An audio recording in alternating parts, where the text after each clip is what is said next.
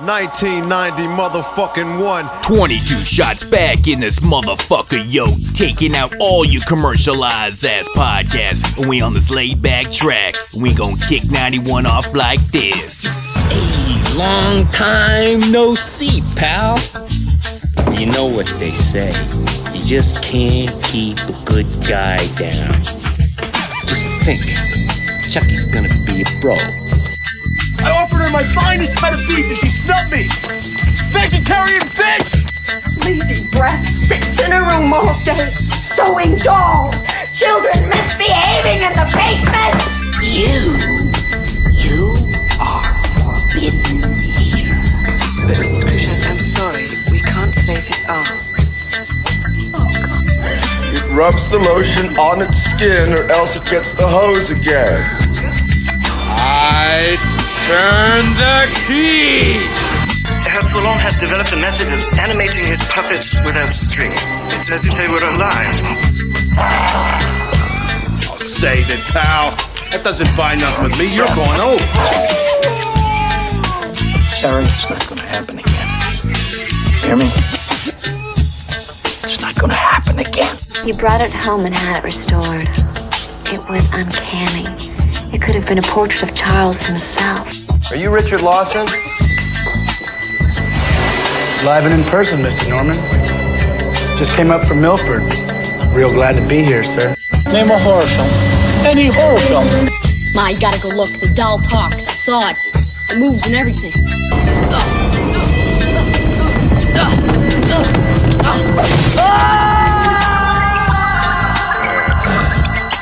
What do you know? To be my scorn.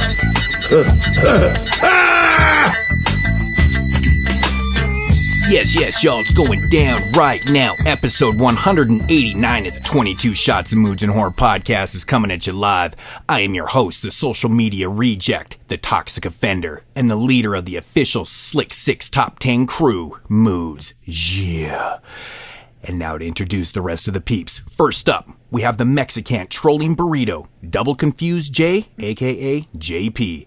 Next up, we have the viral virgin, Ellen Degenerate, aka Jeremy, the crying Jew. Next, we have the grumpy old man who's still hating on Canadians with his disgusting smelling balls, Mr. Parka, aka Dave.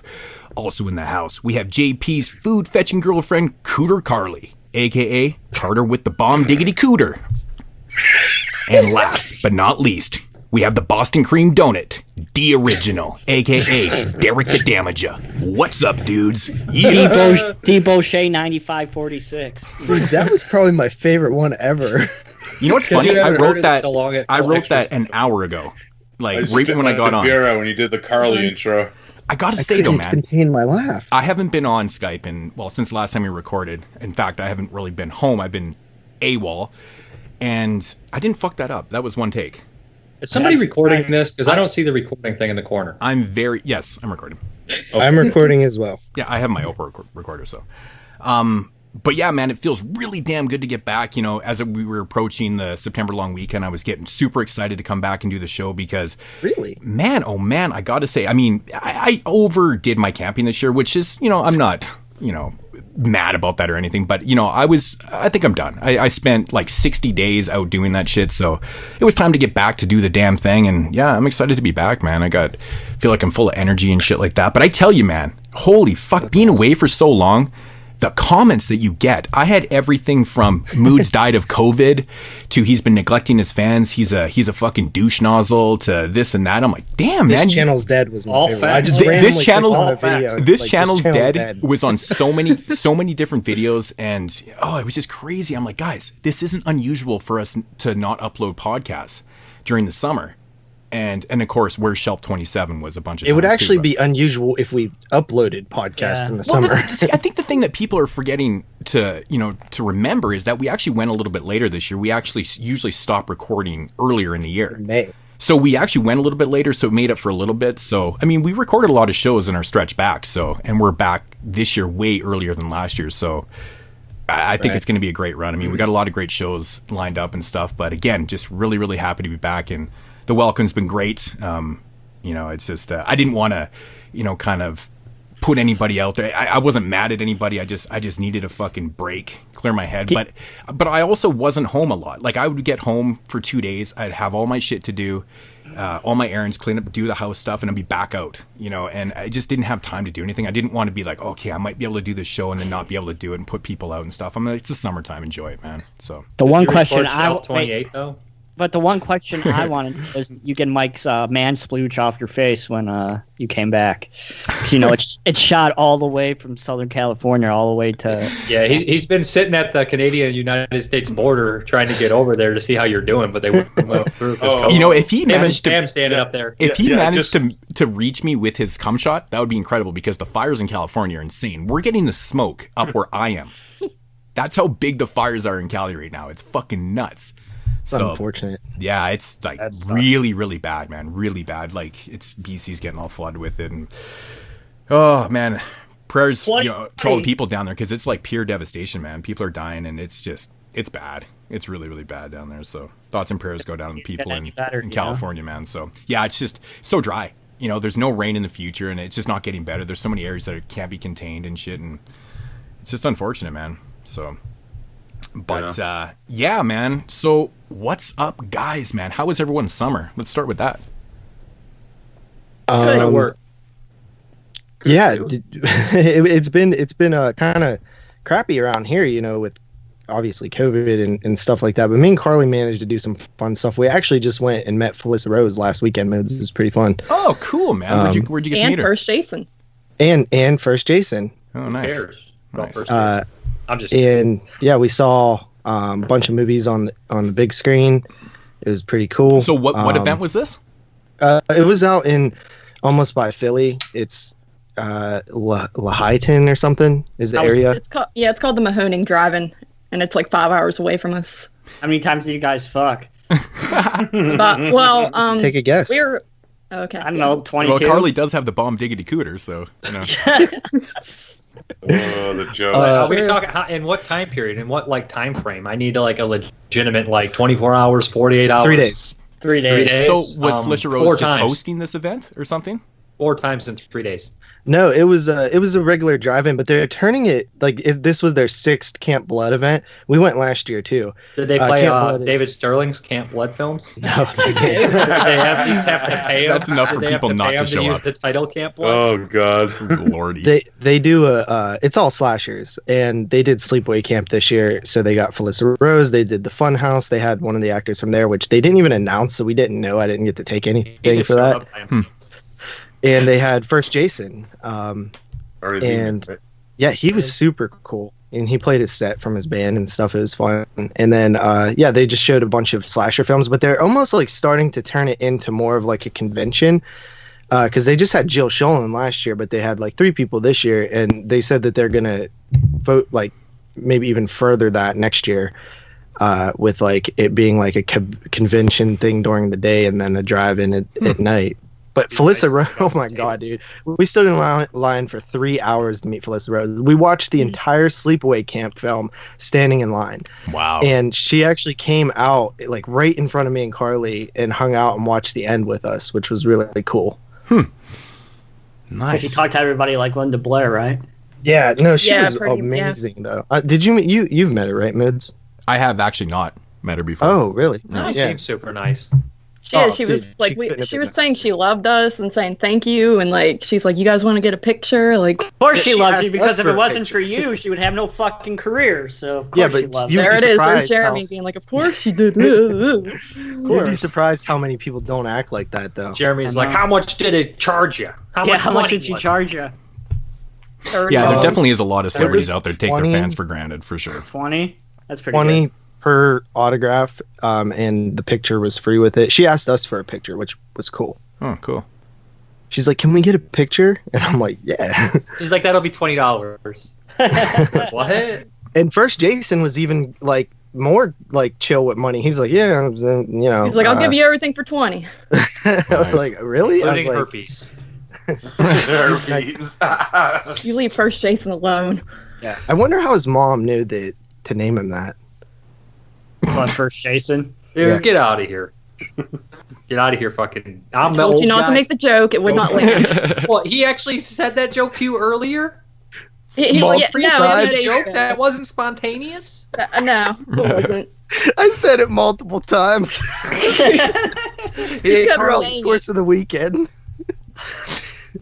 Nice. And now everyone went silent when he said it here. Like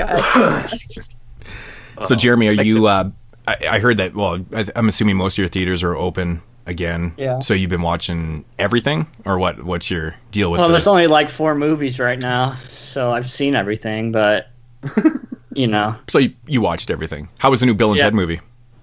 Oh, it was pretty. I liked it a lot. Oh, it was pretty Derek awesome. Liked it. Derek liked it a lot. Yeah, I was surprised to hear the decent reviews on it. I was like, that's good. Yeah, it was good. Yeah, it's just Bill and Ted. You gotta like Bill and Ted to like it. I think because it's very. I like Ted and Bill. It's very Bill and Ted. I like Kiana. Kiana? Is that like his sister? Kiana. Keanu. That's a stupid name. How did his mom think to name him that? Better than First Jason. True. Yeah. What about Joaquin? How would somebody come up with fucking Joaquin? I always think that. Oh, let's call his parents. What about River? Joaquin's not his original Good name. old walk. Really? Yeah, his real name's Leaf. Leaf. That's even worse. That's even worse. Their parents were crazy hippies, hence River. Yeah, they were parents in a were cult. hippies. They were in a fucking cult. Yeah. Yeah. But yeah, I've been going to the movies. Bill and Ted, Tenet, Unhinged. That's about it. Yeah. Yeah, it's been kind of a fucked up summer. I mean, COVID and shit, that you just really can't do a lot, so. Well, especially you feel bad when you try to do something. I know, the looks that you get from people, right? But I'm like, you're giving me that look right now? It's like, you're 5 feet away from me. The fuck you, like, seriously. Well, it's not 6. Yeah, well, maybe 6 feet, yeah. But, yeah, man. He uses meters, JP, God. Yeah, man, I'm fucking just happy to be back here. Again, we got lots of great shows lined up. But for the show in question, man, top 10 of 1991. Man, I tell you. When we actually did it on time. Yeah. We did. Yeah. We said we'd do like late August, early September. I think these shows aren't even 10 apart. Or maybe this is the 10th one exact. I don't know. But they seem pretty close, but not in time. This year is ridiculous. It is, man. I was really excited when 91 got picked. I'm like, it's going to be... I've seen a lot of films from 91, but, there's a lot to explore and stuff. But, as you go through it, you're like, fuck, man, this year is... It's really, really up and down. I have to say, this is probably... like my least favorite year that we've done so far, just in the aspect of so many films that I rated under 5. Like, I of course reached my 91, which will be my next question, because that was my goal. I usually try to, you guys know that. So I watched 91 films, but I ended up, I think I had 31 films that were under 5. So in percentage wise, that's almost like, that's over 30, that's like 33% of the films. And I'm like, that's really, really fucking high compared to a lot of the years that we've done. I mean, there were some years I barely had any under 5. Just a lot of, I had 4 6 under 5. Yeah, like 17 under 5. 8. I had 17 under 5. Yeah. 4. 17? I only had 4 under 5. Are you serious, And one of them Dave? I liked. 14. Are you serious, Dave? Some of these turds under 5 I liked, but I couldn't rate them. Well, that's the thing. I mean, the rating I do is, it's subjective and objective. It's kind of a combination of both. It's a mixture. But some of these movies are really bad, though. Like, really Hush Bucket the musical. Fuck oh that. my god! Wait, aren't we doing the bad movies at the end? Are we doing the bad movies now? I'm not gonna. Yeah. I was just kind of giving my general thoughts in the year, but it's one of those odd years that doesn't really have, unlike pretty much every other year that we do, and even modern top 10 lists. A lot of these lists are very kind of top heavy. I don't see this year being very, very top heavy. I feel like we're going to have a wide range of films in this top 10 because I think there's a lot of films that kind of hover around the same level of, obviously above average to, kind of middle level, but not like top shelf type films where everyone's going to be having the same top 5 type deal. You know what I mean? And it's just such a weird year. I mean, and oddly enough, I think 1991 has one of the best movies ever made in it, which is another strange thing. Ostermontag. You're but right. It's just Ostermontag. Yeah. But man, I tell you, I'm glad, the way I did it because I had watched, a couple movies that I owned and then I have to go to the computer and watch a couple shitty downloads and things like that. But I spread it out. Like I wasn't watching a whole pile of good ones in a row. and then a whole pile of bad ones. I kind of spread it out, so it made it tolerable. But at the end, I'm looking at my list, and I'm like, holy fuck, I watched a lot of shitty ass movies, man. Like tons of shitty movies. But you know, again, that's the fun of this. That's why we do these If things. we get 2003, you're gonna watch 2003 movies. No, I'm not even gonna watch 50 for 2003. I'll probably watch 103. I think I'll just change it. Yeah. So if we get 2003, JP already watched 10 of those. But even 2003. Oh, 2020, yeah, that's right. Oh, like if we got 2000, trying to watch 100 movies from 2000, I think would just be pure torture because I don't think I can do it. It's a bad year. It's a really, really bad year. Yeah, 2000 isn't super good. Yeah. It's So awful. So what is 2004. eligible? So the 90s are out. So what's our random year, JP? Before we. The random year, I posted it earlier. It's 36? like 36, I think. Mm-hmm. Okay, so we have 36, and then we have 69? 69. And then the 70s, 80s, and then the 2000s, and a couple years in the 2010s. Okay. Yeah, 10, 11, 12. 10, 11, 12, yeah. Okay. Okay, cool. Yeah. So, dude, God, don't be 97. There was 23 They can't or be more 97. we just said it can't be the 90s are excluded. Hey, 23 or more sequels this year. Yeah, and that's I would say that's probably one of the running themes of 1991 is tons of sequels, man. It's the year of the sequels. And shot on video. Shot on and video. then movies that had sequels too. Sequels, and I would also say another thing for myself was probably, Full Moon did a great job in 91. Yeah, Yeah. movies. Yeah, so they were kind of a stick-out story for 91, but yeah, not really a lot of great stories from 91. I mean, surprisingly in 91, there was actually quite a few. I mean, there was lots of Asian films. I watched lots of Asian films, which is pretty cool. And actually a few Italian films. So there was a fair amount of foreign films we watched too, which was kind of surprising to me that there was actually that many. You know what I noticed too is a lot of killer robot movies. Yeah, There right? was 4 killer robot movies. Yeah, man. 4. And honestly, I think they were all decent. Yeah. Mika Droid, Eve of Destruction, Steel and Lace, Steel and Lace. What's the 4th one? Robotrix. Robotrix. Oh, I didn't All watch 4 of Robotrix, those. actually. Robotrix is super sleazy. Steel and Lace was average. Still, It was better than average. It was fun. It's really fun. It's just, it has a lot of Rape filler in it. Revenge Robot. Yeah, I guess so. Yeah, I think if It's it just had a little bit better Masters. pacing, it would be a little bit better. But it's a fun one, though, man. It's got some pretty shocking gore in it, though. I was like, damn. Dude, You bad. didn't I had- have a ton from the Masters, You had Craven, and you had two Yeah, Keenan Fulcis. Lighter, Suave, Buckarett, Stuart Gordon, Fulci? Joe Tuscamato. D'Amato. And you also had Sheena, how's that guy's name, Derek? His last name? Tuscamato. Yeah. Yeah, so you didn't have many of them. Yeah. And true masters, like the big dogs, Fulci, Gordon, and Craven, really. Yeah, it was like and, a couple. and Fulci's is like two of, I guess, what people consider his worst films. Voices from Beyond is cool, but I love on the cover of Voices from Beyond it says Fulci's last great movie. I'm like, no shit, motherfucker, he made one more after, and it's John Savage drunk driving a car for an hour. Well, speaking of Italian, there actually is an Umberto Lenzi film from 91, too, which is kind Black of interesting. Demons. Yeah. Yeah, I forgot. Cronenberg. But yeah, 2 Fulci films, Oh actually. yeah, we had Cronenberg too. Cronenberg. Yeah, Cronenberg. Naked Lunch. Yeah, I guess if you want to. Plot horror. Yeah, it's pretty. I got 100 watches, but 2 were short. So I had 98 feature films and 2 shorts, and 56 of them were first time watches. Wow. I didn't That count doesn't the first include time. 11 movies that I have watched and reviewed that I didn't rewatch. How so many- I've seen 11 more plus that. What did you get, 101? 100 with 2 shorts. So Just had to 98. go. You did the Brandon. You went up and over and above, man. Like, Well, I was like, Yeah, there was you're a- the new Brandon, man. there's a because couple Brandon would of- always purposely try to do a couple more than me, and he would do it every time. Yeah, well, no, I am competitive, only in the most lame things. I honestly just couldn't handle it anymore. I'm not gonna lie, because I felt like the shit that I could have been well over 100 too. I actually put a lot back on my shelf that I didn't even watch. But at that point, I was like, I'm not rewatching Wicked World. I'm not rewatching this. I'm not rewatching Beauty Queen Alien Butcher. Beast. No, Alien Beast. Like, I know these movies are 0.5 out of 10s to me. So There's a bunch of garbage that you guys were like, this is horrible. Like, no shit, look at it. And so I didn't watch it. Like, so I was literally trying to find good movies. So out of those 100 movies, I had 17 under 5. That's pretty good. that's fucking only have crazy, 4, dude. I man. watched 91 and I had 31 under 5. Dude, Crazy. you I saw some of your ratings. You were getting a little bit harsh with it. Like, Dude, a lot of these movies I don't get. Like, okay, here's a great example. I'm not sure if JP's still on the level with liking Scanners 2 and 3, but I think those movies suck. Like they are ultra boring to me, and they're just terrible. Like I don't know. Scanners 3 definitely fell a lot. Scanners 2 I still liked a lot.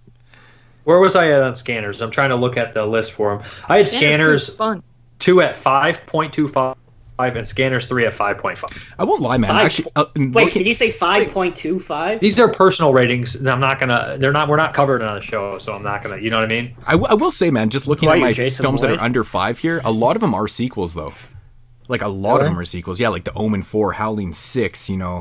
Curse 3, which is horrible. Was in my top 10 for a long time. Curse 3 is horrible. Freddy's Dead, fucking Prom Night 4, Scanners 2 and 3. Wait, come on, Prom Night 4 was way better than. I told you Moods was being aggressive with the ratings. Yeah, Prom Night 4 everybody knows my hatred for Freddy's Dead, man. It's my favorite franchise, and that movie. Okay, which one were you guys freaking out about? Prom Night 4. Prom Night 4 is fucking terrible. Oh, it's slow, but it's decent. It's got some cool religious. JP only likes it because I bought him and sent him that nice Prom Night box set. I watched it. Yeah, right. In there, dude. I have some turds on this. Silent list. Night, Deadly Night 5. It's okay. Oh my god. Silent Night, Deadly Night 5 it's horrible. is great. Dude, I got that at a 6.5. Oh, it's horrible. 7.5. I actually like it. Oh, it's so At bad. The end, so creepy. He's all sleazy, trying to rape the girl. Spoilers for Silent Night 5. I will say the ending actually is definitely, but I mean, right up to the first like 80 minutes of that movie are just it's torture. Mickey man. Rooney Moods. Although Mickey fucking Rooney. The rocket rollerblades kills me every time. That shit is funny as fuck. Dude, there's some turds on here that I gave bad ratings that I kind of like. Like I'm like Crawlers. I was that's my one that I like. That Dude, I gave bad really rating. like that movie. I think I gave it like 6.5. But I like it. I've always liked Crawlers. Yeah. And then shit like Zombie Army, I'm like, this is trash, but I don't hate it. Did you guys watch Zero? Like Zombie Army. That's actually one of the better genre video films I saw. And Vampire Trailer Park. Oh, I didn't get a chance to watch that one. That was fun, wasn't it, Jeremy? I gave it 2 out of 10. I gave it 2 out of 10. It's horrible. What? Dude, he hypnotizes the people with a TV. It's so horrible. It's a trailer park. He hypnotizes them with the television. Okay, booth. Dave, I saw that you watched All American Murder. What did you think of that, man? Hilarious. Isn't that shit fucked up, man? Like, it's just insane. I couldn't. Carly loves it. Dude, I gave it a 6.5. You do love it. Okay, well, we'll 6.5.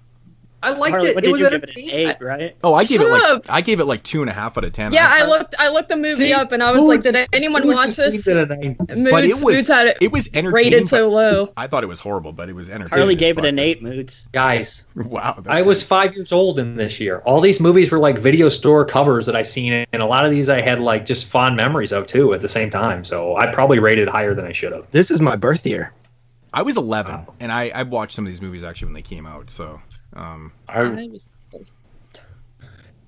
Never forget seeing Sounds of the Alarm. I remember how old I was. But this was like 5 years before Carly was born. Yeah, 6. Yeah, Jeremy wasn't born either. Crazy.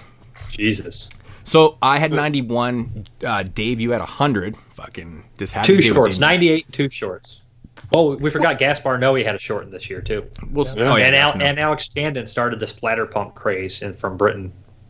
Mm-hmm. Carly, how many even did you know have? Hellraiser can play. I watched 57. I wanted to get to 60, but I ran out of time. 57 is pretty good. I could actually confirm I beat Carly. 58, motherfucker. Oh yeah. 58. Jeremy, what did you have again? 46. Oh, I and suck. JP.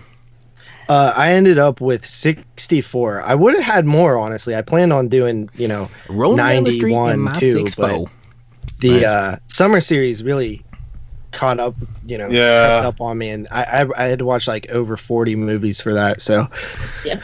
Man, the years that I had for the watched summer 20 series for was summer so funny. As being an adjudicator, like they came back and all those shows aren't out yet, so be careful what you say. Yeah, I'm not going to say the movies, but it was just kind of funny because 3 of the 4 films that they'd picked, those were mine. So yeah, I called it when Duncan shared the ones that were picked. I was like, "There's no way that one's going through." I'll tell you right now. Moon's chopping that one. So I chopped this one, and then I gave him my pick, and then they instantly agreed. And I was like, "Well, that's 4 for 4. Like, what the fuck?" Yes. That was so simple. Like, I didn't even have to do anything. I was like, but those years were so obvious, though.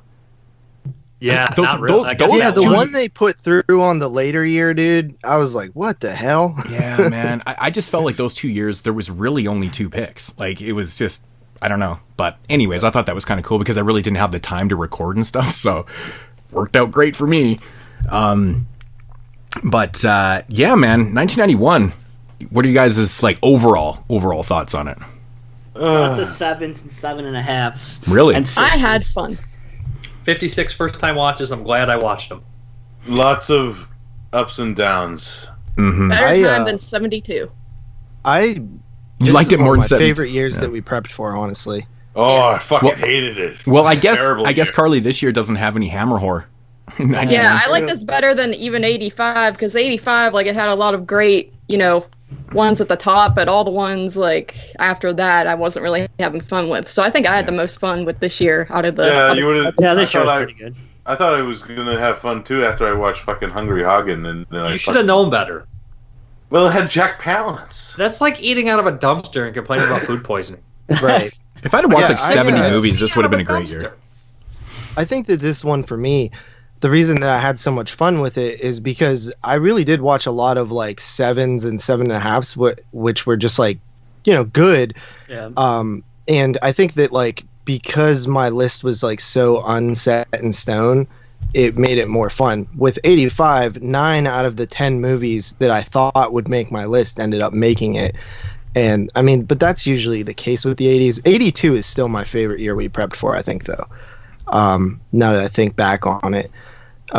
So yeah, I mean, I had fun with this year. It was really neat. There was a real big variety of types of movies too, and a lot of sequels. I watched a lot of like Lifetime thrillers in there as well, and a lot of first time watches. Honestly, that I like. A lot of these films are stuck on video too. Like a lot of them have not been on DVD yet, or especially like Blu-ray, obviously, but.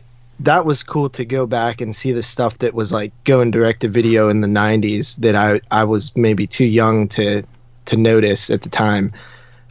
So that was cool. A lot of movies too, Japanese and Asian films that have not had any release over here that are some of the most interesting and cool films of all the whole year. Yeah, like the one with Vision. what's Turtle the one with Vision the girl and like lesbian rape. Yeah. The one with like the girl gets fucked and then I just read the synopsis on Letterboxd. So Which one? There's probably like 6 Asian movies like that. Lesbian Rape, Sweet Honey Juice, or Turtle Vision. Same director. Dude, that title is still the best title ever, man. That's it's the ridiculous. one with the girl like hunched over on the sidewalk. Oh, that's Turtle Vision. I love it. Yeah, it's pretty good. It was first time watch for me. I'm a pervert. I think me and Derek are just perverts. Like, all that weird Asian, like Hong Kong movies. I'm like I went and found a bunch of Hong Kong movies, and I'm going through all of them. Like every one of these movies has rape in the title. On my Plex looks like a goddamn pervert. Yeah. It looks like I didn't Jeffrey even Jones' care, though. fucking personal computer. Dude, it literally looks like I was like back in high school downloading a bunch of porn. Right. That's awesome. MILF Hunter.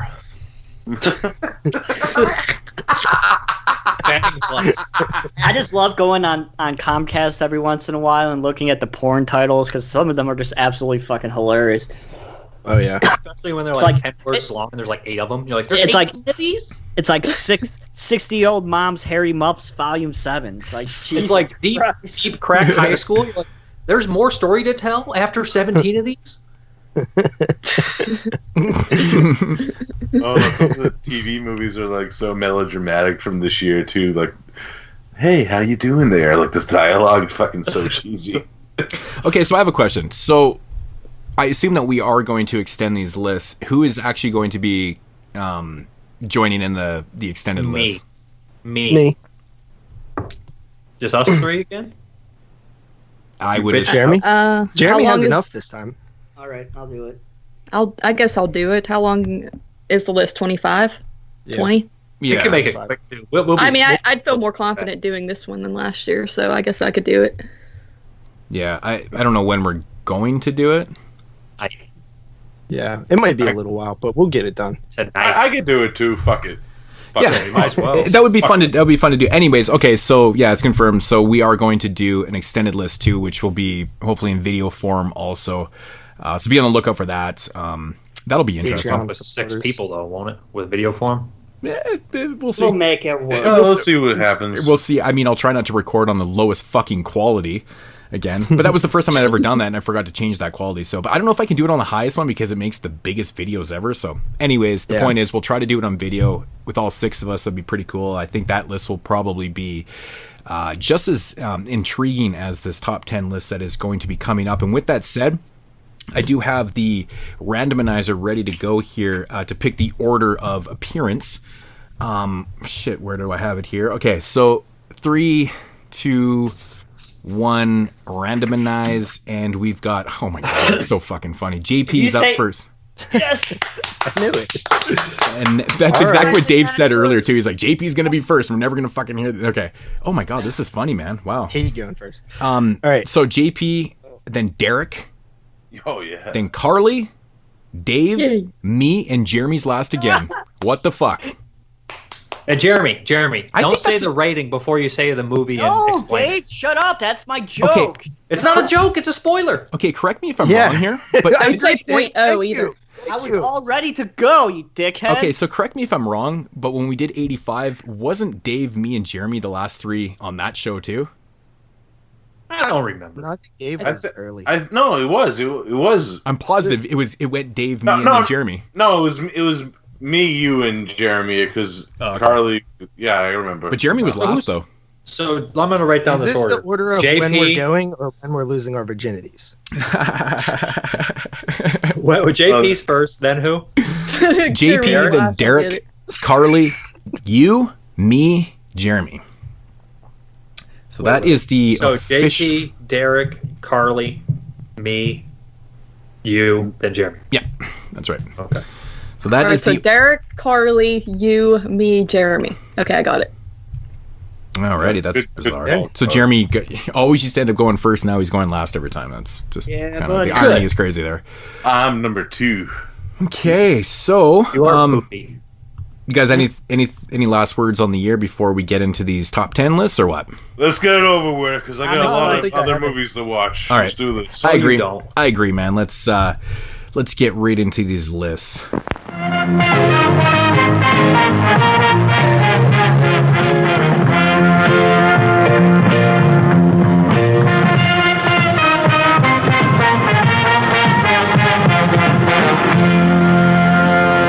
And now, our feature presentation.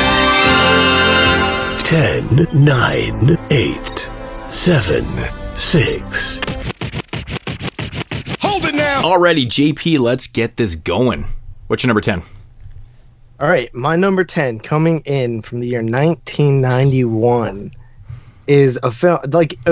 These 10, 9, 8 spot, I had literally 20 movies that I was rotating around because I'm just like, I don't feel strongly about any of these to put on the list.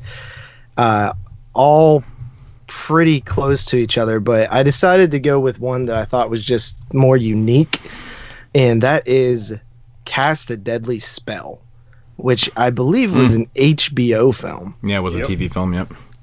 Yeah, it stars... Very unique, very unique.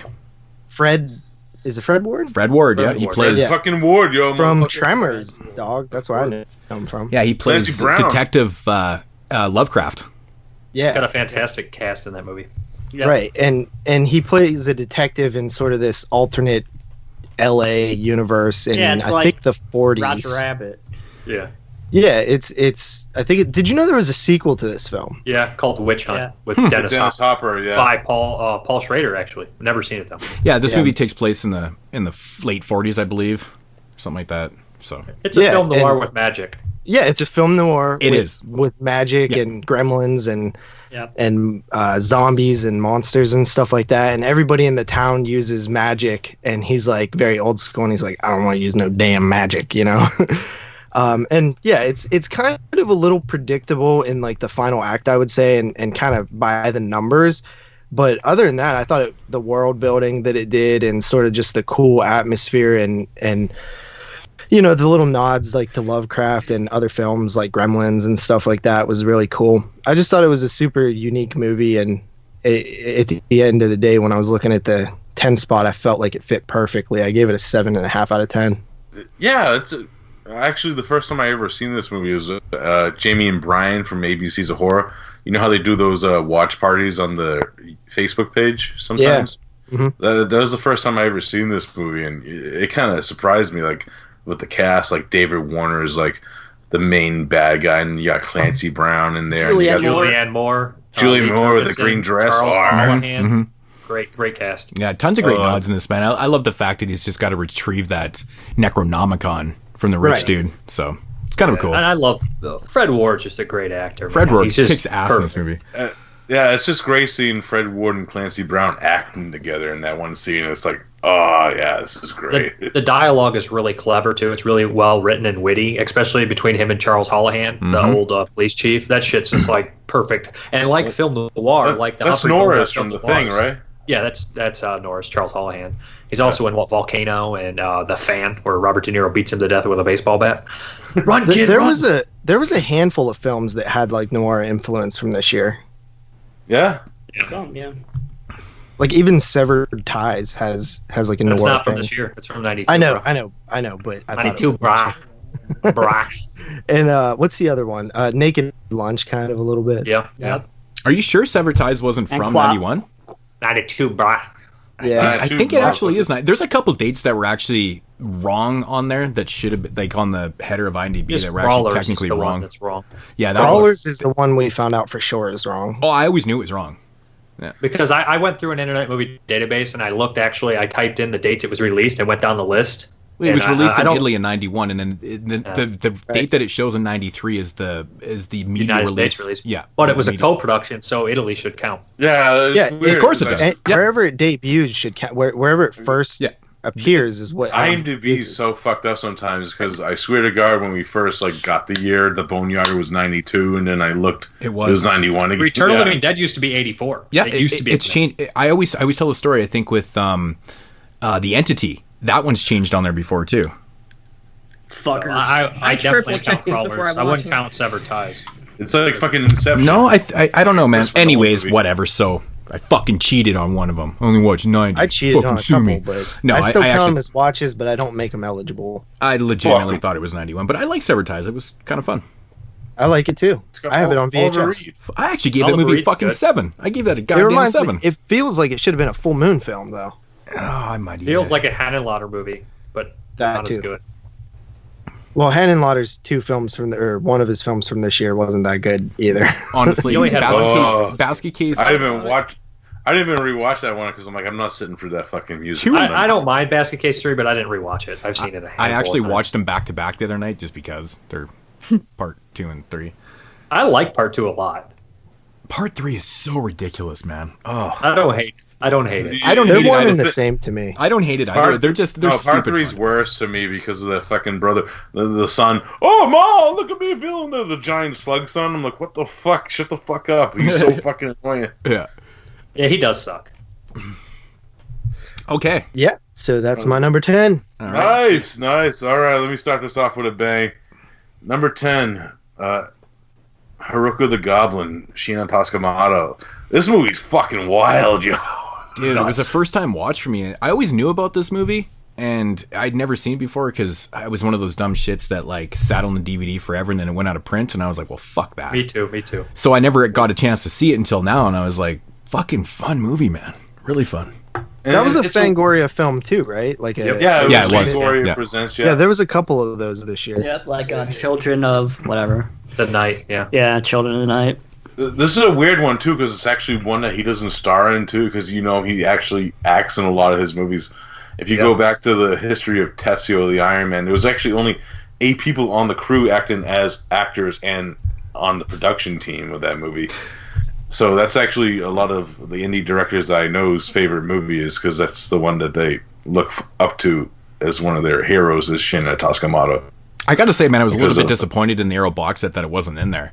Me too. I was kind of pissed off. Yeah, because I was the box set's great though. I have a feeling that it's a different rights issue because I know Gemini came out from Mondo Macabro for sure. Yeah, Well, it's You definitely know? a different rights issue because it would have been in there. But if I it was just wasn't. like, exactly. it just kind of sucked it couldn't be included into that big box set because there's like 8 films, right? So It's one of his finest films. It's 10 films, including like 2 shorter ones. Actually, it is, 10 films. I haven't even, I got the box set, I just haven't busted it open yet, so. I went through that whole box set recently, and then to I get to can't watch wait. Ruko the Goblin was really awesome for this year, too. So. Yeah, for sure. Yeah, Shenya is like a very interesting director, and he's also kind of a great actor. Actually, Carly saw him in Marabito from her year that she did in 2004, and he's fantastic in that movie.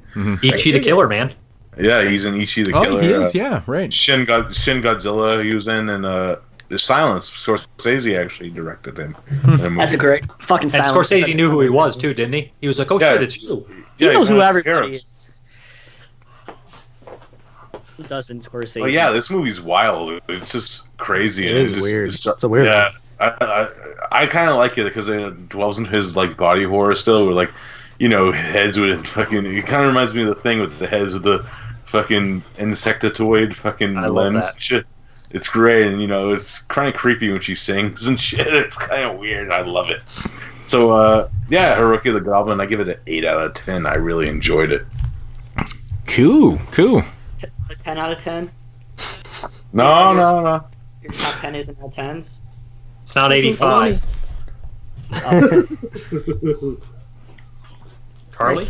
It is me. All right, my number 10 is Sometimes They Come Back. I've never seen this one.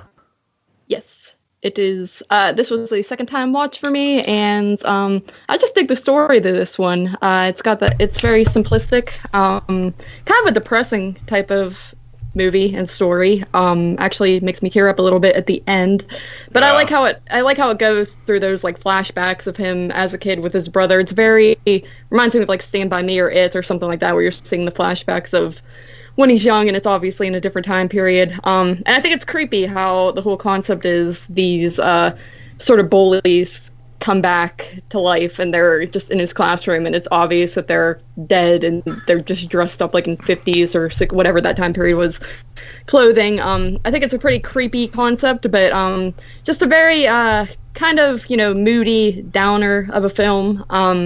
Like I said, kind of more of a simple story by Stephen King, but I think it's effective, and I really enjoyed it. So I give it a 7.5. It has like a hazy look to it too. Yeah. Especially like very they're Stephen like, King. The yeah. bullies. Yeah, the for 50s. sure. Mm. I really like Tim Matheson in this movie. He's good the in it. main lead. Yeah. He's really Very good. serious performance for that movie. Very dramatic. I must be one of the only ones who's not a big fan of this one. I've reviewed this movie a couple different times, and of course I watched the in for 91, but I can never get fully into it. Like, I was always just- a big fan of it. I don't know what Childhood it is. favorite of mine. Yeah, I I never even liked it as a kid that much. I don't know. I just never really. William got into it for me. Sanderson too. He's in there. Yeah, and fucking, Yeah, William Sanderson. Yeah. It's a bittersweet movie. The Very like bittersweet. the fucking third one. dude from Freddy's Revenge is the fucking Yeah, main yeah, bad guy. Yeah. Oh. He's also in Weird Science. Weird Science. Is it me? I'm up. No, wait, she didn't give a rating. Yeah, I she did tried to. 7.5. JP cut him Oh. off. Thank you, David. Yep. What? Days, you're up. I'm not cutting people off. I'm just fucking with. Oh, here we go.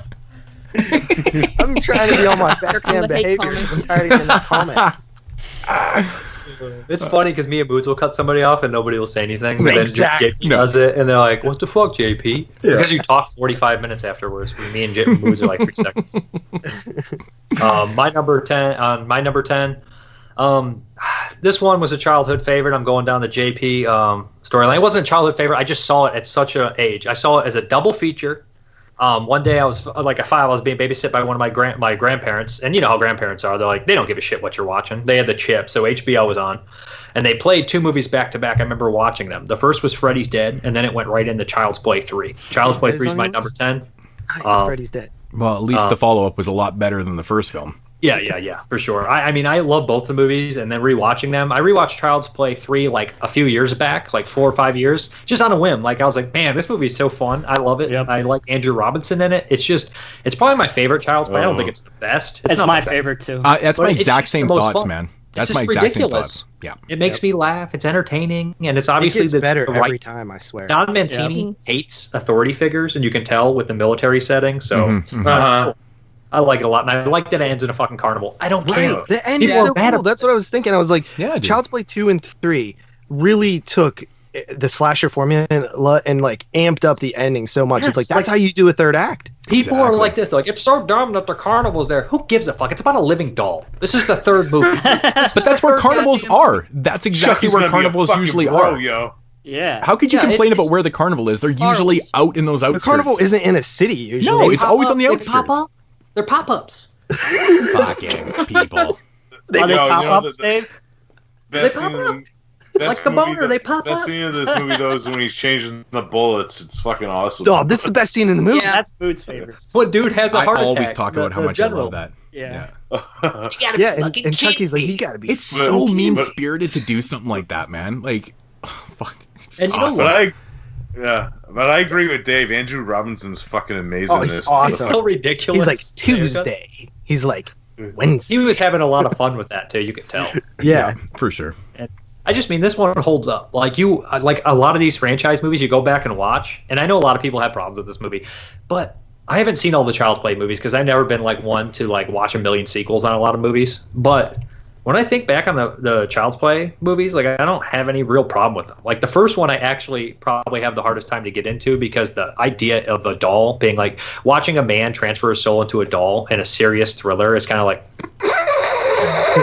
But as they get goofier, I'm like, yeah, I'm all in on this because this is a goofy ass concept, and I'm in on it. I don't care. So it's a lot of fun. Chucky looks great. He's gonna be a bro. Yeah. That's like one of the best lines ever. Chucky's gonna be a bro, yo. I mean, this movie's obviously dated. It's a Ali product of Ali its- oxen free. Get out here, you little son of a bitch. I He love that crushes shit. the dude in the garbage truck. Dude, that's Oh, for that's no great. reason. For no He's a reason. threat. He kills that one security guard at the carnival. There's the kill count's higher than you think too. Even the guy he kills in the beginning is fucking awesome. He's just fucking with him with the toys and shit. Oh, that part's so great because it's that evil like asshole guy who's like, we gotta sell the toys no matter Yeah, what. he's the fucking CEO of the company. I love that scene. It has great atmosphere, but that guy was like really into his toys and shit. And I like how Chucky fucks with him with his own toys and shit. And It's a great way to kill a guy who runs his company like that. right? It's just It's the You way know it's gotta what? go down. I have some of these rated lower than I should on the list because I'm looking back at like when I made my top 10, I had them, but when I have them on the sheet, like initially they're higher. This one I'll go with an 8. I'll go to an 8 with it. I had an 8.25, but I'll go with an 8 for Child's Play 3. Come on, Jason Lloyd. Fuck that shit. Okay, it's an 8. It's an 8. You want an 8.5? I'm giving it an 8 though. And again, I have to say, a lot of these movies, like some I included this whole list as horror. Like, I feel like if there was an argument to be made, except maybe a couple, I was like, nah, I'm not going to do that. It makes this easier to make a top 10 because there's so many movies that I like better or that I could have thrown in here that are sci-fi or thriller or exploitation. But I went strictly with horror because it was already hard enough to make a top 10 because there's so many movies that I like about the same here. Like the top 25, I'm like at least like 20 of these. I'm like, these are around the same. Yeah, I'm kind of in the same way with me too. I tried to put as much horror as I could in my top 10. There's arguably one that's gonna be like really, but then there's I guess there's two. There's two arguable ones. I guess I think that, but whatever. It is what it is. I mean, I don't consider them to be full blown sci-fi films. Hey, or anything like the that. way I look at it, JP said horror and exploitation, so that's the way I look at it. I include them in my 11 to 25. It makes me feel better. So I'll keep my 10 at that, and then I'm like, oh, we got these other ones. My 11 to I'll throw 25 is just like they're straight thrillers and sci-fi. Yeah, me too. Me too. I fucking was like, fuck it. Yeah, but exactly. Jack Bender directed this one. You guys may remember that name from 1985 in Mood's Top 10 Midnight Hour. Mm-hmm. He directed that as well. Yes, that's right. That's right. Okay, man. All right. So coming at number 10 for myself from the glorious year of 1991, had to do it. You did. Also the Shinya Tsukamoto film Haruko the Goblin. Good shit. Nice. First repeat already. Damn, I love this movie, man. I was shocked as shit. Like, I mean, I guess I wasn't overly shocked because what I've seen from Tsukamoto is that I like pretty much everything he's done. Pretty interesting director. But man, I love this idea, man. It's kind of a goofy film, but it doesn't go over the top goofy. It's got these unlikely characters. You got this archaeologist and this fucking student that kind of team up to essentially kind of keep this one gate of hell that's underneath this school from being flooded with demons and shit. But the whole time you got this goblin that's like going around decapitating people and putting their fucking heads on these like spider bodies. And I'm like, this is fucking amazing. Like, there's so many great scenes in the, like, I don't know, man. the subtitles. I was just having a blast with this, like the dialogue and shit. But it came across as being, you know, goofy, but it didn't cross that line to the point where you're rolling your eyes and shit. And I loved how it kind of hovered on that ground and shit, and just had a blast with this right from top to bottom. There's just so many weird scenes, and like at the end of the movie, when they walk into the gates of hell, or into that gate of hell, I was instantly having these crazy flashbacks of the Beyond, but like in an Asian fashion. You know, it was like, fuck, this is so cool. I'm loving this movie, man. I had an absolute blast with it, man. I couldn't say enough good things about it. 8 out of 10 for myself. That's one I need to rewatch. I barely remember it. I watched that one kind of early. That I have that problem with a lot of these films. My memory is dog shit, and it's getting worse as we do these shows. Yeah, it's like actually all my top ones. I don't remember.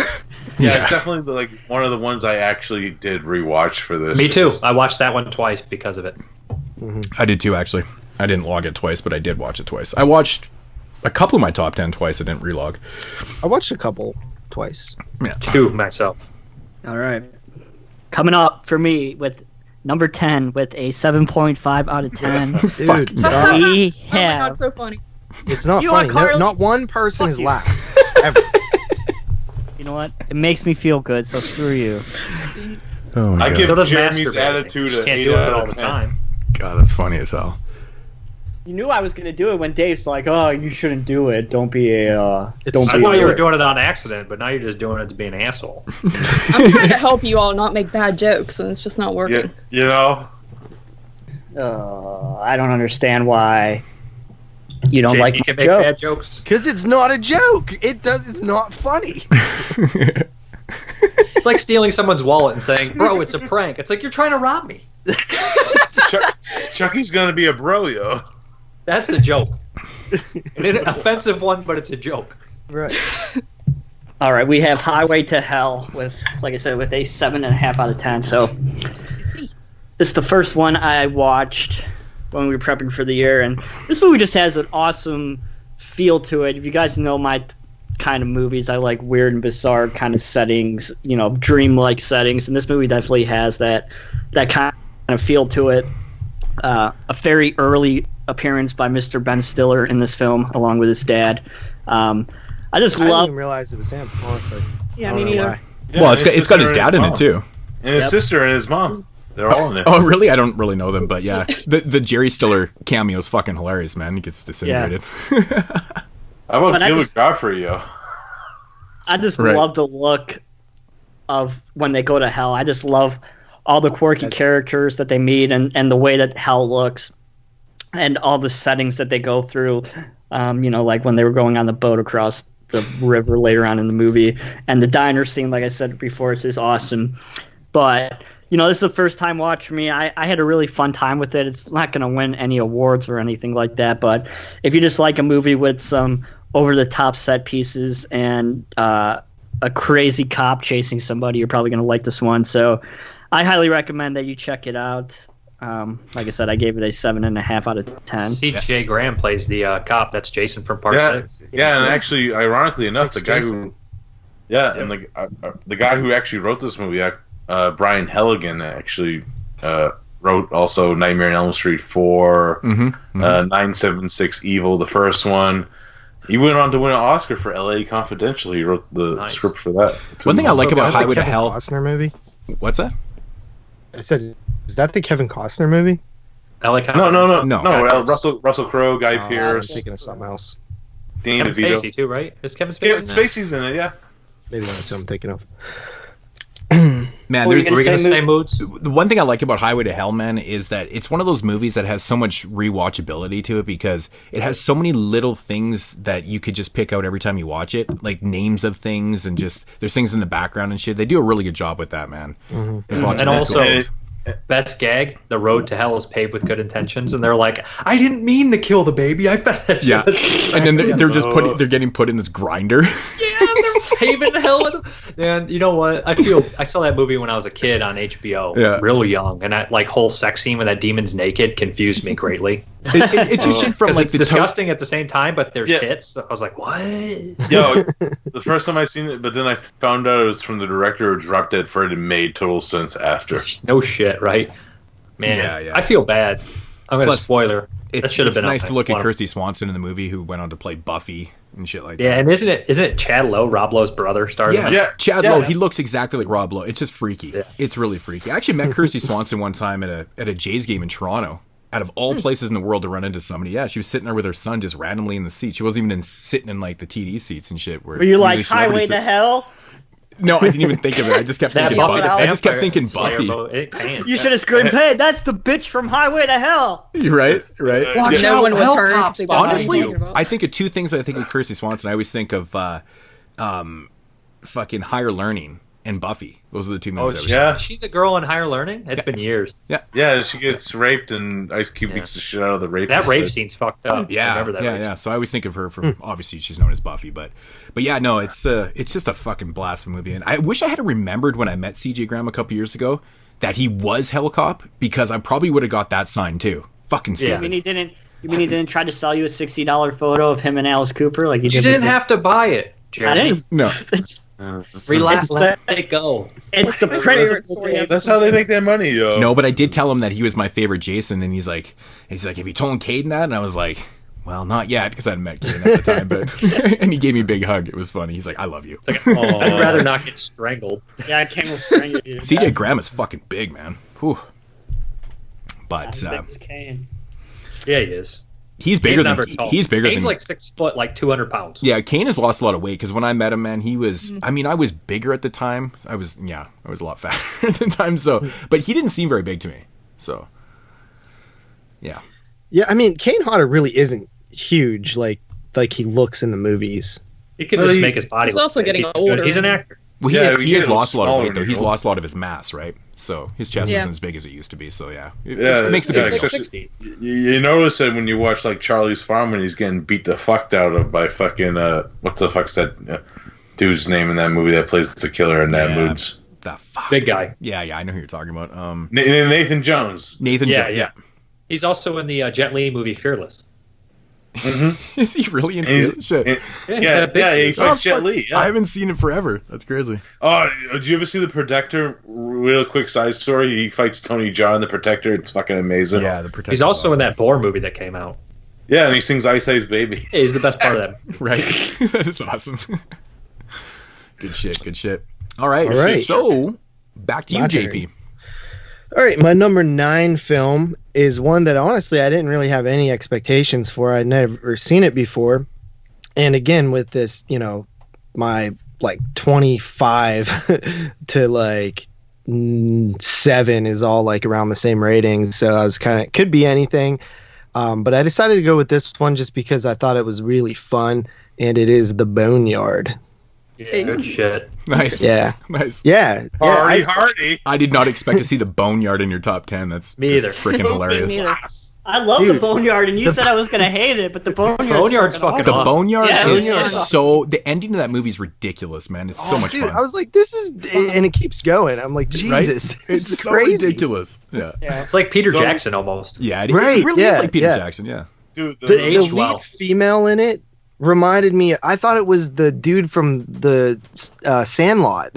What? I don't understand. Did you say the main female in the movie reminded you of the dude from Sandlot? Yeah, You look play up ball the- like a girl? Yeah, the great Hambino, man. Dude. Look at their face. I swear it's his mom.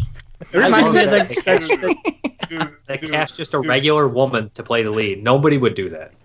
Normally. Dude, I lose every time when the credits start rolling because it starts playing that fucking great, like, romantic, cheesy song. It used to be a brave heart. Yeah. Yeah, and you got those little demon things. They're real creepy. Mythology's great. My favorite part is when Phyllis Diller just becomes a giant demon. It's fucking great. Mm-hmm. Yeah, and I like the setting too. You know what I mean? Work. Yeah, morgue settings always work for me. They're really cool. That's the head morgue guy. That's the fucking dude from Three's Norman Company, Fell? isn't it? Yeah, Hell. the neighbor from Three's Company. It was in Transylvania 5000 and a bunch of Who shit. put this out on disc? Code Red. Code Red. Dude, when we 88 started this show, it was numbers. like $12, and I didn't buy it, and now it's like 22. It's worth every cent. Used to be like 100. I need it. It was a good upgrade, man, because I had the DVD and the Blu-ray looks great, man. DVD was like programmed. I actually have the 88. It looks Blu-ray. awesome. It's probably the same transfer, but it looks great. It probably still. is, yeah.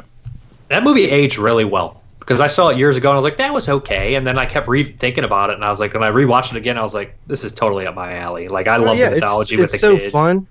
It's creepy and it's serious. You like the characters. They're normal people for once. I want to know how the hell she fucking survived the building blowing up. That's the best part of this movie is they actually cast real-looking people in it. Yeah. You know? Mm-hmm. Yeah. She survived because it was written in the script, Jeremy. Some of the creatures look awesome, though. The effects are good in it, man. I like the effects. Yeah, who would think that dog would actually look as good as it does? You know That's what I'm saying. You'd Like, think it'd be like way from more the little cheesy. demon children things to like the dog, like it all looks pretty good, man. You think Surprisingly, Peter because this is a Jackson low saw budget this? film. This is a major low budget film. Do you think he saw this? Because Dead Alive, the big mother at the end, looks a lot like Phyllis Diller. It does feel like a Peter Jackson movie. I didn't think about that until you said that, but yeah. Except it doesn't have the real odd characters like the drunk guy. But just that's like cheering on Miss- fights. It doesn't have that Peter Jackson atmosphere. You know, it has that kind of weird New Zealand feel. Like I don't know. It's hard to explain. It doesn't have like the characters being completely over the top, like Uncle Wes and shit. Yeah, the weirdest character, like the relationship between the medium and the fucking cop is so good. It's like when they just first meet, I love the cop, and he's just like throwing his hands out, like, oh yeah, here's my card, you know. Like, But yeah, I gave it a 7.5 out of 10. Probably one of the bigger gem surprises that I just expected it to be like, you know, pretty basic and not like as fun as it was, and I just didn't expect much out of it, honestly. Like the cover, honestly, to me looks a little like stupid, you know what I mean? But it actually works. So 7.5 for the Boneyard. nice. I guess I'm next, but before I do that, Yep. All right, Stone Cold. oh yeah, but He's gotta before I drink pour a my beer before he drink, does anything. I'll do my own number 9. Directed by John McNaughton, The Borrower. Cool. I did not get to this one. Me neither. What? Oh, it's so cool, Really? man. I thought it was like kind of, I don't know. It didn't seem like you guys were rating it very high. Oh, it was so pretty much. I like the story of like this alien that's exploring like the inner city of where I forget what city this is because this was like an early one that I watched early in the year.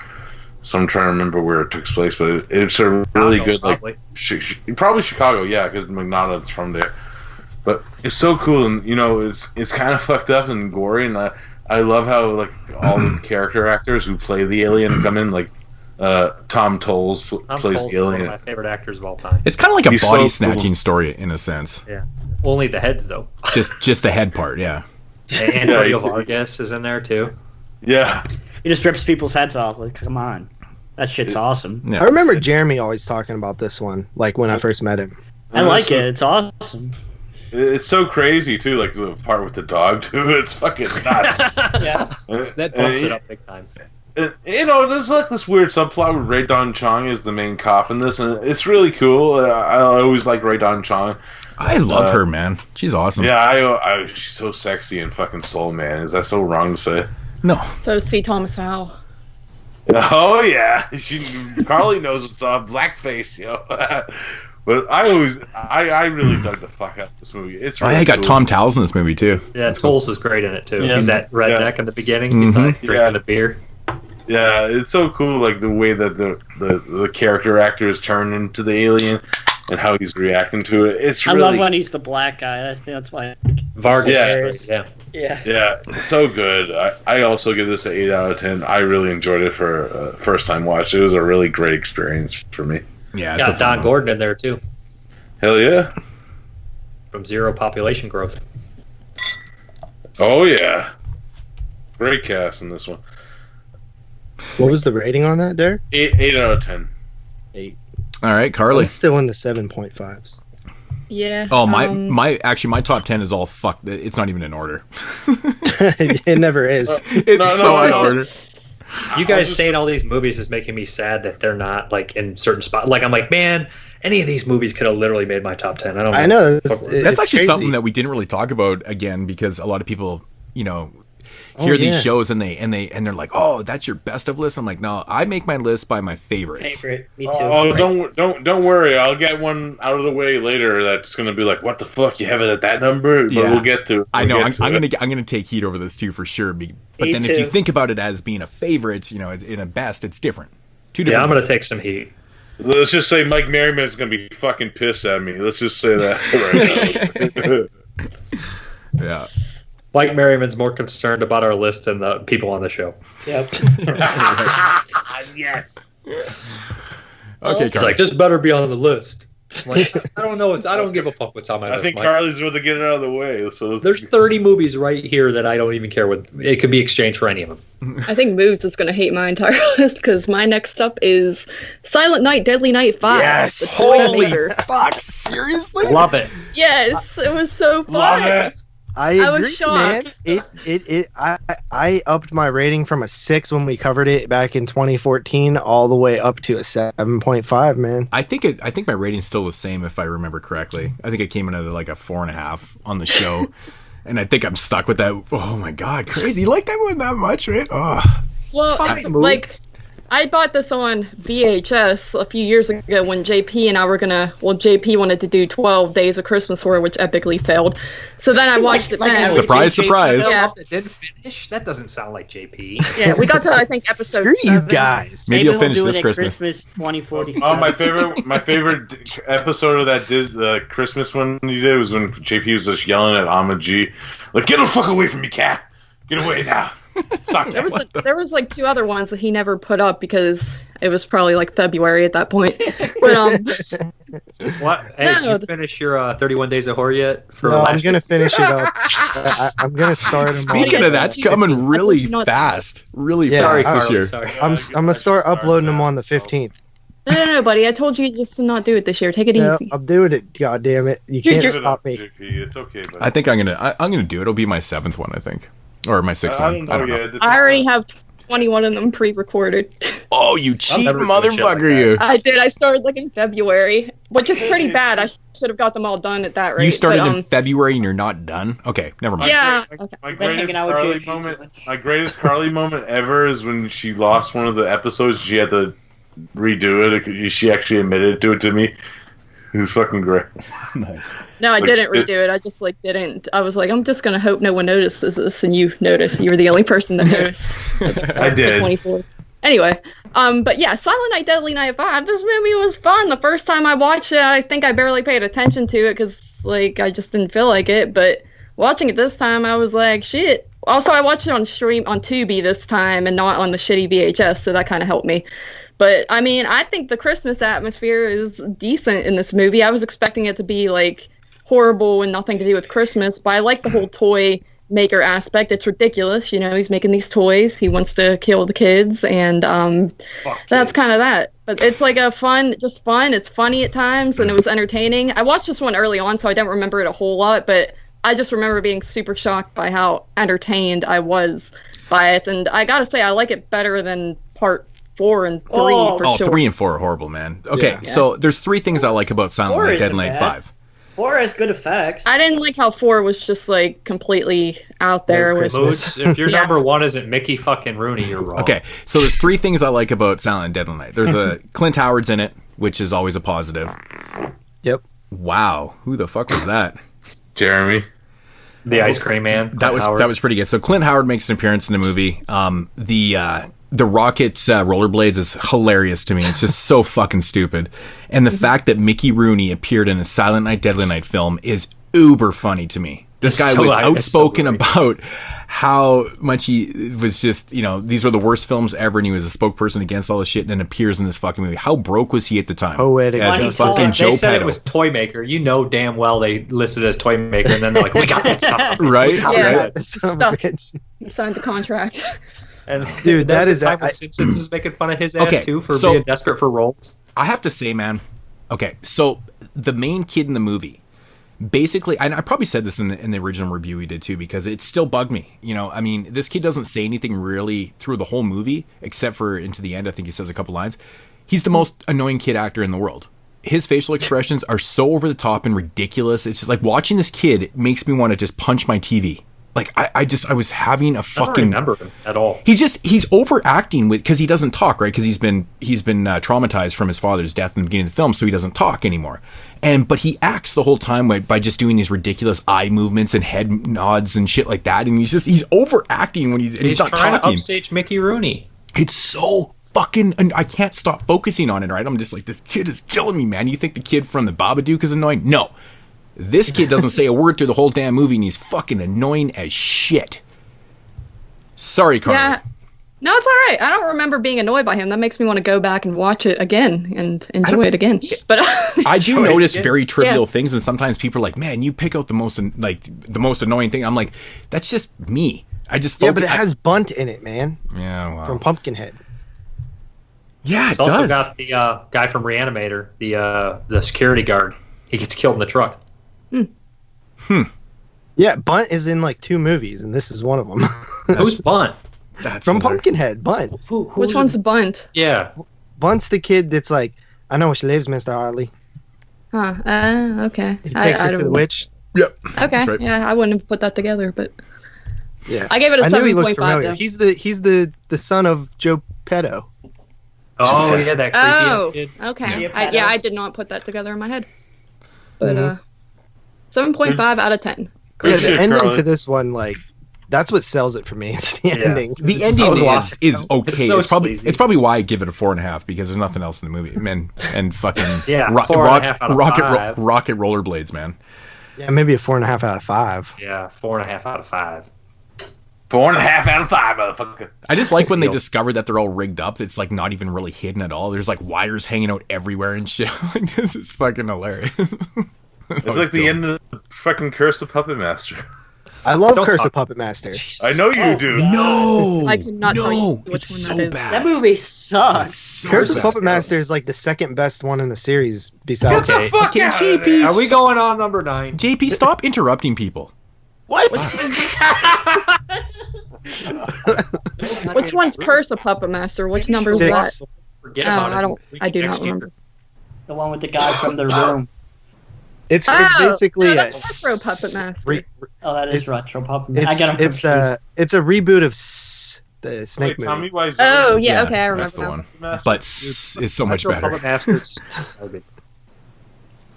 All right, Dave. All right, Dave. My number, this one, I think it's low budget, but it shows how well somebody like Stuart Gordon can work with $10. Because if anybody else would have done this would have been a pile of shit. But Stuart Gordon managed to make a period piece of Torquemada and Pit and the Pendulum. I really enjoy this one. I think the performances are great. I think that the sexual, psychological shit is on point and creepy as hell. The leads are bland. The female lead, though, is but both of them, I guess, are attractive, you know what I mean? But they're just bland. Like, Stuart Gordon does Lance that a lot. Henriksen's the fucking main lead in this movie. Yeah, he's right. Torquemada's great. He overacts quite a bit, but it's really good and it's intense. Oliver Reed, great role in Oliver Reed here. It's the best cameo scene, I think, of all time, man. Comes in and just owns. He's totally shit-faced. Then you got Stephen Lee. Stephen Lee has been completely underrated his whole career, and he died young. He's funny as hell in it as Gomez, and then you got Jeffrey Combs and Mark Margolis. Tom Towles. Then you have Tom Towles is fucking fantastic in this, and Frances Bay is in here as the old witch, and she gets to play something completely different than she normally does. She gets to say all these cuss words and shit, and normally she's like, I'm just sweet old grandma, or a weird lady in a David Lynch movie or some shit. Right. But anyways, I think this one's great. I think well acted, perverse, and really well done low budget movie.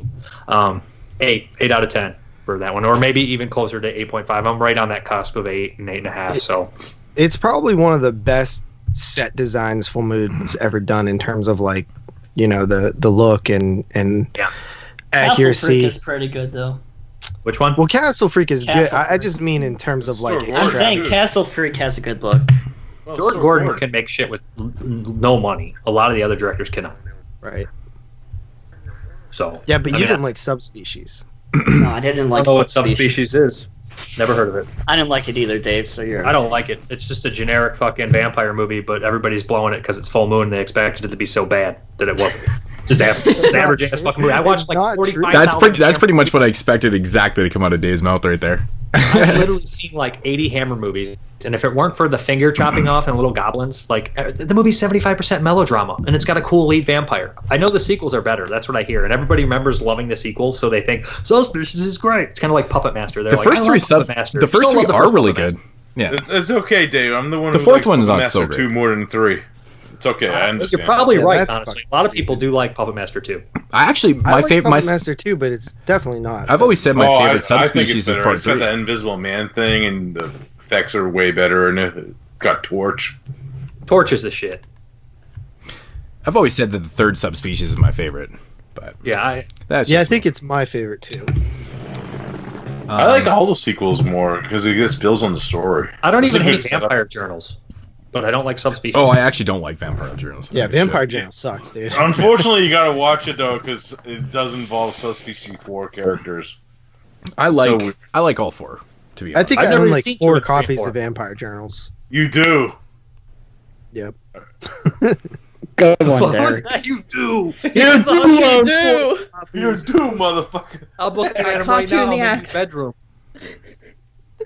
Good pick on Pit in the Pendulum. Pit in the Pendulum was good, and I don't even like period pieces, so.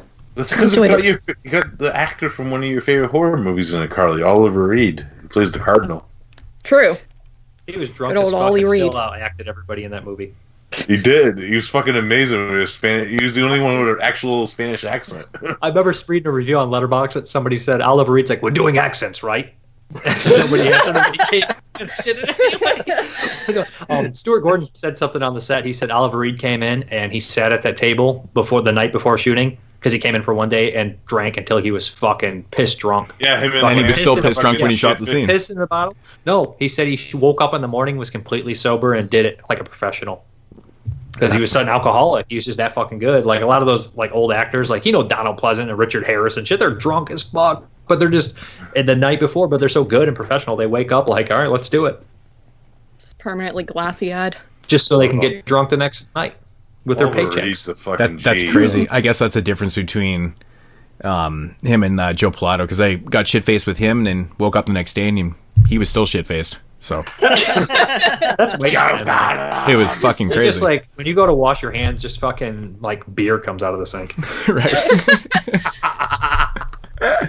It just seems like he's drunk in that scene. I guess you just kind of assume he was because he was like a full-blown alcoholic at the time. He's drinking but wine in the scene too, so it makes it up. And that you could tell like his character is just some guy that just came and fucking didn't really give a fuck about any of the people, I guess so. Yeah, I guess it makes sense. But that's Yeah, interesting. it's like Telly Savalas and Horror Express. It just comes out of nowhere and it's fucking amazing. The movie completely stops for like 20 minutes to watch Telly Savalas act as shit and just improv everything while Christopher Lee and Peter Cushing are all uncomfortable about it. I love me I love that Telly movie. Savalas, man. I love him. He's great. Best performance, Dirty Dozen. We all run out like it's Halloween. All my right. favorite season. Oh, go ahead. Sorry.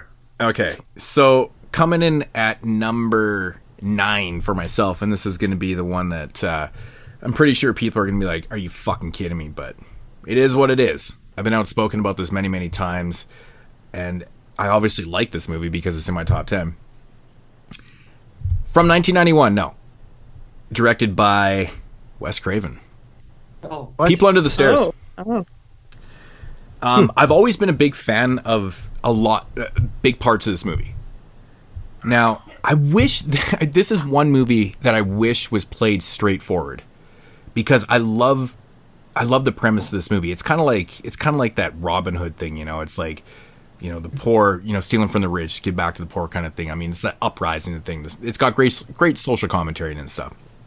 It's always been relevant. It's obviously relevant today and stuff. But there's parts in this movie that get a little bit goofy and shit. I think the comedy is just kind of ill-timed at times, and it takes me out of it, man. I love the premise. I mean, it's kind of mean-spirited. I mean, with this man and woman, their brother and sister, and they've been abducting kids and shit. It's kind of got this real it's got a moral, like a very morbid kind of fucking, premise to it and shit like that. But there's a lot of goofiness to it that kind of takes me out of it. And it's unfortunate because I think if this one had been played straightforward and just kind of went straight hard and just, straight for the guts, I think this one would have been probably in my opinion, would have been one of my favorites of the 90s for sure. But, overall... It was at one point because it was your number 1 on your video. Was it? Yeah, you did a video for the top 10 what was it? Top 10 Tuesdays or something? You know what? You know what? It doesn't surprise me because I think my number 2 is Shocker. So. Shocker. At that time. But then again, I mean. No, it was your number 1 of 91. Oh, in 91, yeah. Yeah. But then again, I mean, there's films that I hadn't seen at that time that completely. Right. I'm not saying. Well, that was like 6 years ago. Yeah, I don't think People on the Stairs was anywhere near the top when I did a Wes Craven top 10 or whatever. But yeah, for that older 91 list, yeah, I mean, I think I had Teenage Exorcist on there. I mean, Teenage Exorcist. Let's be fair, guys. Let's be fair, right? Okay, you watch 91 films, and all of a sudden there's things that are getting bumped out of your old list. But yeah, no, I like People on the Stairs a lot. I think there's a lot of great performances in them. And you mean Wicked World wasn't your number 2? Fuck. I think Brandon Adams does a great job as Fool. I think he's awesome in the film. Of course, Sean Whalen is great as Roach and stuff. I mean, it's a little goofy at times and a little overplayed, but over the top and stuff. But it's enjoyable to watch and shit. I like that whole premise of him being in the walls and stuff. It's really fun. Man and Woman, Everett McGill, Wendy Robbie. They're just creepy. They're actually perfectly casted in this. Two of the best villains ever. In my opinion. They are so. They just came off of Twin Peaks and just fucking. Yeah, ruled. dude. Like they are perfect, but at times it comes off a little. But they're just so perfectly casted because they look the part. They just fit the fucking bill so much in this. Ving Rhames has always been a fucking. I love Ving Rhames and like pretty much everything he's in is just he's got that low tone voice that's just bad fucking ass. I just love it. Love Ving Rhames. Yeah, love Ving Rhames. A lot of great cast in this, man, but there's just points in the film that get a little bit goofy and shit like that. But, overall, still a really fun movie to watch. And, it's obviously still very, very relevant and shit. But, yeah, man, People on the Stairs, I come in at 8 out of 10 on that one, too. Did you watch Villains last year? I did. That movie reminds me of People Under the Stairs. It's a lot like People Under the Stairs. No, I didn't watch Villains, actually. No, but you said that one was really good. Yeah, it is really good. All right. Gonna go and pop open a Miak. All right, number 9. We have Ernest Scared Stupid. Oh, yeah. Really? Love it. What? You motherfuckers don't like Ernest Scared Stupid? Come on. No, I just didn't. Well, I guess that is a Jeremy. We did review it on the podcast. Yeah, I like it. I think I could get it this time of year. It's the funniest shit ever when he's like, I finally found it. Miak, and he fucking kills me every time. It's fucking. No, my favorite scenes when he's just talking to the wooden dog. What do you name a wooden dog? Can't name it Splinter. I'm not gonna lie. I almost cry every time with rim shot. Somebody's with a runny nose is gonna die. Wait. What's that line he says? I'm a Boswanian lumberjack. There ain't no trees in Boswania. I know, I'm a Boswanian lumberjack, and I ain't never had a job. Fucking best, come on. It's the funniest fucking thing ever. It's just such a... I think if you weren't growing up in the 90s watching Ernest, you'd probably roll your eyes in this movie, but Jim Varney was such a national treasure, He's just...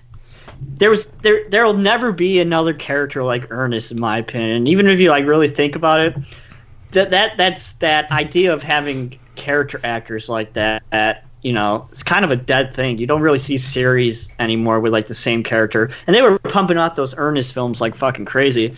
And I just think this one's really, really fun. It has really awesome effects. And Jim Varney steals the show. His physical comedy is just absolutely hilarious. And I've always been a fan of this one. I've seen it, a lot of times back in the day. And I've seen a lot of these Ernest films back in the day. So, I knew right away that this one was going to be on my list. I've always loved it. So I didn't even rewatch it. Really? Why not? I actually forgot to be honest. I even had it on my list, and I totally bypassed it. I just realized that. So the thing I always liked about this movie, when I found out, because I didn't watch Killer Clowns before this movie. Yeah. Chiodo Brothers. When Chiodo Brothers did the effects for the trolls, you could tell because some of the trolls were actually reused costumes from Killer Clowns. Really? That's why they kind of look similar to clowns in the movie. I just think about they're just painted different. That's funny. Yeah. I guess Scary Stories to Tell in the Dark was a little bit like this, but you would never see a kids movie this crazy made today with all these weird ass costumes and. Come here, Boogie Lips. And also, Ernest in general is kind of a weird character, like the character from Critters. Like it's like this middle-aged like man-child hanging out with children. Yeah, that was such a popular thing in the late '80s and early 90s. Yeah. To have like Leprechaun, Leprechaun, and what's the other one that I was Critters. thinking? Critters with Critters. He's like an alcoholic too. Yeah. Well, I guess it kind of Opry, backfired in Dark Knight of the Scarecrow. Yeah. It's just, I mean, it's just a weird. That's how it normally ends. Yeah. Or like Straw Dogs with David Warner. Oh yeah. No, like you just don't see that anymore because it's creepy now. Yeah, people are more aware of that, and I imagine that a lot of them are not really perverts, but there's going to be a few of them that are perverts, and it's not worth the risk. I'm talking Eartha Kitt as Mrs. Hackmore. Oh, she's great. A child's heart. Yeah. Remind me of the witch from Pumpkinhead. Yeah. But yeah, I give it an 8 out of 10. A huge Ernest fan. I love this movie. It's so fun. It has an awesome intro. The intro's awesome. I grew up with Ernest. The intro is one of my favorite been a parts. fan. Yeah, I always dug it. I liked it more on rewatch than when we reviewed it. I mean, I've always liked it, but I think I enjoyed it more than I ever have. It's always hard when you review movies like that too. It's like you got some aspects of it you do have to shut your brain off. Yeah. Right. All right, is that back to me? It is. Yep.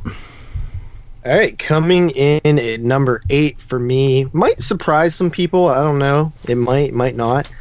But it is Jorg Berkreit's Necromantic 2. What the fuck? Seriously? The second Necromantic. I never thought this would make anyone's top 10, really. But yeah, you know, even though I really like I actually like the second one more than the first one, but I just was shocked. Is that because you watched it today? No, I actually had a feeling that it was. I mean, probably not because I watched it today, but I had a feeling it had a shot because when we reviewed it on the podcast, I mean, I think I've been more into Berkreit's films than any of us because we reviewed like all of his stuff on 22 Shots over the years. But Necromantic 2, I looked at my rating and I was like, wow, I gave it a 7.5 back then too. You know, so I was like, this is I rewatched it actually a couple nights ago and I gave it 7.5 also. It's still good. That's what you also gave it back then too. Yeah, see, it's funny, my ratings don't change a whole lot, but you know, I honestly crack open that Sprite. I just think that, you know, it's definitely better made, you know, and I still think that, like, you know, our main character from the first film in this one, you know, he's all dead and rotten. It's just fucking disgusting, man. Like it literally makes me gag through the whole movie, man. It's so gross. But love it. I think the only thing in this movie I think is completely unnecessary and is just there for shock value is that stupid ass scene where they're sitting around in the apartment watching the fucking dissection of a seal. Well, it just prolongs the movie because this one runs about 107 minutes and that scene runs probably 7 minutes. You just don't need it. Like, I honestly think that scene, it's a I said something about counterpart that to scene too, and it's the people. It's showing those characters they're gothic. They want to watch something dark and they think they're extreme. So they show that these people actually sit around and watch this shit. And I also think Walkeret's kind of making no. I get what they're doing completely. I just don't think it's fully necessary. Counterpart of the rabbit scene from part 1. Yeah, for sure. You know, Walkeret didn't want to make Necromantic 2. He never wanted to make it, but his first one was such a hit. And everybody's like, make it. So he's like, fuck you, I'll make a 2-hour love story. Yeah, I mean, if you want to justify the scene, I mean, just cut it down a little bit. It just seems like it goes on and on. That's the problem, is it goes too long. It's not that it's in there. Because when we reviewed it, I remember one of the things that I said was, at first when I was watching it, I was like, nobody would do this. And then I thought about like all the sick, twisted, like gross videos like of, you know, actual deaths that people, you know, actually do watch, and it's like, you know, show your friends type stuff like Faces of Death, and I'm like yeah, no, people actually do that, so especially if they're trying to be edgy, so yeah, it totally makes sense. And then it's a love story, you know, this girl digs up the corpse and she you know likes it, but then she starts actually liking a real person. She decides that she got to get rid of it, but she can't get rid of the penis. She keeps it in her fridge. She and only can be off bisexual by the dead. Is it just me, or is that girl, because she's obviously different from the first one, but she's sexy, man. Yeah, she's good. There's something about her. I don't know. She does the music for the movie too. I feel like everybody in Baccarat's movies, and this one, number 2, everybody's attractive in the movies. It's crazy that he found like all these attractive people to do this fucked up shit. Yeah, I agree, man, because you watch a lot of this extreme fucked up shit nowadays, like, they hire the most ugly bitches and dudes ever in this shit, man. I'm fucking dead serious. I don't want to name the company, but when I watch these movies, I get seriously ill sometimes watching these butt ugly bitches fucking naked do the most fucked up shit. I'm just like, this is like, they're so easy to get, man, because they know they're ugly and shit. I'm sorry, I'm just going on, but I know the company you're talking about. Yeah, I know Derek knows because I've bitched about this many times. I'm like, why the fuck can't you just find one attractive girl for your goddamn movie? There's a scene in this one movie with like 8 or 9 girls, and I'm like, they're all naked doing fucked up shit. And I'm like, I can't watch this shit, man. I can't. Is these like the slaughter vomit films or something? No, I'll name it off here. No, because the chicks in those films actually aren't that bad. Like the main chick that got killed. Like in real life, she's pretty good looking. But no, the only reason I'm naming off here is because I'm friends with some of the people involved. I know, that's why I don't want to say. I don't give a fuck.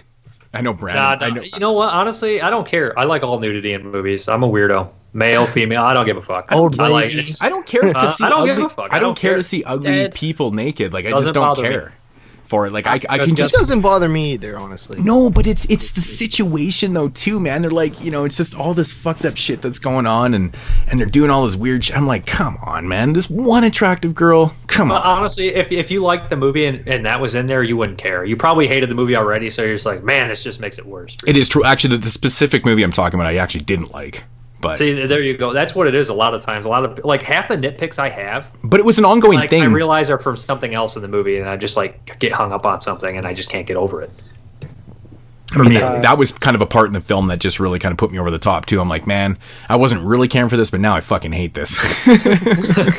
But Necromantic too, it is gross. Like they actually did. They got a pretty good little body on the for the corpse in this one. It looks pretty cool. Like it doesn't look like what I would think a real dead body would look like, but it looks cool. Whatever it's because it's green and gooey, and it's that's the type of shit that makes me gag, man. I have a hard time with it. Smell it. Yeah, you can smell it. Exactly. Movies like this don't like gross me out that much because I know it's prosthetics and fake and stuff. It's the ones that use like real vomit and shit and nasty. That I can't do that. Dude. Like a Lucifer Valentine film, man. Yeah, those aren't even to me anymore. I'm not ever watching that shit again. I'm not. But like prosthetics and stuff, I'm like, okay, videos? This is. What's that? You don't like scat videos? No, dude, hell no, never. Bada bump.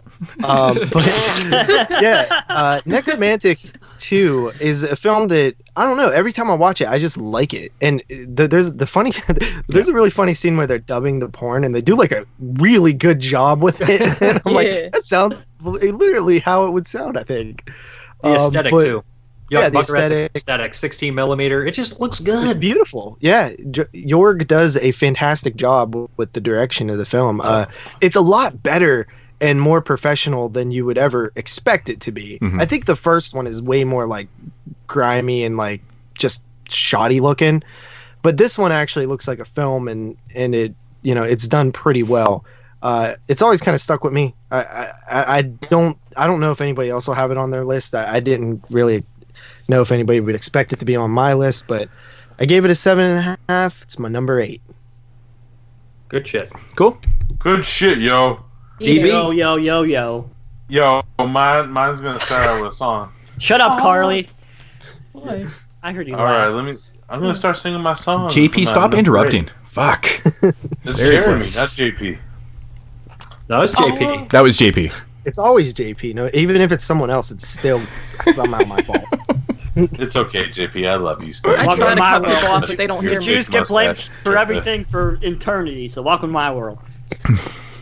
Alright, but anyways, I'm going to introduce my song with a song. With a song? So you're doing a song. Jesus Christ, JP, leave the man alone. Have another sip of that Belgian beer. Song. Get to it already. All around the world, the same song. I came to the naughty to get party, get the rocks on. My number 8 is Nothing But Trouble. I didn't even know what you were talking about. That's what we were waiting. How could you not know what he's talking about? Dan Aykroyd on a piano. Digital Underground, yo. I know, right? I know. I saw Tupac. I saw Tupac too. This is like a childhood nostalgic pick for me.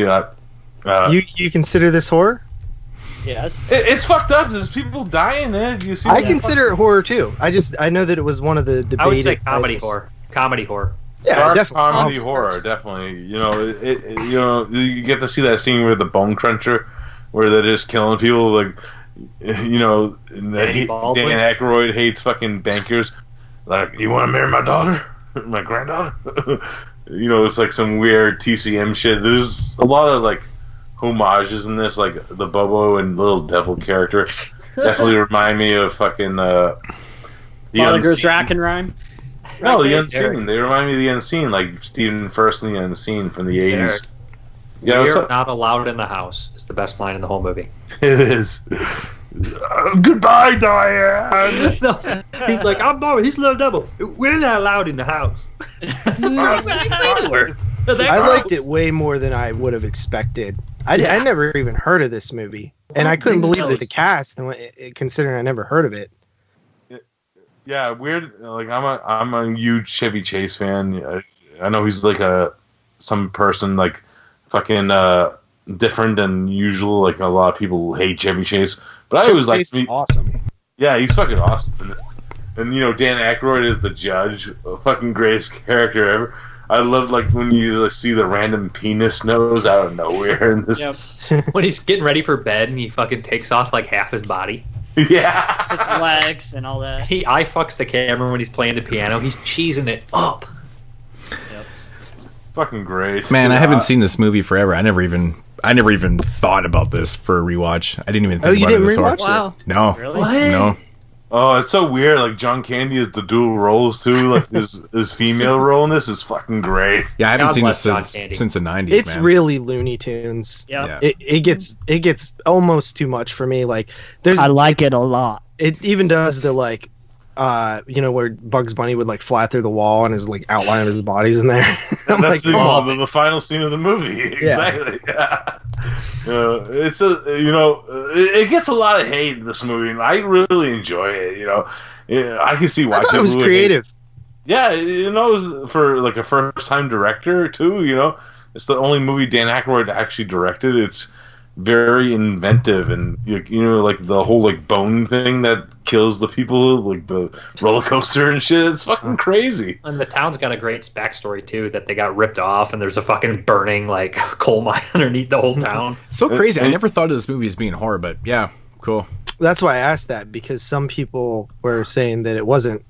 Well, they've been killing people since like the however. I guess so. I mean, if Ernest Scared Stupid's horror, I think this fits. I would say Ernest Scared Stupid's family horror, and then this is comedy horror. Yeah, it's like a dark comedy with like horror elements because they're like killing people and shit. It's fucking crazy, you know. And like you see like the whole scene where they go into the attic and you see like all the IDs. You see that in numerous horror movies. Like Cold Prey is a perfect example, where you see like all like the resemblance of Wrong the people Turn too, right? Yeah, Wrong Turn. You know, it has like a TCM feel to it with the characters. You know, like the small town that has like these fucking weird, creepy inbred like family and shit. You know, it's weird and creepy at the same time, and you know, it's funny. It's a dark comedy. It's a dark, tonally dark dinner scene, just like TCM. Yeah, exactly. I love it. 8 out of 10. You know, it's fucking great. Definitely have a lot of variety so far. You guys are right. So it's been pretty. There's only been like one repeat, I think, so far. Haruko was a repeat. Yeah. All right. 8 out of 10 on that one. Just repeating that for the 8 out of 10. Yeah. Okay. Nifty. All right. So it is up to me now. I am Carly. My number. Really? 8, yes. Bye, Carly. Leave my Carly alone. She's awesome. Nice to meet you all. My number 8 is actually the last movie that I watched for this year, which was last night, and that is The Sect. Cool. Sect. So fucking Herbert Love is so fucking good in this as the fucking old dude. Yes. This movie I thought was really interesting. I was just very enthralled by it, and it really caught my attention from the start. And winding down to the end of watching these movies, I was kind of like just really burnt out on watching movies, and I was like, this is going to be the last one, and I wasn't expecting that much from it, and I was super into it. I mean, Kelly Curtis, I kept putting my hand over her eyeballs because her mouth looks just like Jamie Lee Curtis, and I was like, that's weird.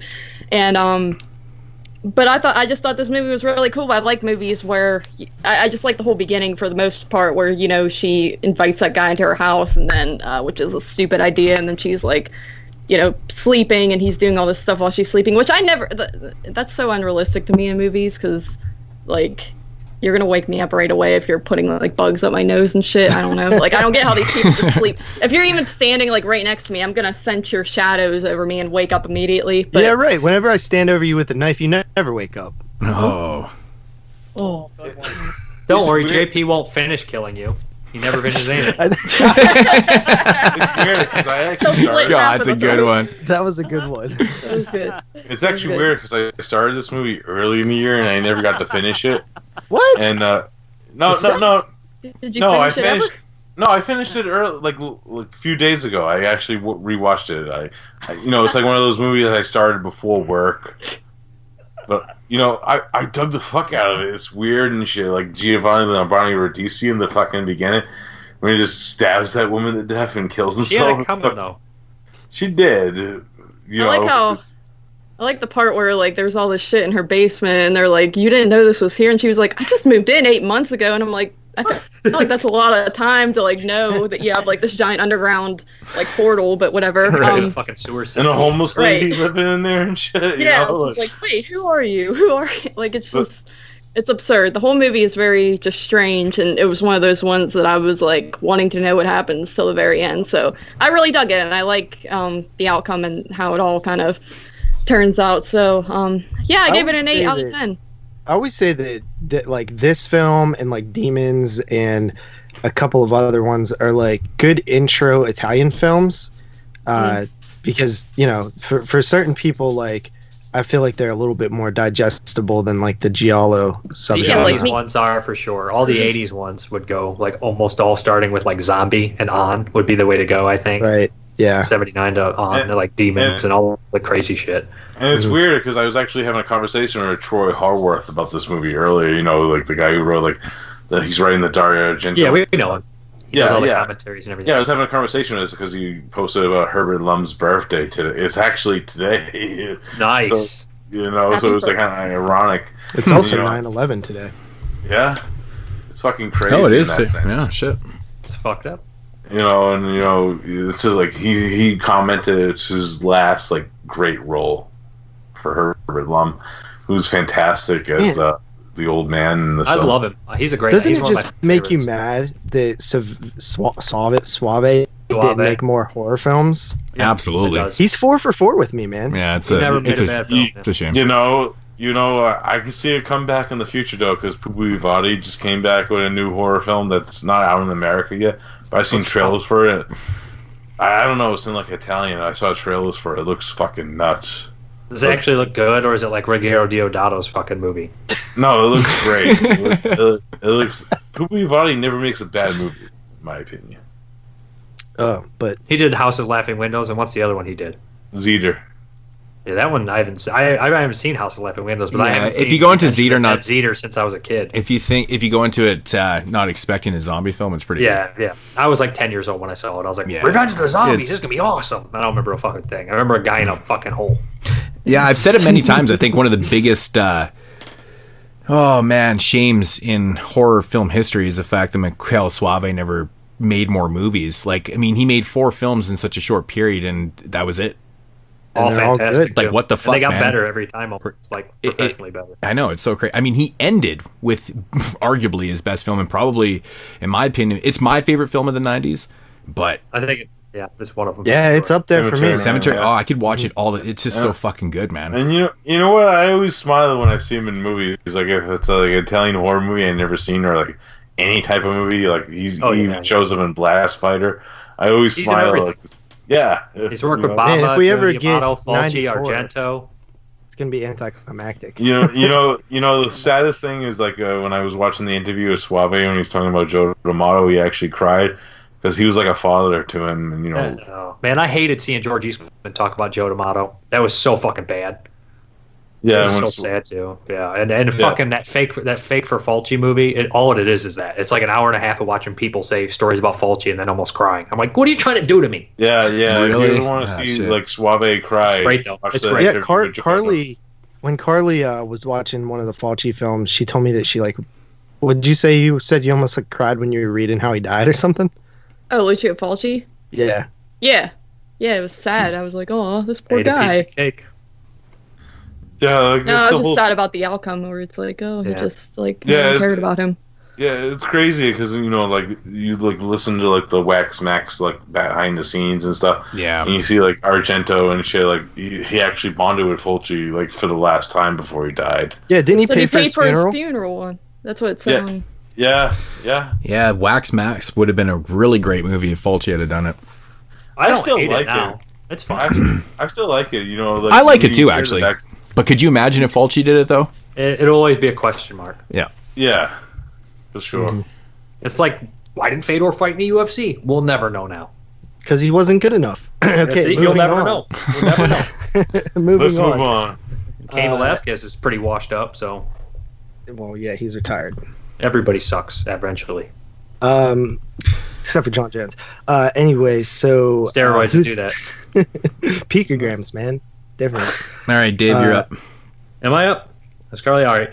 My number 8, and I know JP was like, we're not doing any repeats. Well, here come the repeats. We have York Buckaret's Necromantic 2. Really? Huh. Always big. You know me. I always grew up on a lot of the extreme stuff. So like looking at the dark, nasty stuff. Love Necromantic too. I was like, what am I going to say about this movie? Like, what do I really? I was like, I guess I just like the story. I like the aesthetic and the ending. Man, that fucking ending is one of the most brutal, insane endings I've ever seen in my life. You've seen it as a GIF. That's one of the most brutal killings I've ever seen. Actually, and it's depressing because the guy who gets killed, he's a good guy. He's a nice person. You feel bad for him, and he sees all the hints before, but he still doesn't like turn away. And if his girlfriend or his girl would have showed up, been there 5 minutes earlier, he would have never went on a date with her, and he wouldn't have got his head chopped off. So never be late. Show up on fucking time.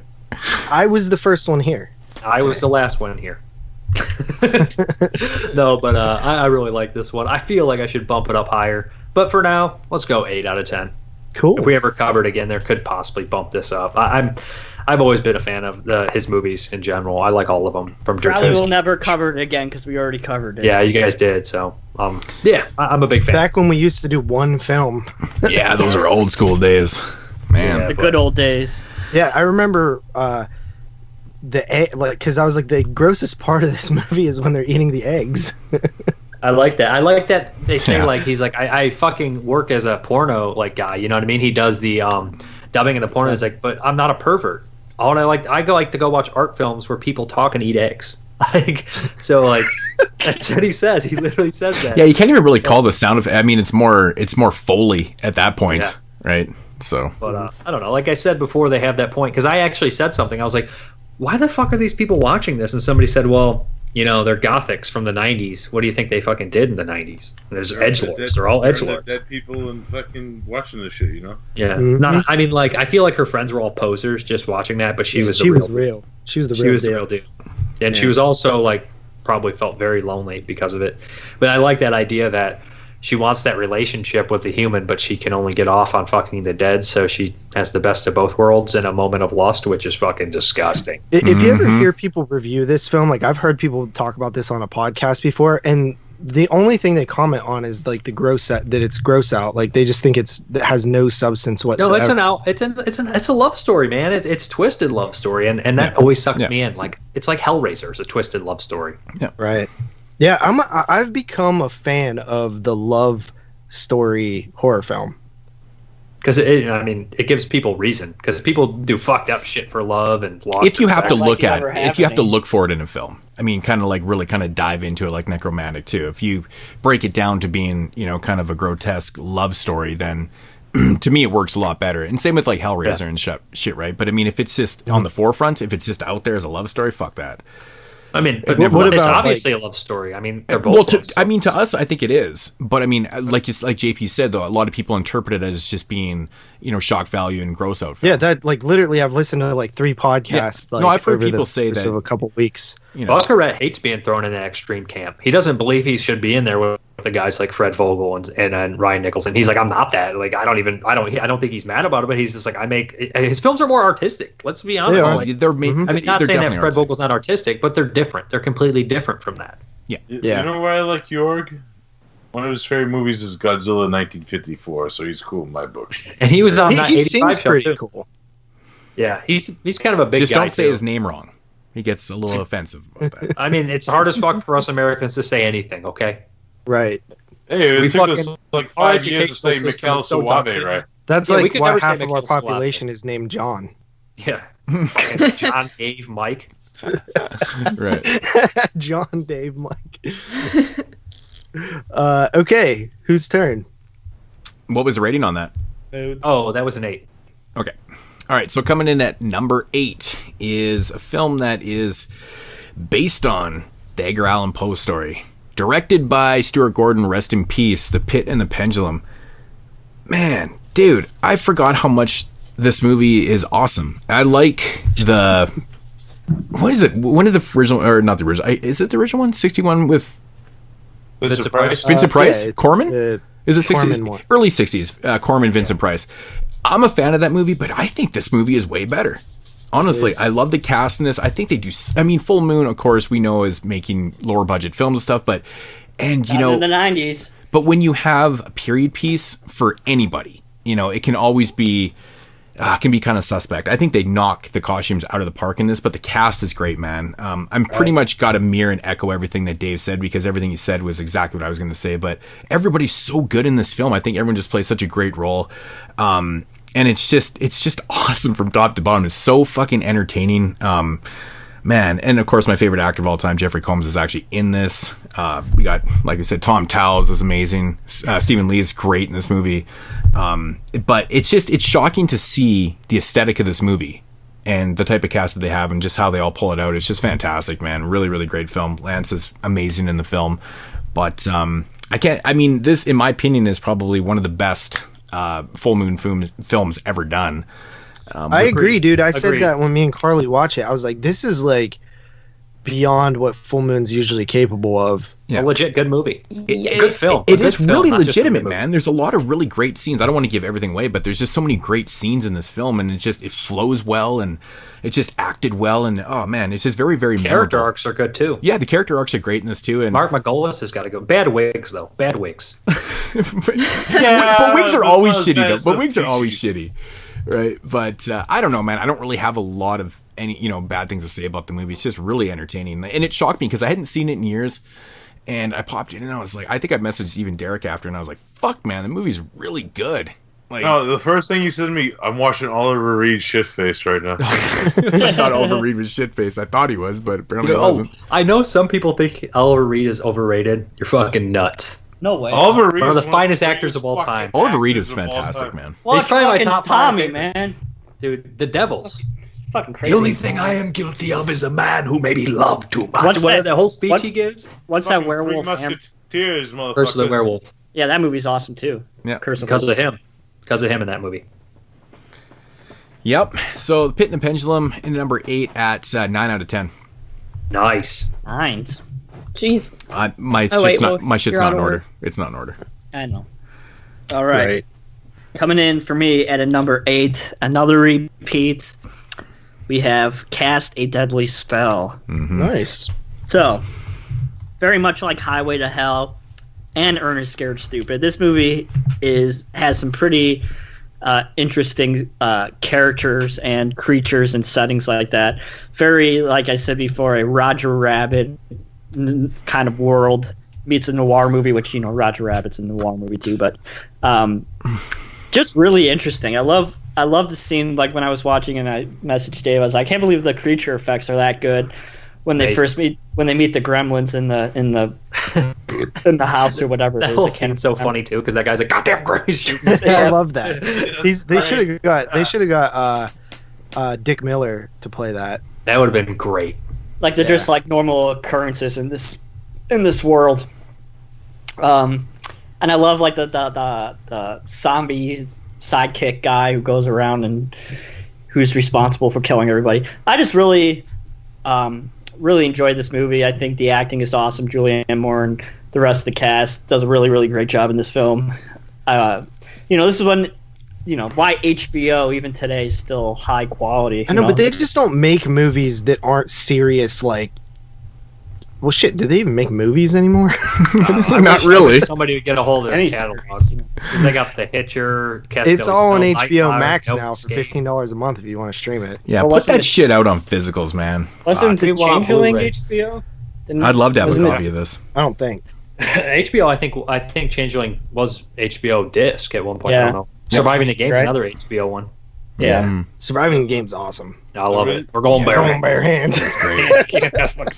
We're going bare hands. It's not really a movie, but The Outsider from that they did was like a mini series where it's like, it's like one story, but it's a series. It's like Well, they know for many series. Yeah. Remember The Hitchhiker? Yeah. The Outsider was pretty good. That's one of their recent ones. Of course, tells me. Oh, yeah. Chernobyl. But, I really enjoyed this one. Surprised me. Definitely would have thought that it would have been anything that interesting. Now, the cover looks god awful. Yeah. Does the sequel have continuity in it or not? I don't know.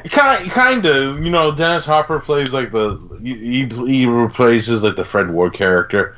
He's the same person, right? They just yeah. That's a weird recast. It is, but it makes sense because it's HBO and doesn't make any sense. What the hell are you talking about? It makes sense because it's HBO. HBO quality, God damn it! It makes sense because I ate McDonald's 2 weeks ago. Okay. Exactly. But anyways, let's go on. But I just wish What'd you give that? I give it an 8. It'd be cool if it gets a physical release because I know it only has a VHS release, so it'd be cool if it would ever get a disc release, which I doubt that it will. The Hitcher, there's a bunch that. But what is interesting is that I noticed that Warner Brothers is releasing they're releasing Chernobyl on 4K, so maybe Warner Brothers has HBO's catalog. So you never know. Yeah, it's good and bad. Those Warner Archive things are expensive unless they have their sales, but. Who buys those without a sale, though? Yeah, I got mostly all. Well, I would, but it's just they don't ship to me, so fuckers. It depends because Deep Discounts has deals on those sometimes and shit. Yeah. I've been desperate and bought them full price sometimes. Yeah, so I give it an 8 out of 10. It's a good movie, fun. Sweet, bro, sweet. All right, back to me. So my number 7 here is the last of my first time watches, and it is one that I picked up on the Scream Factory. I was pretty excited to check it out. It has cool cover art, and that is The Resurrected, which is H.P. Lovecraft based on the Charles Dexter Ward story, I think. Case of Charles Dexter Ward. Yeah. Case. Yeah. Yeah, man, this one kind of blew me away a little bit, dude. Like, this movie kicks ass. I love the catacombs and the monsters, and just the story is really cool. This woman hires a detective to find out why her husband's acting all weird, and then you have this whole history with this necromancy and stuff like that. And got good atmosphere, great atmosphere, good effects. Especially when they go down in the catacombs. So right. It's awesome. Oh, it's so good. Yeah. That part where he retells the story about the thing washing up the river is Lovecraft 110%. You don't know what Lovecraft horror... You always say that, JP? Like, I'm not really sure. That's Lovecraft. Somebody retelling a story that is absolutely horrifying to image. Mm-hmm. That's I love that scene. That's one of the best scenes that's in the 100% movie. Lovecraft right there. I've never read a single sentence of Lovecraft, but I've seen a lot of movies based on Lovecraft stories. Some are good, some aren't. I would say this is definitely one of the best ones ever done. And I like top 3. I love the side characters too. I think the guy from Fast Times from Richmond High is a good side character, and this is a good fun movie. Reporter friend. Yeah. Reporter friend, the other private eye. Yeah. It's the lead guy from Fast Times. Fucking Chris Sarandon, though. Yeah, the shithead from Fast Times. Yeah. Sarandon's fantastic in this movie, playing the Yeah, double and roles. another person in Dan O'Bannon who I wish had done more. Dan O'Bannon was one of the most mistreated people ever, I think. Two for two in directorial fucking films, man. Like crazy, only 2. He was a strange guy too. If you listen to stories about him and stuff. As well. Roommates of Carpenter. Oh, that's not the same movie. That's a short. Never mind. Yeah, 2 for 2. But the 2 that he did are really good. You know what I mean? Fantastic. And then he has decent writing credits as well. Oh, Alien, Dead and Buried, all sorts of shit. I think he wrote fucking like for heavy metal, and I think he did. Did he not do stuff on Dead and Buried also? Yeah, he wrote Dead and Buried. Yeah, Dead and Buried and Alien. Roommates with Carpenter. I think he wrote. He also was in Dark Star. He starred in Dark Star. He also wrote Dark Star. I swear. He wrote I don't have my an number 7 from last time. I could be wrong. I could be wrong, but I think he wrote or he worked on Total Recall also. If I'm not mistaken. Yeah, he did. Really great, at least. Or the screenplay or something like that. He did something on that. Yeah, so he's got some pretty interesting writing credits, man. Yeah. Can't wait for Total Recall, man. 4K. It's gonna be awesome. Fuck it. We forget the major one, Alien. We said that. I said that 3 times. Fuck you, Dave. Yeah, well, Alien. Well, I think he's just known with that. But no, I mean, no one else fucks him, so.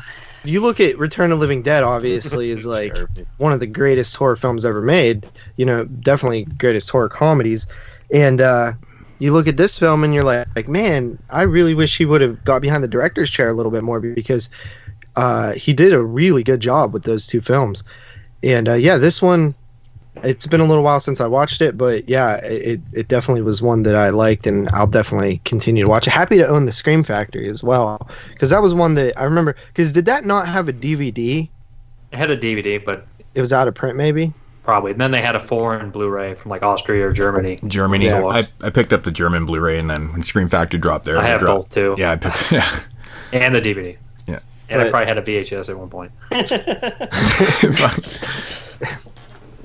Yeah, 8 out of 10 on The Resurrected for my number 7. Cool. Nice.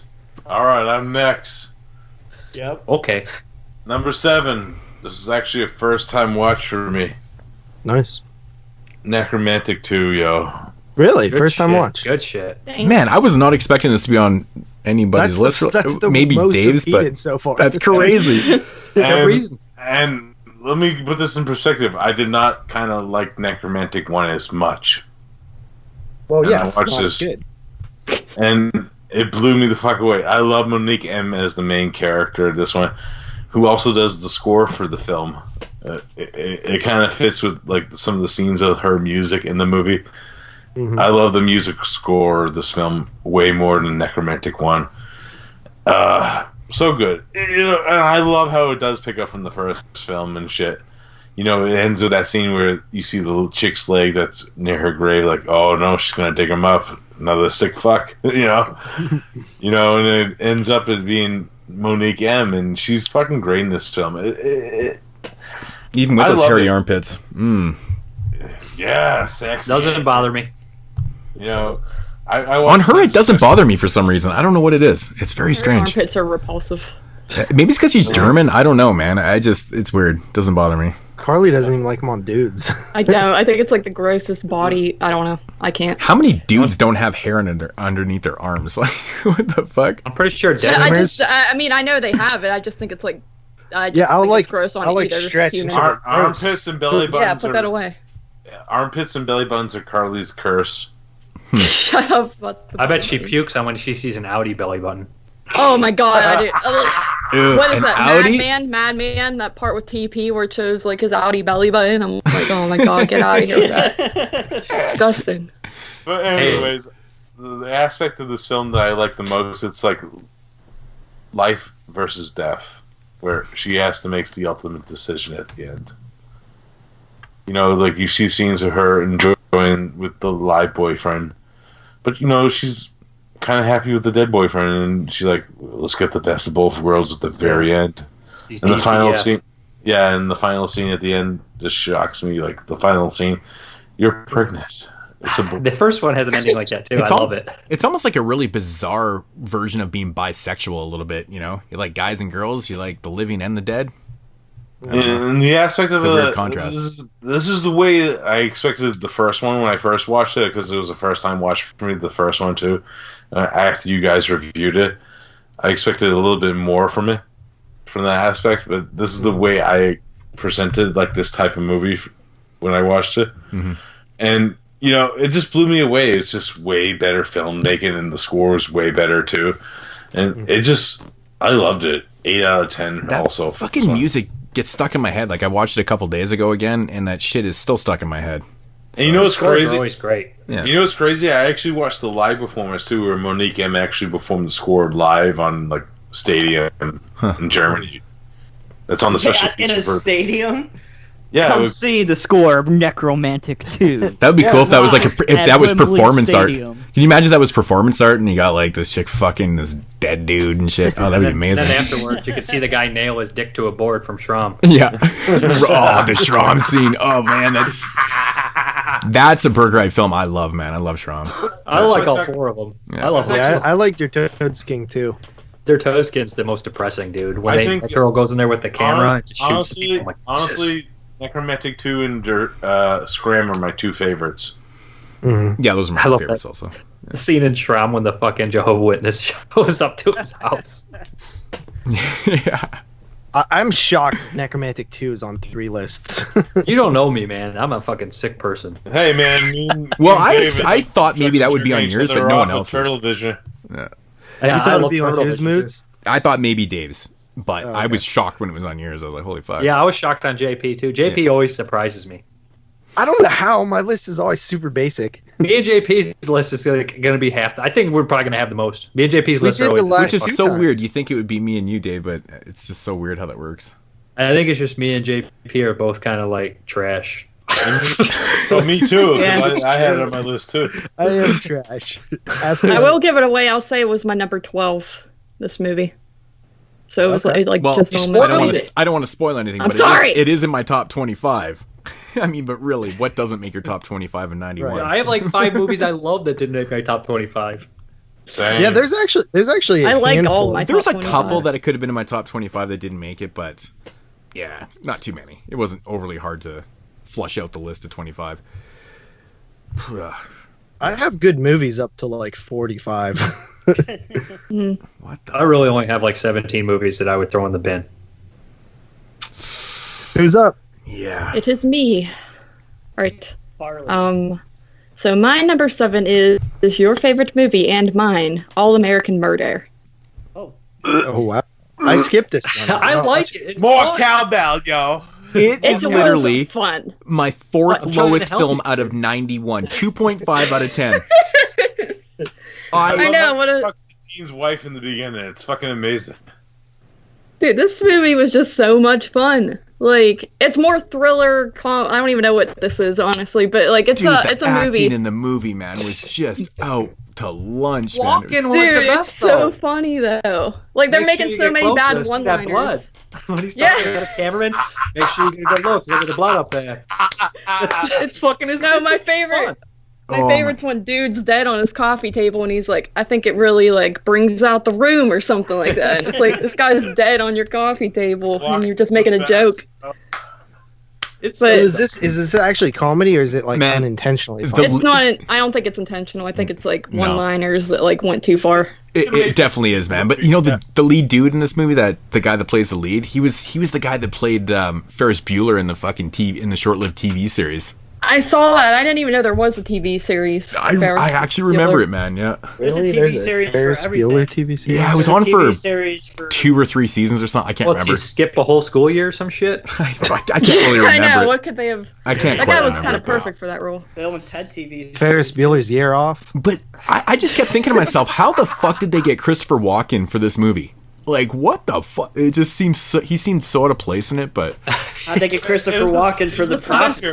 like fucking Christopher Walken's been in some weird shit. like it's Richard not- Kind was in the movie, man. I'm like, what the fuck? This is such a weird cast. I'm like, they pulled him off the set of Mad About You and like, hey man, you want to come play this role in All American Murder? Sure, man. Why not?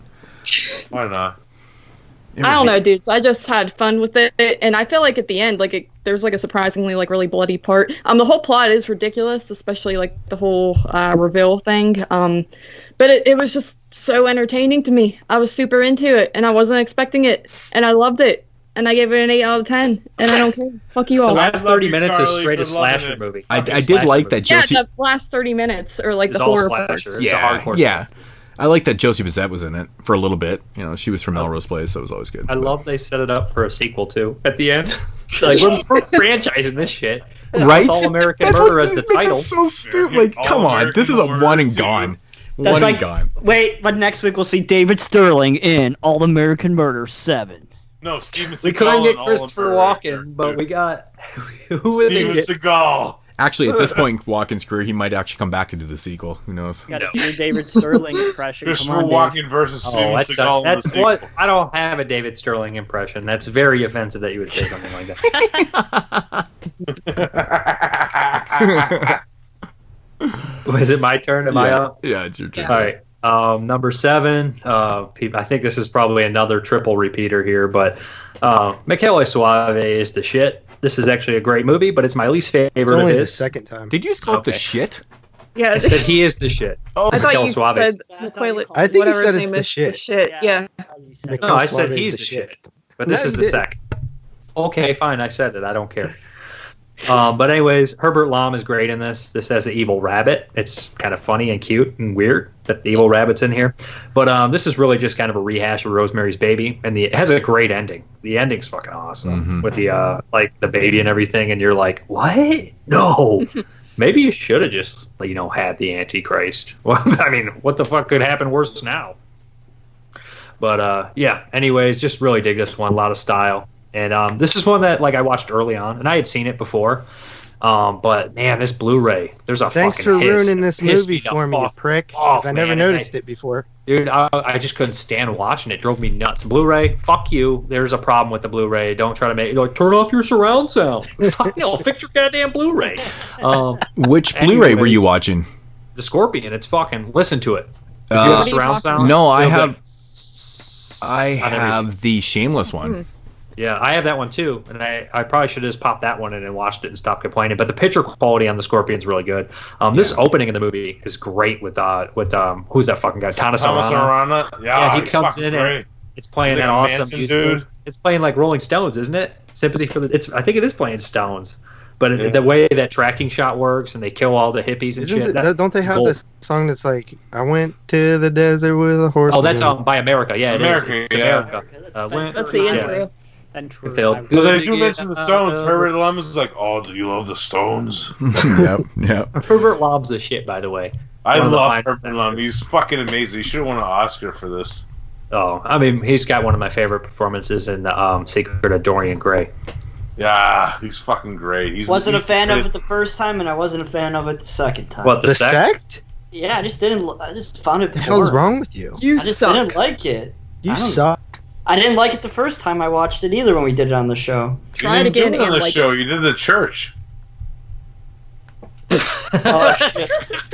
Eric remembers the show. We did do the sect. No, we did. No, you did Stage Fright, the church, and Cemetery Man. Yeah, I don't recall you guys ever talking about the sect. Morte de la Mort. We didn't do the sect. Damn, man. No, that was the one that we didn't do. Second co-host, motherfucker. You're fired, Jeremy. I think at the time we did that show, so I don't long think the ago. sect actually had any good releases at the time. I think that's why we didn't. Definitely did. No, so I think Jeremy. the Blu-rays came out after the fact. It had shitty releases, but So you watched the church instead of the sect. Yeah. The church is better, I think. Wait, you watched the church twice, or you watched the church and then you watched the sect and thought that the sect was the church? maybe that's why I hated the Stage sect Fright was so the much, church. because he watched the sect and reviewed that. I'm going to give this, and I'm going in at an 8 on this. 8 on the second. Yeah. Fuck yeah, Dave. All right. Cool, man. Cool. Okay, so It is in the 22 Shots episode with at least 8 retarded Jeremy moments, okay? I love you, Jeremy, anyways. Well, we're up to 12 That was now, funny. so. all You're right, the best, so coming in at number 7 is a film that I think is more or less universally disliked on this podcast right now, but that's happened a few times. And it is a film by, I can never pronounce his name properly, it's Ted Nicolau. I don't know. Ted Nicolai. Ted Nicolai. he actually Nicolau. That's how you say it. Okay. He actually shares a birthday with me. He's born October 3rd, 1949. He's clearly older than me. He's like a full I was about to say, damn, you old. Yeah, he's like a fucking full moon legend, man. This guy has done so much shit with... He's doing the fifth subspecies. Yeah, he's doing the... He did your favorite. That's right. TerraVision. That's right, man. So, of course, my number 7 is Subspecies. Yes, it's right. He actually is doing another Subspecies movie, which is crazy. But he actually did all of them. Of course, like Derek said, he did TerraVision. He did fucking Savage Island. The Dungeon Master. He also worked on Texas Chainsaw, JP's favorite horror film of all time. Did he work on Deadly Spawn?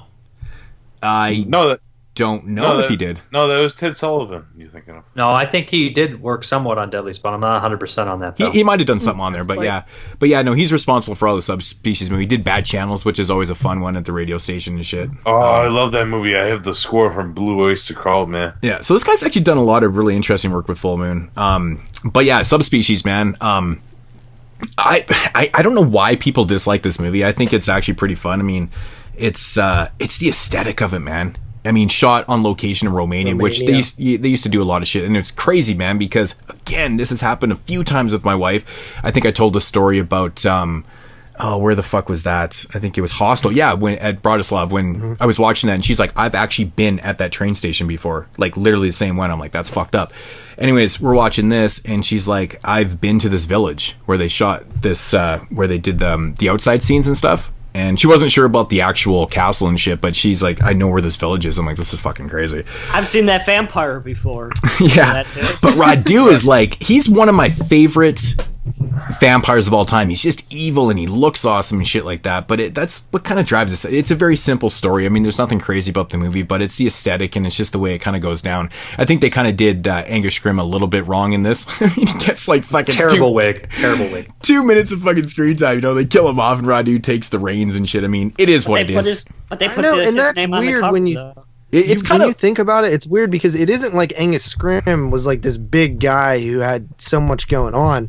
Like, he could have been in the movie longer, right? They killed him off like he was that year. Yeah, I don't right. He had to film like a reshoot of Fatal Frames, you know. Fatal Frames. Oh, Ted Nicolai was not involved with Deadly Spawn, by the way. Yeah, I know. Okay, I didn't recognize the name for that, but Ted Bogas or some shit.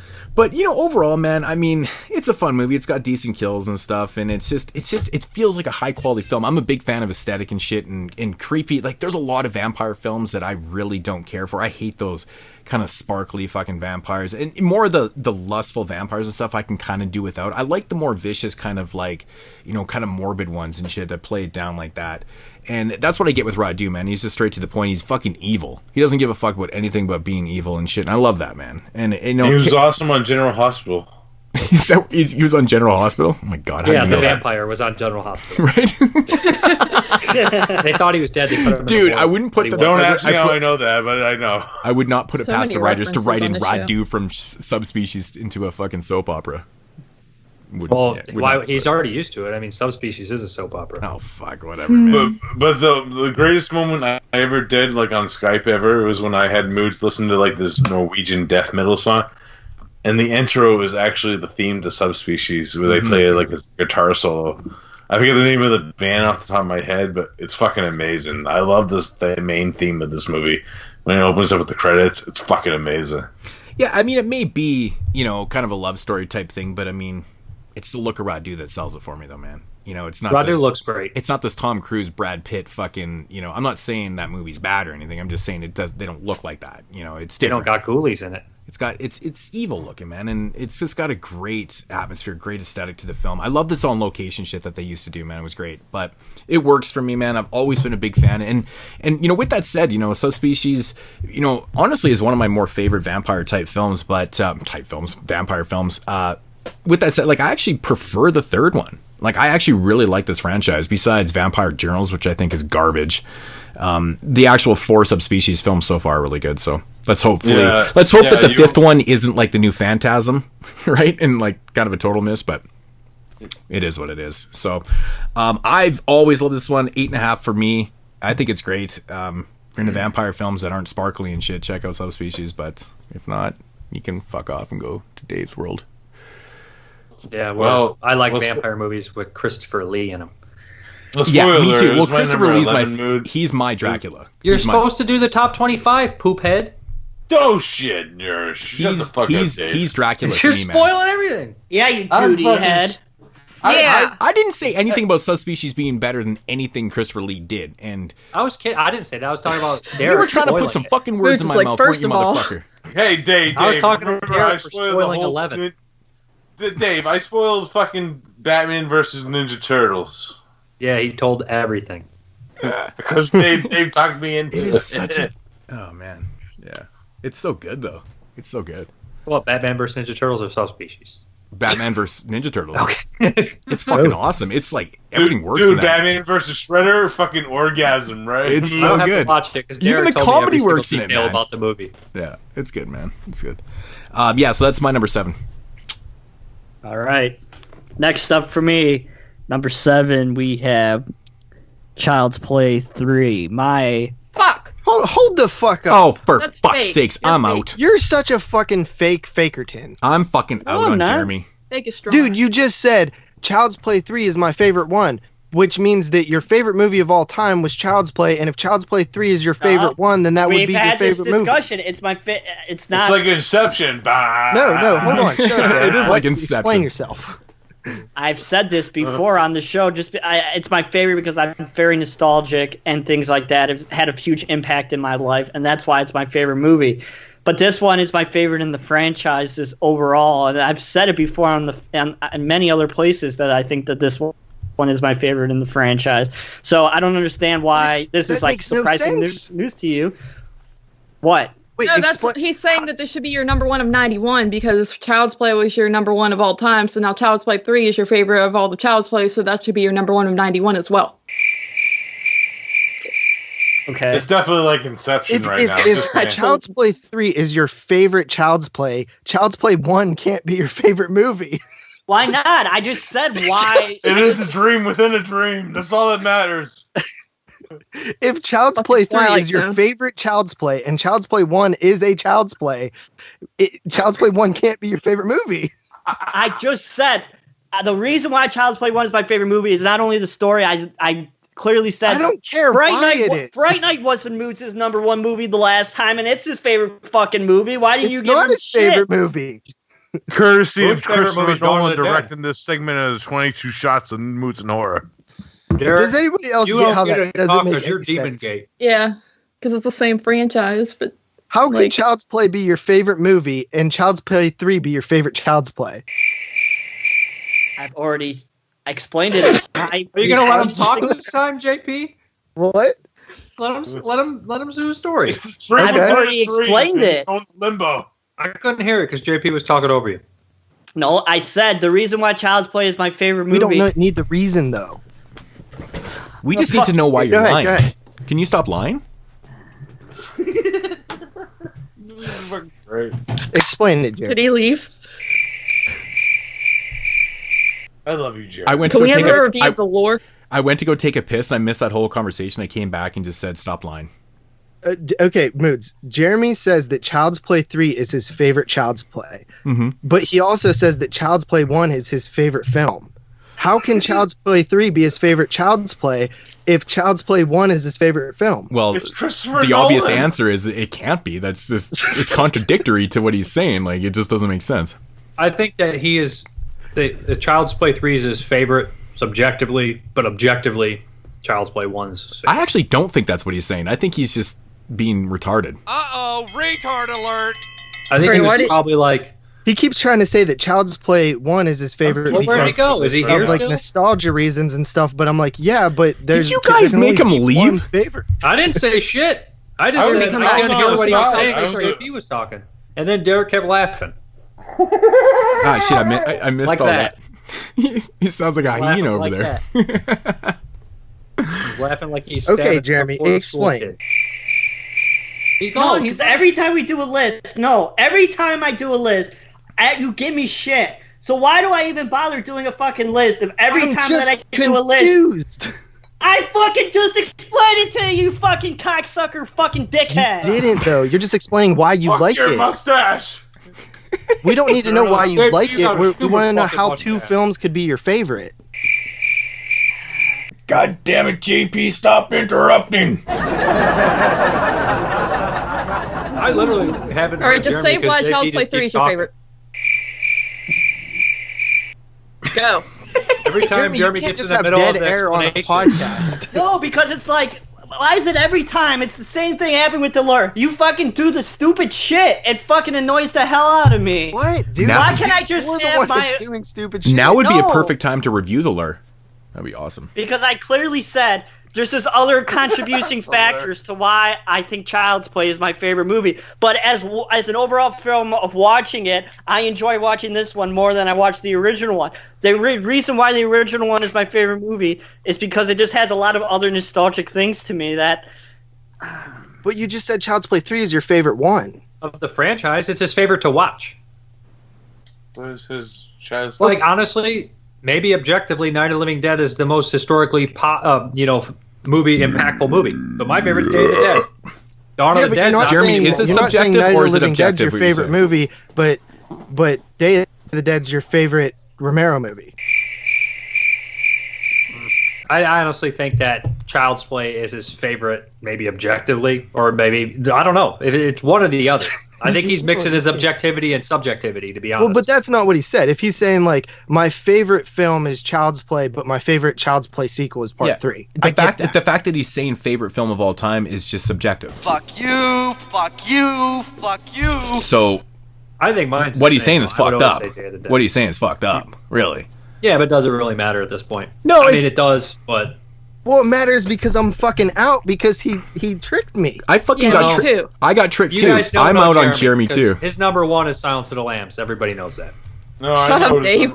I know what his number one is. It's definitely not Sonic. He set me up. That's what he did. He definitely said Silence of the Child's Lambs. Play 3 is my favorite Child's Play. JP, he set us all up with that Child's Play 3. Child's Play 3 is now my favorite Child's Play. And if Child's Play 1 was his favorite movie, You know what he fucking then did? that He would mean set out Child's Play bait and 3 you is now guys his favorite chomped on movie. it. You know what he guys did? He put the fucking real bullets in the paintball guns right there. There you go. He fucking set us up. He's a bro, yo. Why do you like Child's Play 3? I love you, Jeremy. Just tell us when you love it. Jeremy, I don't know I why you're haven't getting said so anything. upset by it, dude. Jeremy, I was it thinking- would be It's classic like- if you just said fuck Child's Play 3 and reviewed the lure right now. That would be amazing. No, because I don't even Jeremy, remember it the is lure. jokes. I don't even remember the the lure. lure.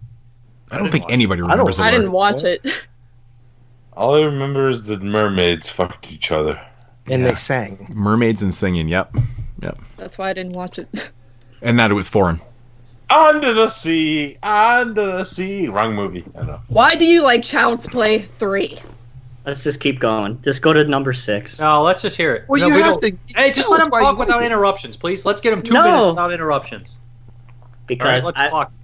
I've said in the past, I think this is where Chucky is at his best. He's fully fleshed at this point. I think in the first 2 movies, they were trying to still figure out who he was, but at this point in this series, they fully fleshed. He was popular in pop culture, and they knew how to write his one-liners and who he was fully as a character. His style to the animatronics is the best, and at this point, at least. Chucky's gonna be a bro. And I think the kills are good, so I like Child's Play 3. What do you have that Good rated shit, at? Jeremy. Jer? What do you have What? that rated at? What do you have that rated at? An 8. All right. I agree with everything you said, but I don't fucking... I mean, Look, as far as what he said about it, I agree with that. All that Child's Yeah, Play 3 me too. shit. I'm not saying. I'm just saying he tricked me by saying that Child's Play 3 was his new favorite. No, you fell for it. You fell Yeah, we got for set it. up. It's We're not just he tricked happy you. with so. that. Fell for it. That's what happened. I kind of know. I think I know what his number one is from the way he talked about it in the chat. But let's there's find one out. too.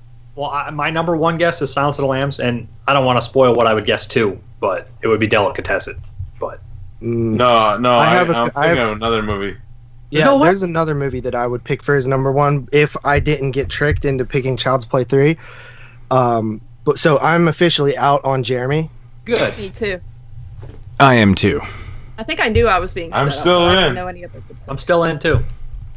Let's do this. All right, my turn. Yeah. Yeah. All right, so my number 6 film is a three-peat. It is not. It's the actual three-peat, and not the premature three-peat that Dave thought it was. Okay, whatever. I'm wrong. I thought you were about to say 3-piece, and I was like, Yeah, I'd go for 3 piece. It is The Sect. Okay. Sexy. In at number The 6? Sect.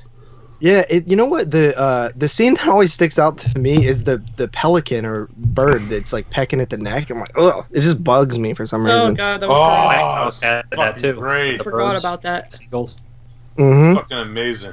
10 out of 10. It's like a 2-hour movie, but it doesn't feel that long. It does a lot of like atmosphere building and stuff like that. It's a little bit of a slow burn, but yeah, I think that it's cool. And the more I've seen it twice now. The first time I seen it whenever the Scorpion Blu-ray came out, and it was like back when a couple of those Scorpions were coming out through like that Doppelganger co-releasing, and they were like $12 to $15, and it was That was like nice. that was nice. That was awesome.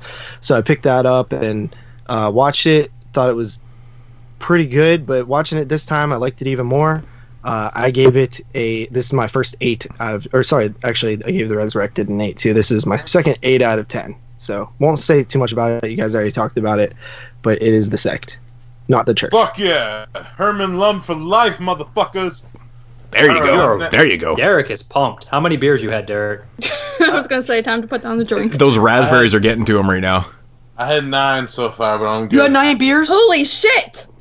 Damn, dude, I'm only on my 4th, drinking? but I'm drinking low-cal fucking light beer, so I basically only drank 1 beer. Now here comes my first controversial. Not even 1 beer. Controversial. Controversial. I'm sorry. Some water. I was kidding. I was talking drunk. I'm really fine, guys. Controversial pick. That's what I'd say when I'm drunk. He's fine. He said he was fine. He's fine. That's why you're the best, Carly. My first controversial pick for the month, or each episode, I should say. Number 6, The Silence of the Lambs. I'm out on Derek. Me too. I'm not. Fuck Derek and I'm fuck not either. Jeremy. I put a black middle finger next to both of you. Derek. Now, I do love this movie, and I will consider this one of the best movies of the year. But it's not your favorite. It's not my favorite. It's not one of my. I do rewatch I think it. objectively, frequently. this is probably the best movie of '91. Exactly. No, it's not. Really? It's in the horror realm? I think one's better.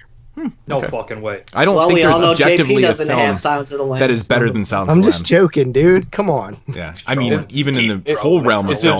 It's objectively one of the best movies of the year. Let's be honest. It's one of the best movies of the '90s too. Oh, hands Exactly. down. Hands down. Yeah. And I do love it. I do watch it from time to time. I see myself watching my top 5 way more. That's the thing. And that's why it's not higher. This is the first time where I'm on my list where a different rating will come out, a top 6 level to a top 1 level. And I give it a 10 out of 10, and I love it. Great performances all around. Anthony Hopkins is fucking amazing as Hannibal Lecter. There's no denying that. Jodie Foster, fucking amazing. I love you, Dr. Lecter. I love you. You know, fucking Dr. Chilton, one of my favorite asshole characters ever. I always loved him, and it's so amazing that he's the bad guy in Deep Rising. It's fucking awesome. Nothing better than Buffalo Bill tucking his penis. Let me ask you something, Derek. Do you get a little turned on in the scene where Jodie Foster gets cum shrapnel in her hair?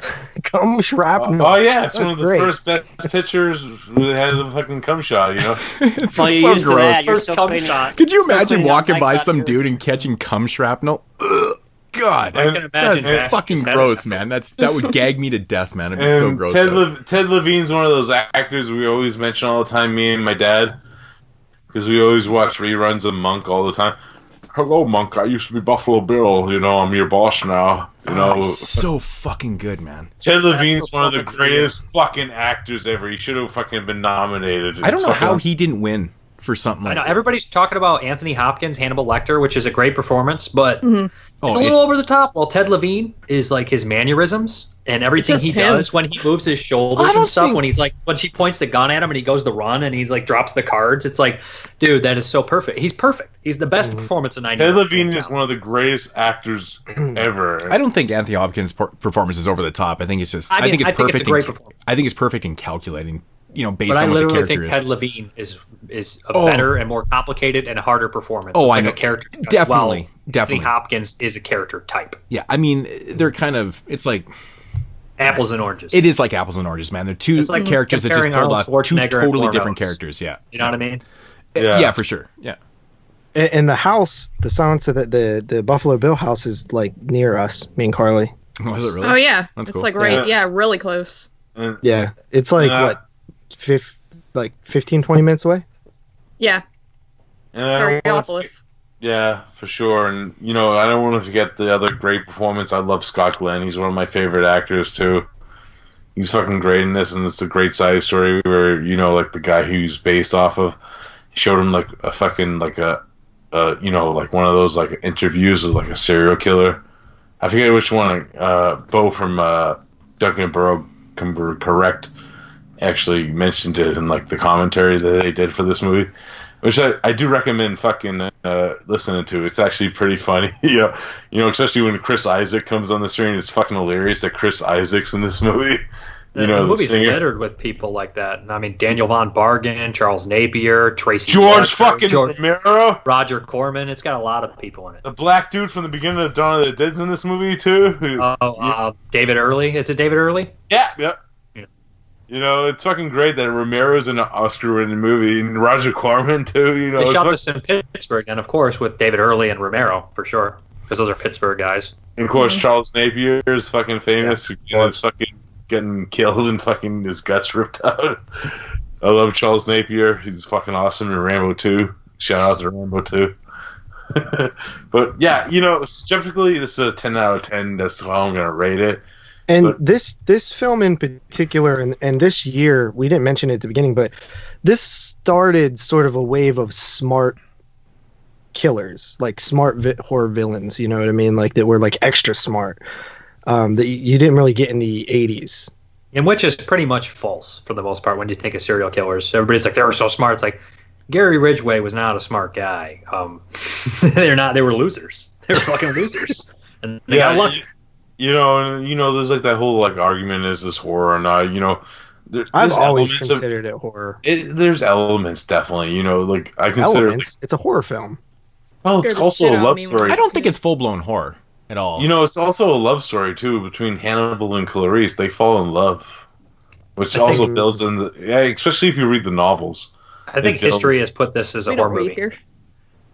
We can't read. This is America. Yeah, I think the first genre that's associated with is like psychological thriller / horror kind of thing. Well, you could also. I'll agree with that, but I don't think that it's like a debatable film that it's not horror. Like horror. It has horror. Well, I did message Dave I think last week, and I said, "Yo, man, is everyone considering Silence horror?"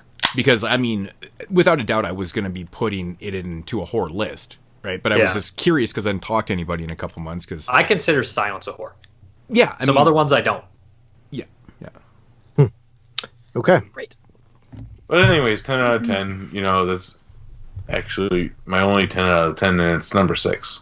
Yeah, and that he's got a list like mine. I don't know. Honestly, this was the first year I considered doing that. Yeah. I think it's fun too. I'll never hear the end of it. Right. But it's a fantastic film, and I still love it. Even my dog watches it with me, and she's funny, like Ruby, like she's little really Ruby. She gets scared when the dog falls down the well. No. She's always interested when Hannibal Lecter's on screen. She just pays attention, because even like when you listen to like Duncan and Bo do it on that commentary, he's like a lizard, yo. It's fucking great, and they do like you should listen to that commentary because it's hilarious because they picture like Hannibal Lecter as the T-Rex in Jurassic Park and Jeff Goldblum going, must go faster. I'm gonna get you, Malcolm. Is this a top 10 or an advertisement for podcasts under the stairs? I'm just kidding. Jeff Cumstain. Jeff Cumstain. Podcast under the stairs. We all love it.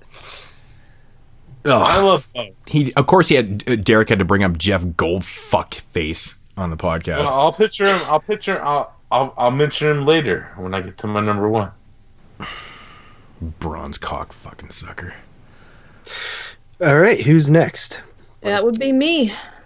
And my number 6 is Child's Play 3. Chucky's gonna be a bro, yo. Fuck yeah, Carly. Fist pump. Booyah! Yes. That's another three-peat? Booyah! Is it a three-peat? Dave, Jeremy, you. Oh yeah, Dave had it. Yeah, Child's Play 3. When I was a kid, I didn't really like this one that much. Like, I would watch part 1 and 2 over and over, but not really this one. But I've grown to really appreciate it over the years. I think it's just as fun, and it has memorable characters and memorable kills. You know, Chucky gets a little more one-liner-ish, but I think it's, like, not too over the top or anything. And, yeah, I pretty much agree. You know, the whole ending scene with, like, the carnival is fantastic. Great atmosphere. You know, the stuff on the ride and everything is just great. I think it's really cool. I mean, I used to just not be into that whole military school setting. I thought it was boring when I was a kid. Okay, and I Casey. didn't... What? Does he not like military school? Probably the guns. Yeah, he is very anti-gun. But dude, that scene where he is changing the bullets, that used to like turn my stomach as a kid. I was like, oh no, this is going to be scary so as fuck, bad. Right? Yeah, like oh my god, it's very like mean-spirited. It's like like crazy as a kid, I even mean-spirited. thought like, holy shit. But because at that point, Chucky just doesn't give a fuck. Like everyone's going to die. Well, he doesn't have a fair, target. He's like fucking just shoot him up. He's even more of a dick because he only changes one side's bullets. Well, yeah, that's the thing, right? Well, he does that on purpose, though, right? My favorite scenes when he also looks at the porno mag. Oh, Andy, how have you grown? Carly, I think I know why you like this movie now, because you can see yourself in De Silva. You are De Silva. That's right. There you go. How did you know? I figured it out, man. I figured it out. Psychoanalyst. I psychoanalyzed that to shit. You're De Silva. That's it, man. Wrote a term paper on it. Cooter De Silva. There you go. Yeah. I'm a smart ass like her. Like, I'd be the one doing the push-ups, being like, one-arm push-ups? Sir. Except for I can't do one-arm push-ups. How so many? What, sir? I just feel like Drop it, give me JP 50. tries to act like Sheldon, and then you De Silva him every single time. Who, me? That's your guys' relationship, man. Yeah. Yes. JP tries to be Sheldon, and then you just De Silva him and fucking put him right back in his place. That's awesome. I feel like I could be a Sheldon. Okay, good. Yeah, you should be. But anyway, Child's Play 3, I feel like I'd almost watch this one over part 2 now, and part 2 used to be my favorite, but I don't know. I give it an 8 out of 10. So yeah, it gets better with every watch. I'm telling you, man. If I'm going three does. If I'm going to a Child's Play film, I'm going Child's Play 3 every time. Every 2 single and time. 3 for me. I'll watch them back to back. Yeah, I'll watch 3 before so 2 any day of the first week. Place that it's fun. Well, I want to watch it. I want it to be fun. Like people are like, first one's a classy thriller. Yeah, about a killer doll. I know you got. I want it to be goofy. It's a killer doll. I want it to be fun. Yeah. He has the mother from Seven Heaven. Yeah, don't forget that, Dave. I did forget that. I didn't watch Seven Heaven. Seven Heaven. I've become such a big Child's Play fan over the past I don't know, like 3 or 4 years. Like I never was really into the series, but like 1 is great, but really 2 and 3 is where it shines for me theme now. music in part 1 at the end is amazing. I wish they would have Oh, it's the used fucking that greatest. more. What's the name of my the favorite. music when the composer sings or something? It's fucking amazing. None of us would. I can even I have fuck no with. fucking idea. You're the guy who would know that, dude. Like no, he's asking us. Like, dude, I'm no. so Yeah, like I'm so- Carly, what's And you know what's fucking weird? 3-6 Mafia sampled that, and it's fucking amazing. I can even fuck with Bride of Chucky, man, just because I don't know. The It's movie's a like guilty pleasure. it is, man. It's goofy and shit. Like I love Jennifer Tilly and shit. So, but that movie makes me laugh out loud still. Like, I just John love Ritter it. is fucking amazing. in that that's what I movie. was getting at, and it fucking Tiff, kills I'm me made to of see. rubber. Oh, John Ritter gets his face done so bad in that movie, man. He gets all nailed up and shit. It's brutal. I love me some John John Ritter's Ritter. the best part of that movie. He's fucking awesome. He is good, man. I miss that guy, dude. He was so awesome. Me too. I cried when he died. I'm good on number 6. Yep. This is the only first time watch that made my top 10. And wow, I've been watching a lot of this guy's movies. And I watched the box set. I had seen this one before Okay, the I box know. set came. And then I watched Gemini, so I was like, man, I was all like, I kind of like love this director at this point. Like, all his movies are really different than this one too, and they always have something to say. But it's Haruko the Goblin. I mean, all the little crazy things like in the hallway. It's shot like fucking Evil Dead style. Yeah, like dude, I love that innovative shit. Like it's just fun and slapsticky, Aren't but the also demons serious so enough. cool? It does remind you of Evil Dead a little bit. And I like the little creatures. I love little creatures. You guys know that. Yeah, man. But they're like people head demon thing. They're cool, man. That shit's kind of creepy. It's very unique. It's very unique. And there's so much cool looking shit too when they're underneath and they look up and they see the hole in the ground and they see the river and they're like, these things have been looking up and seeing the real world for so long they wanted to get out. The way I would describe this movie, because I was a little drunk before when I was doing my episode, it's like Sam Raimi and Fulci had a baby, and this would be this movie.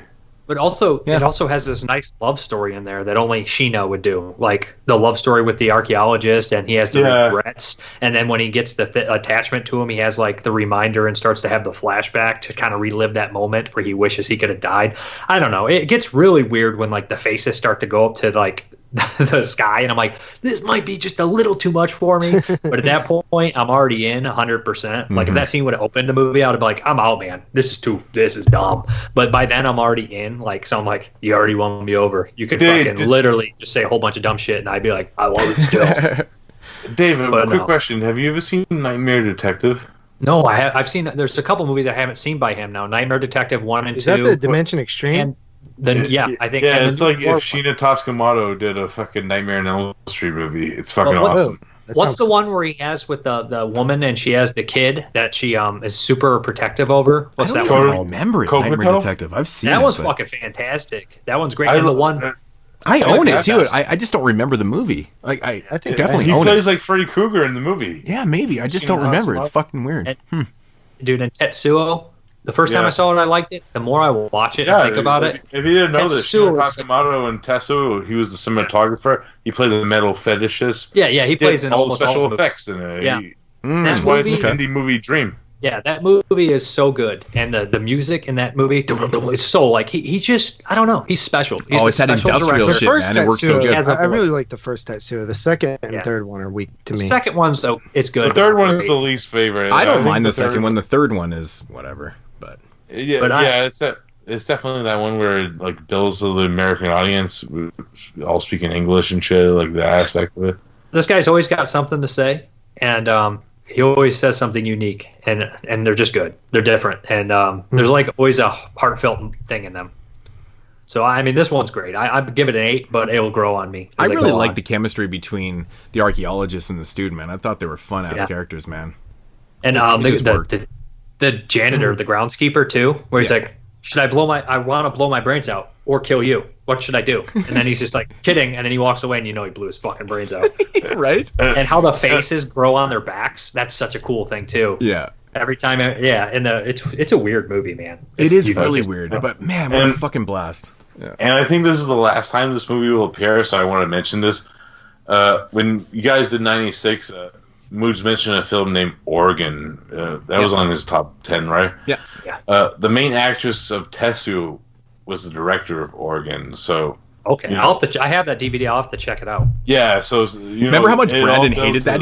He was disgusted that I had it in my top 10. Who was? Brandon. I think it was a little too grotesque for him, though, man.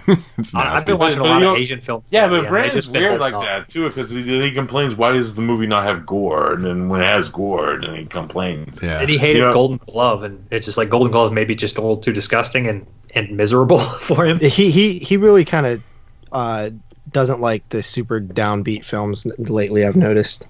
Yeah, that's true too. Golden Glove was great, man. I liked it a lot. It's great, man. Really great. Yeah, that's like sick though. I got sick, kind of. It is Carly a fucked up doesn't like movie. a lot of the miserable films either, but I eat them up. I love feeling depressed, or I wouldn't feel anything. Me too. That's horrendous. Or maybe it's just I like watching them and I'm like, I don't got it that bad. Right, yeah. That's kind of how it is. Like, I watch something like The Girl Next Door, and I'm like, yeah, I thought I was having a bad day. Or Menace to Society. You're like, at least I ain't getting shot today. Yep. True that. Yeah, but those ones make it's so sad when Kane dies in that. Yeah. It's fucked up. That makes me... Spoiler for Menace to Society. What makes we spoiled. Didn't we spoil that on fucking No More Ronaldo? We spoil everything. Just bringing up movies that have absolutely nothing to do with 91 or right. Remember in Reservoir Dogs where they pulled Poison and Hood come out this year? Spoiling every spoil movie. That too. Fuck it. Colonel Kurtz. Awesome. Like, shut up. Yeah, it did actually. Boys in the Hood came out in 91. Yeah. But Menace to Society did the better movie. Did you say better? What? I don't know. Oh, it's Could've. debatable, man. They're actually two of my favorite movies of all both, time. But I think I got to go Boys, man. I've only seen Boys once. I see Menace like 12 times. Well, I'll give you the Singleton knocked that out the park, man. I don't know, but the Hughes brothers, all their films are masterpieces, in my opinion. Even American Pimp that they did was fucking great. They not made man. a bad movie. No, the Hughes brothers, they hit with everything they did. You know, Singleton was pretty close too. John Singleton way off topic, but I don't. Yeah, John Singleton was he hit with a lot of stuff. Carly, it would blow your mind if you watch From Hell and be like, the guys who made Menace Society made a period piece. You know, it's like nuts. Dead Presidents is a period piece too. Yeah, well, Dead Presidents is like 3 movies in one. It's so cool. Vietnam movie.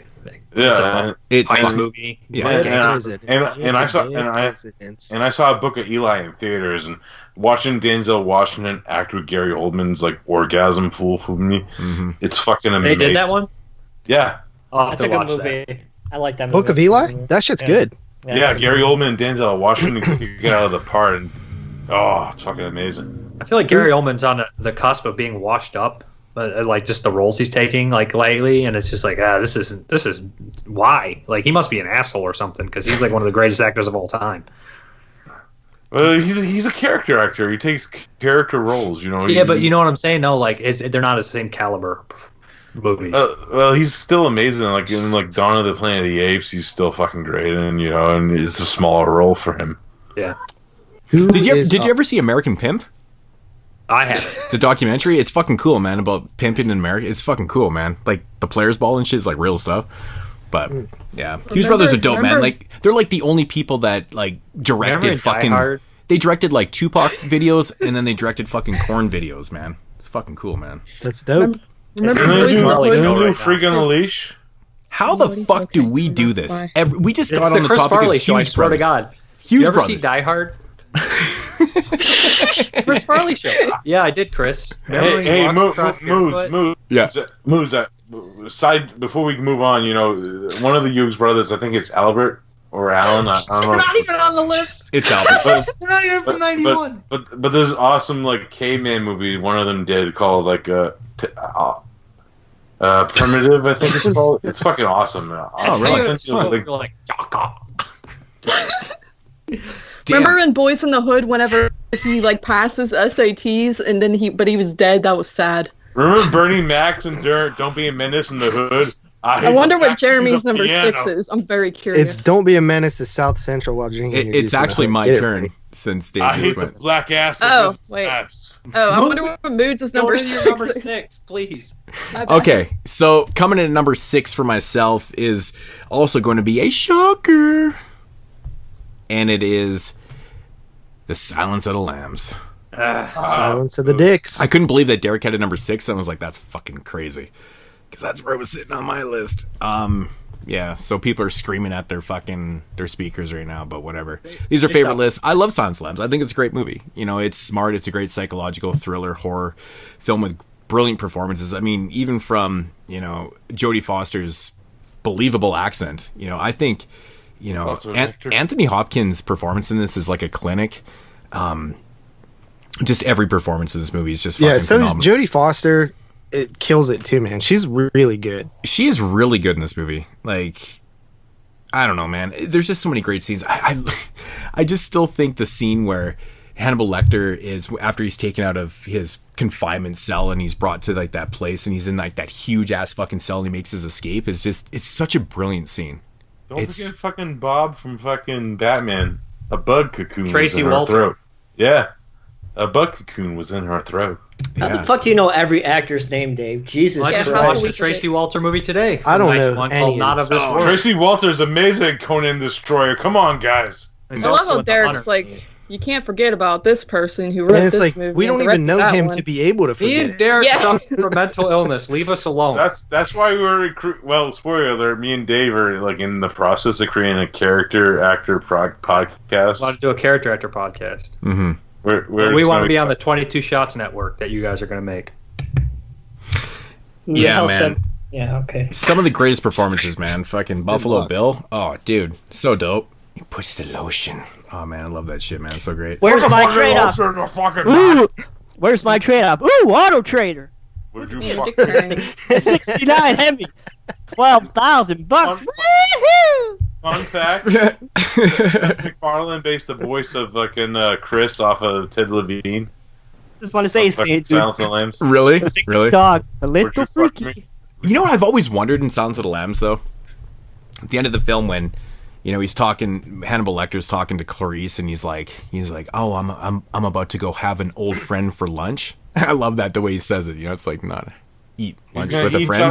I'm gonna have an old friend for lunch, and he's obviously talking about eating Jack Crawford. And no, he's eating Dr. Chilton.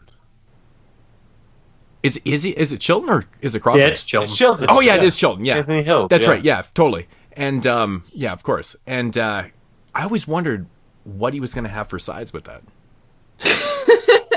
Well, Probably some of that bad wig he's wearing. Because it's just like him walking down the street, and it's like, and then that bad blonde wig and stuff. Why did I say Jack Crawford? Yeah, it's fucking Chilton. Dave, you brought up wigs like 3 times. A lot of bad wigs. And I actually really love Hannibal because it actually is like a love letter to giallo movies. As a side note, it really shows when they cast the main actor of Black Belly from The Tarantula as the main Italian detective. Yeah. It's fucking great. Because, he talks about eating fava beans and, having Chianti and shit like that and, eating liver and shit. But I was like, what kind of sides is he having for fucking Chilton, man? I'm like, that's awesome. I don't know why I said Jack Crawford. I'm fucking stupid. But anyway, Sounds of the Lambs. That would be a fun franchise to do. I've only seen 2 of them, I think.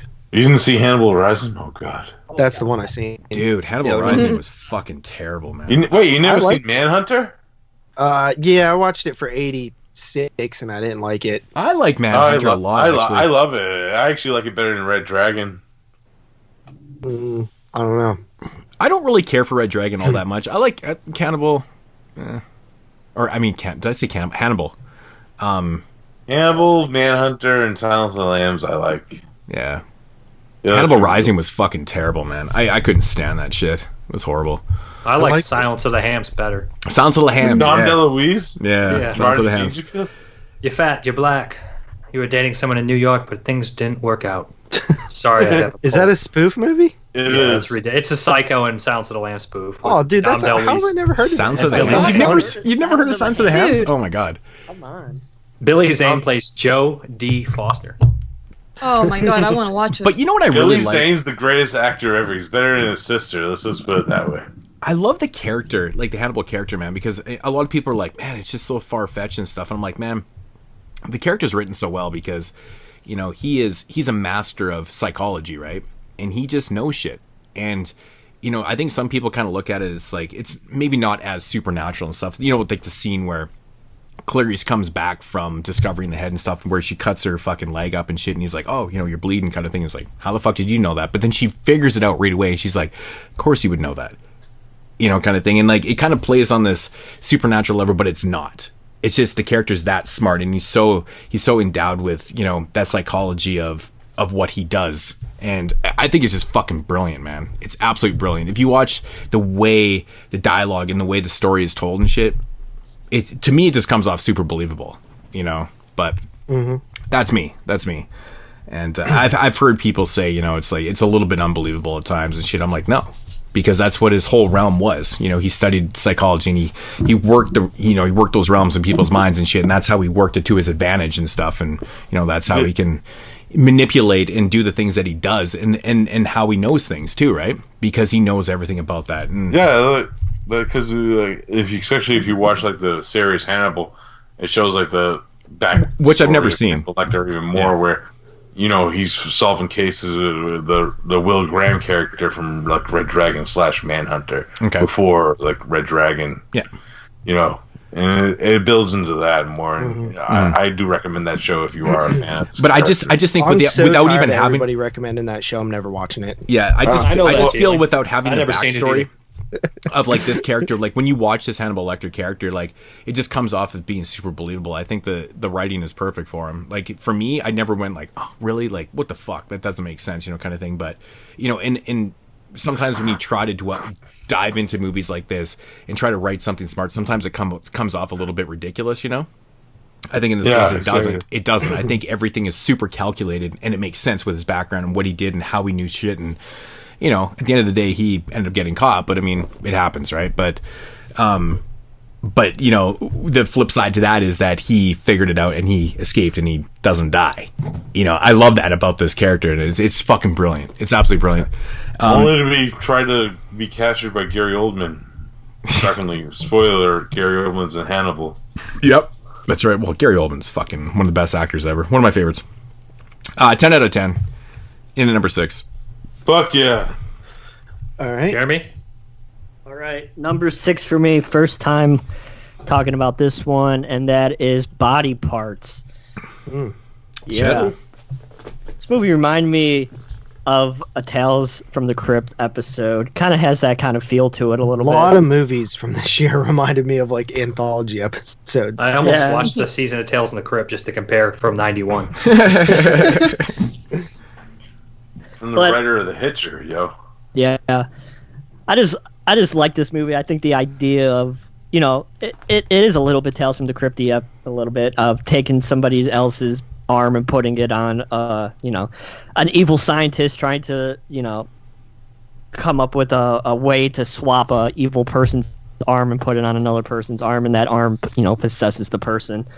Very, you know, not the most original idea, to be honest, but I think it plays out interesting, and Brad Dourif does a pretty good job. You know, he's great in everything, so it's nice to see him show up. And I think that's probably the most interesting part of the movie is it's like the support group of these 3 characters who all have had you know, this person's body part placed on them. It's pretty interesting to see how it plays out. But, you know, overall I just had a really good time with this one. I really liked it. The acting's good. It's just a well-made movie. And I gave it an 8 out of 10. It's a studio film, so you knew it's probably going to have higher production value and all that kind of jazz. But fuck yeah, Jeff Fahey, one of my favorite character actors, and actually one of my favorite westerns of all time. Silverado, yo. Oh, really? Yeah, Silverado. I love the third act, man. The scene where they're attached, where they're holding on to each other and shit, and they're driving around. That shit's with the cuffs is fucking awesome, man. Yeah, it's a great scene. Intense. It is really intense because you're like, man, this shit could get real bad any second. Brad Dourif's great in this and The Unborn are like a good double feature. I watched those back to back. Brad Dourif is always good in shit, though, man. So is Paul Ben Victor. Just this movie in general, where Kim Delaney, you she's see fucking Jeff hot, man. When you just see, like, this is a moment where me and Dave kind of nerd off when we see Jeff Fahey and Brad Dourif act with each other. It's like a nerd moment for us. Right. Well, I like the Paul Ben Victor stuff was really good, too. Yeah. Yeah, fucking house guest guy, dude. Yeah. Man, Paul Ben Victor is such an underrated actor, man. That guy always pulls off shit, man. Every time you see that guy in stuff, man, he's always so good in it, man. Yeah, for sure. Remember him in, I think he was in fucking Tombstone or something.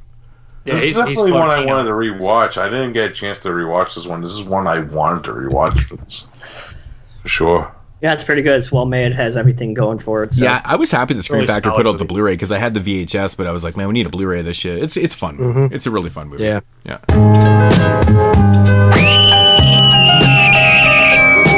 22 shots. Okay, I'll reload it. 5, 4, 3, 2, 1. JP, you want to give us your number 5s into the top 5? Yeah, breaking into the top 5. This is another repeat. I think we're probably going to start seeing those more often, but it was a long time ago. I think only one other person had it, and it is Stephen King's Sometimes They Come Back. I knew this would be somewhere on your list. I just didn't know where in the top 5. Damn. Yeah, I love this movie, man. I always have. It's a title to me that I used to watch all the time as a kid on like the Sci-Fi Channel and stuff. It would always air. They used to do like marathons for Stephen King's birthday back when they were cool before Sharknado. And fucking Sharknado's awesome. I think it's a very downbeat movie. It's super depressing to me. You know, this dude's whole life revolves around the tragic and shocking death of his brother that he was witnessed when he was a child.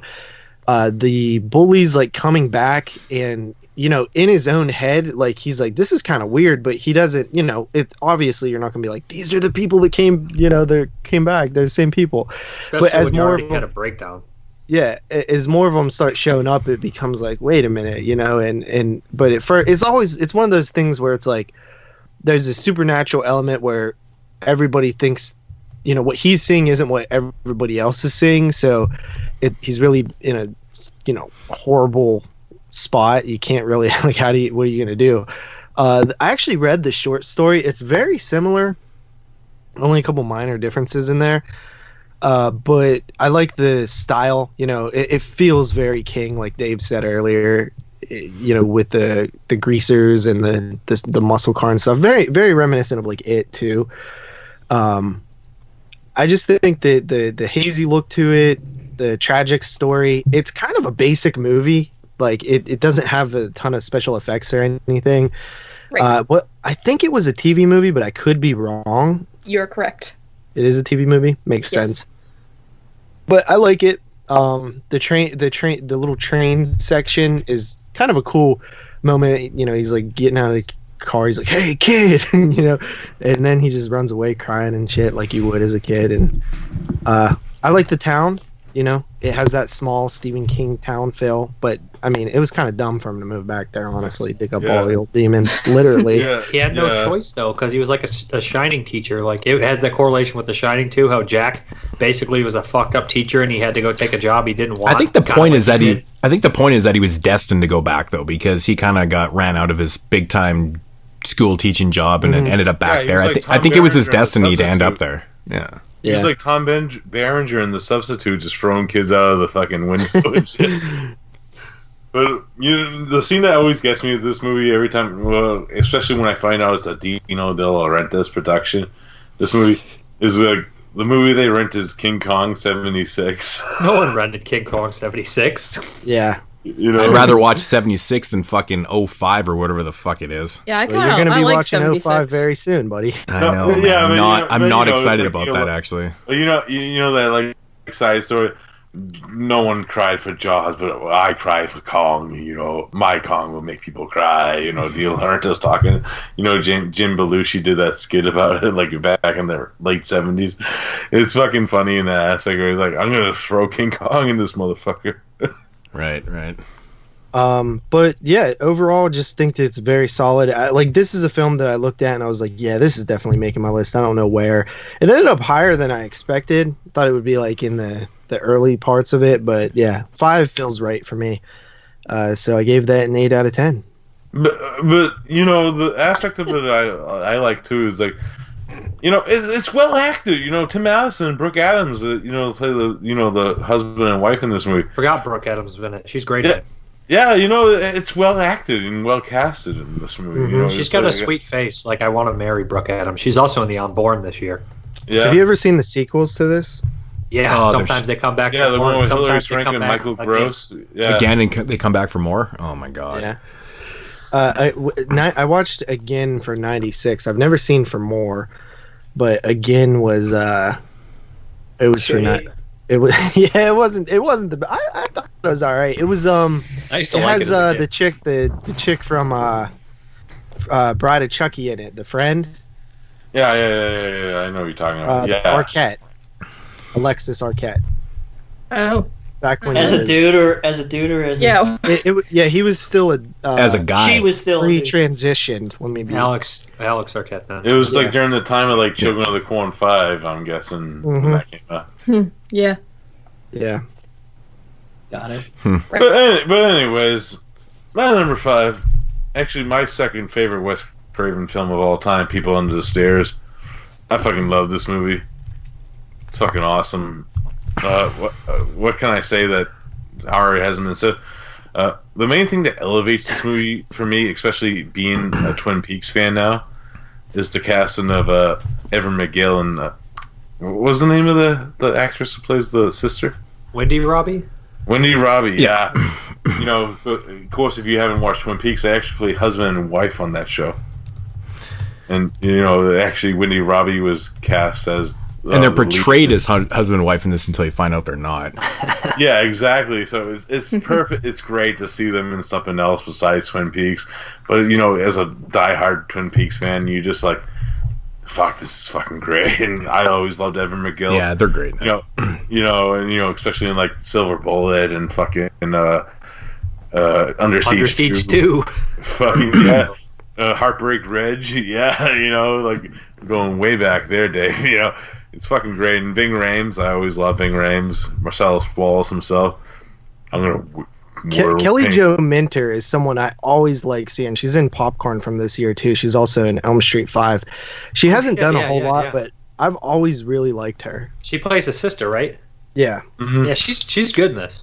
I forgot she's in Popcorn. Yeah, and it speaks to that, like that social commentary aspect that Wes Craven puts into it, which I do dig about this movie. It actually grows on me on rewatch, because when I watched this as a kid, I didn't see it as much as a kid. I see it more as an adult male, and it's really great in that aspect. It's actually kind of like one of Wes Craven's most underrated films, in my opinion.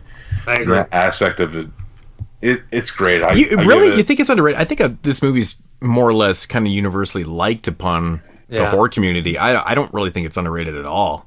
Well, if anything, in my opinion, I think it's a tad bit overrated, because it's always so. I hate saying the word overrated, because people always associate it with being, holy shit, you don't like that movie. Like, no, I like this movie a lot. I just think there's aspects of it with the comedy and shit that's off-putting. Depends on what part you come in from, too, Moods. For sure, a lot of my friends don't like it. Yeah. I guess it's hated. It's definitely a divider. You'll really like it or you really hate it. I think a lot of people like it. I just don't think they give it the credit that like Scream and Elm Street and Hills Have Eyes and Last House on the Left get.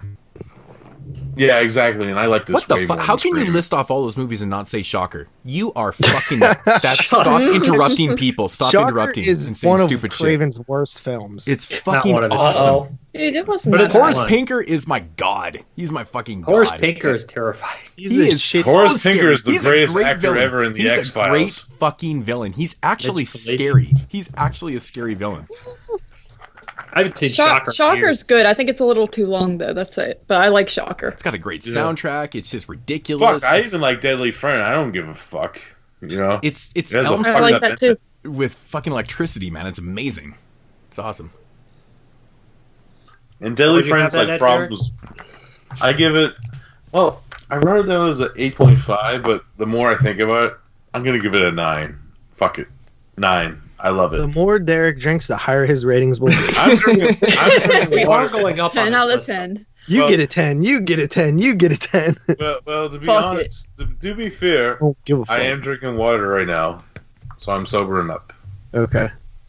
Yeah, you'll be in La La Land in about 10 minutes. So. But all right. 9 out of 10. That's what I rate it. Cool. So my number 5. I'm starting to think y'all are fake because this one hasn't been mentioned, but it's Mom from the year 1991. And shout out to Derek because he actually sent me this on Blu-ray, and it's one of the first ones I watched from the year. But I loved it. I mean, I just like the whole concept. This sweet old lady, she gets bitten by a flesh eater, and then she becomes one, and then her son is trying to be like, no, I gotta cover this up. This is my mom. She's my sweet old mom. And I really dug it. I like the effects. I think they get kind of, scary in a way. I know it's considered like a horror comedy. I don't really find it that comedic, but it's kind of dark comedy, in my opinion. Yeah, and I actually find it kind of sad, too, because it's like, it's this, like, nice old lady, and it's his mom, and it's his mom, so he loves her, and he's trying to, like, cover up all the bad stuff she's doing, which you've seen many movies like this before, and I always like these type of films because they're always kind of tragic in a way, but I found it tragic, he's trying to help his mother out, then he kind of realizes, like, well, she's doing this and there's not really much you can do, but it's like a common theme with you this year, man. You're finding you're getting all crying and shit over some of these films, like, I mean, emotional and stuff. I needed a whole box of tissues with like all of 91. I don't know what's up with that. Were you on the rag when you watched it? The emotional theme of 91. I never even looked at it like that, but it's funny that you say he calls fake with that. It's funny because I actually sent Derek a DVD of Mom back. That's actually. Oh, really? Yeah, that's kind of odd that he sent you a Blu-ray. So he's just obviously better than me. Yeah, he's one-upping you. Yeah. Right, he totally one-upped me. But I spoil Carly. She knows that. Yeah. You know. Right. It's you know. Whatever. But you know. But the thing I always liked about this movie, it's like, I don't want to actually spoil what this type of movie is for people who haven't seen spoil it. Everybody, these are always spoilers. It's a werewolf I think I movie. just It's a werewolf movie. Not exactly a werewolf. There's some It's like sort of vampire werewolf. flesh eater. Flesh eater could be anything. It's like a shapeshifter, you know. Like Yeah, she it's a changes generic the moon. monster, really. You know, Yeah. but that kind the of looks thing- like a were. I don't know. Yeah, you're right. Yeah, it's I kind did of go like a into it different knowing take of nothing. werewolf, you know, in that sense where it's the full moon that reacts to, you know, the more the full moon comes out, it reacts more to the hunger in that sense. And, you know, I know you guys don't like the horror show, but I really love Brian don't mind the James horror as show. Well, I don't hate it either as much as these guys, but Brian James is fucking amazing as the stranger that comes at the beginning. He's great in this. Fucking hate that. Yeah. It's You love interesting how him. he just like I. how he. Oh no, he's good. No, but the horror show. Oh God. That movie's- Well, I also got Art Evans in it and Stella Stevens, which is really funny. Stella Stevens is in this because she was in a couple years later was in the Granny as a horror movie Granny. Yeah, that's She was right. in Right. Mom and the Granny. The Don't forget her Granny's greatest so role. fucking fun, man. Don't forget her greatest role, David, in Little Devils as the lady who owns the landlord. That's like the worst I don't acting remember ever in a that. movie, but the acting is so bad. It's like it's delicious, man. It's amazing. I just think it's funny that someone was in Mom and Granny, where it's Did about you an just old say lady. did you just say it's delicious? Yeah, it was. It was to die for. Man. Jesus fucking I've never Christ. heard that. Movie's turned into a 60-year-old woman. Well, It's you gotta play the part, right? You gotta play the part. That word. I hate when my mom says that word. Delicious. Like I Delicious? don't know What the why. hell's wrong with delicious? But I just- use I don't know, delicious. But I use I don't know, delicious like, in such an grosses me odd out. way. I use it in I such an always odd know way. that's I use it as an Would you like to adjective to live describe good or bad acting. That's just I like- very odd. It's very odd. But what I was getting at when I, you know, Derek, you have to drink more water.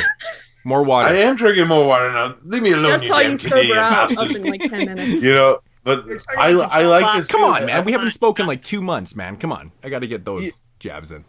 You know, but the aspect that I always liked about it's a different take on this type of tale that I like, and it's like if somebody I kind of compare this to like David Cronenberg's The Fly in a way, where it's acting as a disease is taking over like this person that you care about instead of as a metaphor where it's instead of a disease, it's actually like you turn into a fly, you turn into the beast, pretty much. Where it ends in a sad way, like where cancer would turn into a sad way in that aspect, which I kind of like that aspect of this tale takes and that aspect of it. And it actually has a connection to another 91 movie, as Dave pointed out, where actually Carly's review or Derek's review? well, I'm just talking about it because I do like this movie. I actually did review this on my channel, but hey, I could talk too, Jeremy. Fuck off. What's the connection? Derek, what aspects did you like? What's the aspect of this podcast is Jeremy, and I'm not really liking it. I give it a 6 out of 10 right now. Oh, you finally don't give 6 out of something 10's a a 10. fair rating. Derek should drink on every show. This is great. Derek, I think you just overrated that, man. 4.5. Fuck. That's the story. That's the story of 91 for me, man. Hunger. Under 5 films, man. Under 5 films. Fuck. But good shit, Carly. I'm glad you enjoyed it as much as you did, hun. Thank you. Yes, I like I like the fact that it's an old lady. That's like the big thing. You don't see that in all your movies. And I gave it an 8 out of 10. I thought it was one of the definite gems from this year that I never heard of before in my life, and I was excited to watch it. So that is my number 5. Let's move on. Good shit. Is that me? All right. So this one's been mentioned a few times. One that I liked as a kid, always watched it. As I got older, I hadn't seen it in a while, so I popped it in. I actually rewatched this one twice, and rewatching it again, I was like, no, I would have put this a little higher, because this time around, I thought the satire landed, and I didn't register 100%. I knew it was a comedic horror movie, and this is People Under the Stairs. Like, it's a horror comedy. Yeah. But It is a horror comedy. But the satire plays into it. Like the comedy, the cartoonish stuff is put in there for gags. Like when Everett McGill runs over and he goes to get the shotgun and he lifts up the piano, that he has all these guns and traps hidden all over the house is fucking hilarious to me. Again, booby traps and shit like Wes Craven is Would you rather see this movie like played straightforward? No. I've already seen that with Last House on the Left. Is fucking pimp outfit for life. Yeah, but Last House on the Left, that's not really comparable to this, though. I mean, but we've already seen Craven do that. I've already seen him do that twice, and it's great. I like this idea that he makes it. It's weird, and it's 91. You never would get that shit even made. They would never pass the rating boards. And Craven mixes this. And not all the jokes land. Craven has a joke. It's the idea of the film I wish was played more straightforward. What jokes don't like it like this? It's 91. It fits so much in the 91. And Everett McGill as that role, you would not even have him in this movie if it was a serious movie. I don't think, because McGill plays it so great, and Wendy Roby too. Those are the best part of the movie. I like Fool. I think that is a satire. I think it's stuff with the cards. I like that it's an urban fairy tale. It's a lot of cool stuff going on in here, and it's a lot of different ideas. And Craven is always an idea guy, and his ideas always don't come. They're great ideas, but they don't always come to fruition. He's the best idea guy, but he's not the best. Absolutely. This one has a lot of good stuff going for it, though. It's one of my favorite Craven movies. The People Under the Stairs is a great title. He's always been lucky with titles, or good with titles. Nightmare on Elm Street, Hills Have Eyes, they're just so memorable. He's really good at they're great titles. That's true. It's definitely because we know a podcaster actually named his podcast after this. I think this thing would be on the top end of a 5, maybe 6 or 7. I don't know. It wouldn't even be in my top 5 Cravens, to be honest. But also, some of the dialogue's great in here too. Spencer's dead. You thought he was white before? Fucking love that line, man. Breaking news. Candyman delayed till 2021. Okay, keep Fuck you, Jeremy. 2 out of 10. Fucking Jeremy. Anyways, I love some of the lines in the movie. I don't know exactly if the stuff. The girl's good. She's fine. But Fool's fine too. But like I said, Wendy Roby and Everett McGill steal the show. And there's like this. I don't want to bring this up, but it's just so strange to me how many people adore Wes Craven, and they really don't get his movies the way I see how they talk and act. They just don't grasp. Like where's Wes Craven's from. Like, you watch this movie, he has a lot of political shit in here, and what he's saying. Big time. Dude, it's definitely commentary on the Reagan era, the trickle-down effect shit, the inner city people. The incest. Well, which is funny, because this wasn't actually, I mean, this was Bush. This was Bush at the time, but yeah, I see where you're coming from with the Reagan stuff, but yeah, Bush was president in 91, but... When was Reagan? In the late 80s, right? 80 to 88. Bush was... Dude, I'm Canadian. I'm telling you American history right now. Craven said that on the commentary. Okay, maybe that's what he had in mind when he wrote the movie or whatever, but I'm just saying, at the time this movie came out and was filmed, Bush was president. He was more on the Reaganomics, though, but he was basing off that. But I don't know. It's just...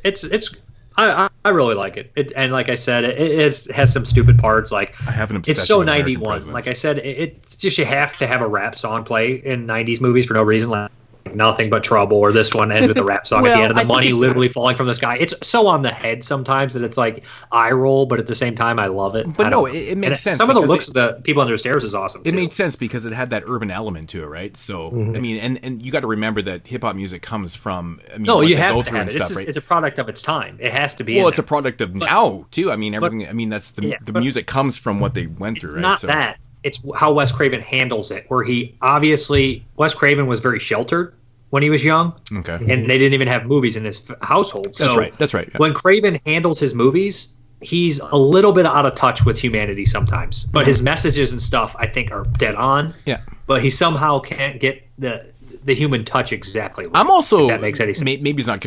I'm not fully convinced that he's better with the suburbs too. Pulling the fucking, maybe utilizing the soundtrack in a movie though too. Maybe someone said to him like, "Hey, this might be a good idea because this music speaks to the people, and this is really what it needs to be." Needs to be and you know what I mean? Like, but there's some stuff that's dated too that a lot of people would rub them the wrong way and stuff. But also, the first time the kid runs through like the crack house or the shitty house, it's just like, what is this? Like, it's just like a straight horror movie. There's all these people like, "Hey, kid!" It's like, this is so over the top. But I mean, it's accentuated to make a point. Yeah, it's a horror movie. everything's over the top. It's you know what I mean. It's a horrible, and that's too like each scene is like a horror movie. But I the think dog even is the awesome. Which general... is actually not that far fetched, man. Because if you look at actual images of like urban New York back in the early 80s and shit like that, man, there was houses in apartment buildings that were completely in shambles that actually looked like that inside, and people lived in those. I don't blame how they look. I'm just saying like that. There's 37,000 people in a hallway. Like yelling. Yeah, but I mean, it's kind of showing that everything's just completely out of control. Yeah, it's just completely out of control, right? But I still think it's the way it's made is like a horror movie. That scene, like everything's a little scary. But dogs fighting and ripping a shit apart. But which is putting in perspective exactly how a lot of black people lived in those days and shit like that too. It's really fucking sad. I mean, you look at it now and you're like, it's filmed like a horror movie, but they were legitimately living that. I believe it. And like I said, though, the way it's filmed is like a horror movie. And it's also a Tales from the Crypt episode just in an hour and a half again. By the way, I agree with that. Yeah. By the way, I just want to state I'm out on Dave. Well, you thought that was my number one? Yeah. Oh, I'm still got Dave. You're supposed to do it dramatically. 8.5. I forgot it because I was drunk, Carly. I'm sorry. Another thing I about must have had a mouthful of water there. The beginning of the movie is actually quite sad, where he says like your mama got the cancer and you ain't got enough money to take it out and stuff like that, and it just puts it a lot of weight on this kid's shoulders. Like you could tell he's probably a good kid, but and which is also it's his birthday too, right? Yeah. It's also a commentary on the black community and why a lot of people resort to criminal activities to make money in the different hoods and stuff like that. And this kid, although he's good in his heart, he's got good intentions, he's still getting involved in stuff that's way over his head, like robbing these rich folks. Well, when you have lack of choices, this is what you have to resort to, right? Right. And that's what he's telling you. Yeah. And I think that's very out there for Craven, this white older dude who grew up very sheltered and didn't even see movies until he got to college. Shit like that and he always took his stories right out of the headlines. So right, yeah, and how he worked. He really had a finger on the pulse a little bit. It really does put his really career out of his element into like a weird perspective, right? For somebody that couldn't have been a movie fan growing up and shit, and he didn't make fan movies. It's really interesting what he accomplished. Because he directed porns too, so it's like, Craven's almost like a lot of his thing is like a big rally against the status quo in general. Of course, and he never came off like that as a person though. It was weird. He seemed very grounded. He seemed very articulate, and he was very smart. And he knew exactly what he's doing. That's what I'm saying. Yeah, he was very educated, in college and shit. Very educated. It's very strange, like the shit that he started. I mean, you look at where he was coming from and doing Last House on the Left is just it's almost mind-boggling. It was almost filmed pornographically too. Yeah, but it's actors crazy. convinced him not to. Yeah, and like he casted a lot of black actors too in his films, which was pretty cool. Not all the time, but definitely more than some directors. So yeah, people on the stairs, man. Like I said, good shit on him. Like he's not one of my top 5 favorite horror directors, but if I were to say like the 2 nicest ones that I would want to hang out with are most definitely George Romero and Wes Craven. Like Wes Craven him and George Romero are the coolest. You can just tell. It's just like good guys. They're just chill. They're nice. You can tell by the way they act in interviews. Oh man, I would love to have talked to Romero. Just sit down, have some beers. He'd smoke 14 packs of cigarettes. Well, I don't smoke anymore, but he'd smoke 14 packs. I'd be dying of lung cancer myself. But I think he'd be a phenomenal Imagine man. fucking Romero and John Carpenter having a smoking contest. I always just remember Romero laying up a cigarette on that 100 scariest movie moments, and I was like, I hope Carpenter's he still really doing just well. had to have one right here. Because he Carpenter's still doing a music. Big smoker. Yeah, man. Well, Carpenter smokes like a chimney too, but he's out on tour and he's making music. Like he's a busy motherfucker, that guy, man. And I just don't want him to one day be like, "Oh, I'm dying." I'm like, fuck, dude, stop smoking. It's not cool. We still got, yeah. Yeah, it's John Carpenter's a big video game fan, which you wouldn't expect. But then again, man, if you're in your 80s and you're still obviously you're alive if you're in your 80s, but if you might as well smoke. I mean, fuck you only got so much time left anyways, right? Like you're probably not going to live to 100. In every interview, he's still alive. Fuck it. Yeah, it's got him this far. Yeah, Carpenter smokes like a chimney, and he still sounds pretty good. It's crazy. I don't know. What the fuck? Carpenter looks like he should have died 20 years ago. I wonder if he can still do Carpenter theme song from Big Trouble in Live. To me, it seems like he hasn't aged in 30 years. Like he hit that plateau, and he was old when he was young, and now he's old and he still looks the same. He stayed the same. Yeah, he's like Telly Savalas. That dude was never young. And it's Tommy crazy Lee Jones. at, Tommy Lee Jones was born in his 60s. And it's crazy when you look at his son Cody. Like he looks like his dad, but he has his mom's afro hair. There's the Joey Diaz laugh. That's right. I don't think I've ever seen Telly Savalas young. No, that dude's never been young. Never been young. Moods. Ever. What's your 5? We have 5. It wasn't me. Okay. Coming in number 5 is I believe this is the first repeat. I think this is just the second time it's been brought up. Is Highway to Hell. I think Jeremy had it on his list too. I love this movie. I rewatched it again last night because I just love this movie. It was the first movie I watched for 91, and it was the last. Because I'm weird like that. I do shit like that. I don't know if it's weird. I think all these lists that I do, I always watch a movie first that ends up making my top 10. It's fucking strange. Little fucking weird fact about me. But anyways, Highway to Hell. We talked about it, man. We brought up a lot of shit, but it's just a fun ass movie, man. There's so many great cameos in this. I'm really actually surprised Jeremy didn't bring up the Gilbert Gottfried Hitler cameo. I forgot about that. He plays Hitler, and it's fucking hilarious. The first movie I watched, so I forgot. Yeah, it was me too. Oh man, I love the Gilbert Gottfried playing Hitler. Is fucking hilarious, man. It's just so good, man. Of course, you got Jerry and Ben Stiller. I love the scene with Ben Stiller when he fucking starts yelling at the chick. He's like, you fucking vegetarian bitch. I tried to give her my best cut. I love that shit. He's cooking eggs on the fucking sidewalk and shit. It's good shit, man. Just a fun ass movie. So many cool things that I feel like like I said, like before earlier in the show, I feel like every time I watch this movie, I pick out something different, just how shit's named or what's going on and stuff. It's just, it's fun as hell, man. And Chad Lowe freaks me out. Am I not the only person that's freaked out by Chad Lowe because he looks identical to his brother, but it's not Rob Lowe? Well, the only person that's freaked out is his ex-wife, Hilary Swank. He was married to Hilary Swank? I didn't even know that. Yeah. Well, we know who the talented one was in that relationship. Yeah, there's just lots of fucking crazy shit, man. Like Lita Ford's in this movie. She has a quick little cameo and shit. I actually met her one time. Lita Ford, of course, was part of the Runaways. Yeah, I met Lita Ford one time. She was part of the Runaways, of course, with Joan Jett and shit like that. They were one of my favorite bands. And it's fucking Lita Ford. I mean, everyone knows Lita Ford, but she plays that hitchhiker, or whatever the type character I guess it is. But yeah, I actually met her once in real life. It's kind of cool. Wish I had a picture with her because she got some boobs on her. But yeah, fun ass movie. Enough said about Highway to Hell.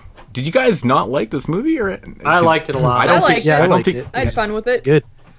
Yeah, I wish I would have rewatched it. It was one of the first I watched too because I was like, I haven't seen this since I was a kid. I was excited to put it in, so I watched it early, which I feel might have. It's just got that really. It's got that really kind of wholesome setup to it. It's very quick. It's about this couple that's going to get married in Vegas. They're kind of they're going against the grain and going to Vegas and stuff. They decide to take this back road and stuff. And I love this whole concept with the hell cop and shit. Yeah, they're eloping and stuff, but of course they stop for gas, and the owner of the gas station has had a run-in with this hell cop and shit, and he knows kind of what's going on and stuff. I just love the whole setup. it's awesome. It's great. Kirsten Swans. I wish she was in it more. I mean, she's trying to be saved. Really, she's not in the movie a whole lot, but she is though. But lots of cool ass characters and shit. It's great, man. I love I think I mentioned it before though too. The tow truck. It was AAA, but it was like, what was it called? Anarchy of I don't know, whatever. It's just like straight satanic. It's kind of a giveaway what's coming later and stuff. I thought that was kind of little kid in this movie is pretty annoying too.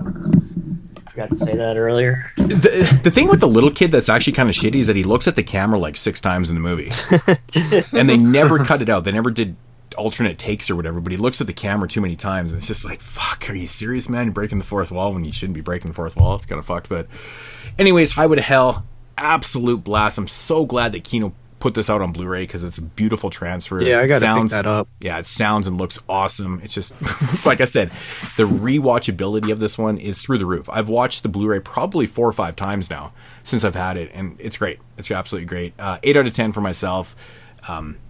It is, top 5. Sweet. Jeremy. All right, my number 5 is the Fox TV film The Haunted. Really? Nice. Damn. I liked it a lot, man. I liked it too, actually. I liked it too. It was fun. Good movie. Yeah, this movie's pretty cool. It's cool. If you don't know, this movie has the Warrens in it, and they're not main characters. They're kind of just, they're in a little bit of the film, but it's cool to see those characters in this movie because you kind of just think of them as Amityville and The Conjuring. So it's cool to see them pop up in something different. So this is it's a very basic ghostly story about a family whose house they move into is has some ghost spirits living in it, and it's pretty basic by the numbers in that sense. But I feel like all the performances are really good. I think the dad does a really good job. I can't remember his name, but I feel like he does. Jeffrey DeMunn. Yeah, he's probably Dale from The Walking Dead. Yeah. Oh, really? Yeah, still. He's in The Hitcher. He's in Storm of the Century. Blob he's remake. In Christmas He's Evil. in all Frank Darabont's Miles. Yep. So, I feel like, he does a great job in this role, and I feel like our lead mother, she does a great job too. And, it's just a really fantastic TV film. It doesn't do anything to overstay its welcome, and it's not, overly bloody or anything like that. It's just a good, suspenseful, made-for-TV film from the early 90s, and doesn't have a DVD release, again, which is unfortunate, but it's still a really, really great movie, well made, and it has some creepy moments in it, so I give it an 8 out of 10. Wow. I thought it was so creepy when I was a kid. Like that part where they're camping and she sees like the spirit followed them. I remember like being so scared. And I didn't know what the movie was called for years and years, and then I saw someone review it and I was like, holy shit, that's a movie. It doesn't hold up as well, but like it's still really creepy. Yeah, and also for a miss TV 90s movie. families, like how they're portrayed. Yeah, like dude. they're religious, but they're not fanatical. They celebrate Halloween. They generally love each other, and they're not overly strict. Like you can't go on a date. This is like, dude, I remember this was pretty much the norm when in the 90s. Like you weren't. Now it's always now everybody's a angst. fucking asshole. Like everybody's Like so the fucking kids are always extreme. like angsty and shit. Like it's not like the wholesome family. Or their anymore. parents won't celebrate Halloween because they're religious fanatics, or they're like, you can't go on a date, you're a slut. Like, dude, it's like fucking most people are normal like this. They're like this. They're normal. The dad They're drinks fine people. beers and all that, It's like just a couple normal. beers, not like a drunk. It's like, dude, this is 90s normal American life right here. Yep. Except without the ghost. There's a ghost. and Jeffrey DeMunn gets raped, which is really weird. Yeah. Isn't that crazy for the TV film, man? Yeah, He I was totally like, what gets is like this? there's Fucking male something. rape in a TV movie. Yeah.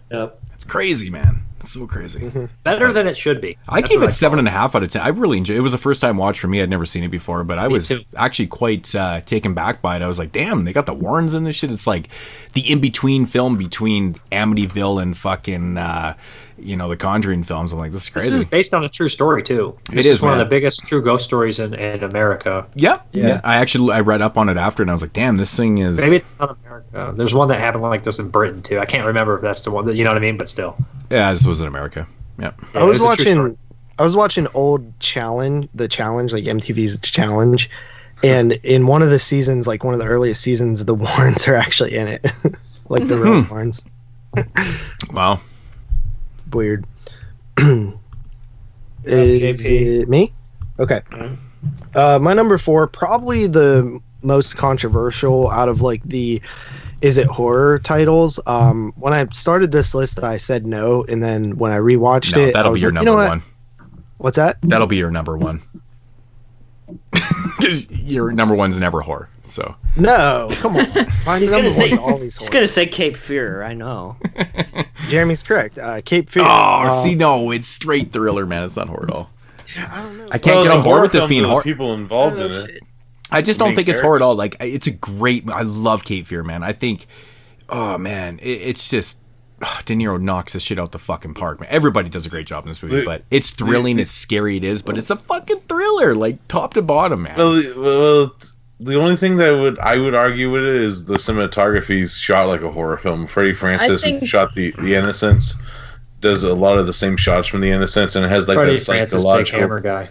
I mean, I would say maybe the third act is probably the most horror. That's what kind of. So it's a horror to the people that involved in the movie, the characters themselves. They're being horrified by this dude. Mm-hmm. You know, No But, I mean, problem to with me, anybody that's- else considering it a horror movie, but I personally don't But either. personally, I see it as a thrill. It's they're being scared. It's like a thrill. You know, it's like I don't know. JP calls Unhinged horror. This is horror too. There you go. You know what? I De thought Niro that is so fucking good in this movie, though, man. Like, he's so goddamn good. This is actually Counselor, you're gonna one of my learn about favorite De Niro performances of all time is in this film. He's just as that southern He's a fucking motherfucker. tatted That's the only fucking thing I piece could of describe him shit as is a character, and motherfucker. he pulls He it just off so beats the shit fucking out of good. Lena Douglas. Fuck. I love that scene when they're smoking pot. This in and the Raging Bull, man. theater. Fuck, he knocks these That out the scene's park, man. awesome. Dude, it got Moods' girl in it too. Dude, the scene between De Niro and Juliette Lewis, there's so much tension Juliette building. Lewis, you talking about? Because you know, You can't smoke grass in school.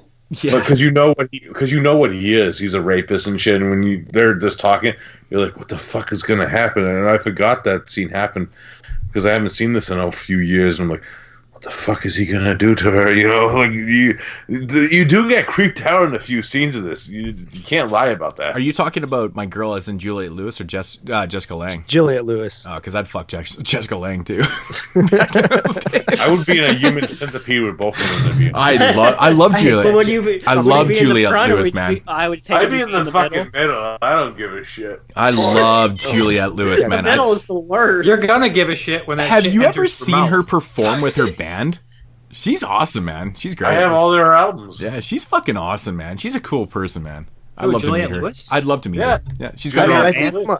I think my biggest lead singer complaints of with her this band, is I just feel like, and this is why it's not like 1 or 2 or 3 or something. It's Jonathan Baker. I feel like it's a little unbelievable and a little over, like, I don't know.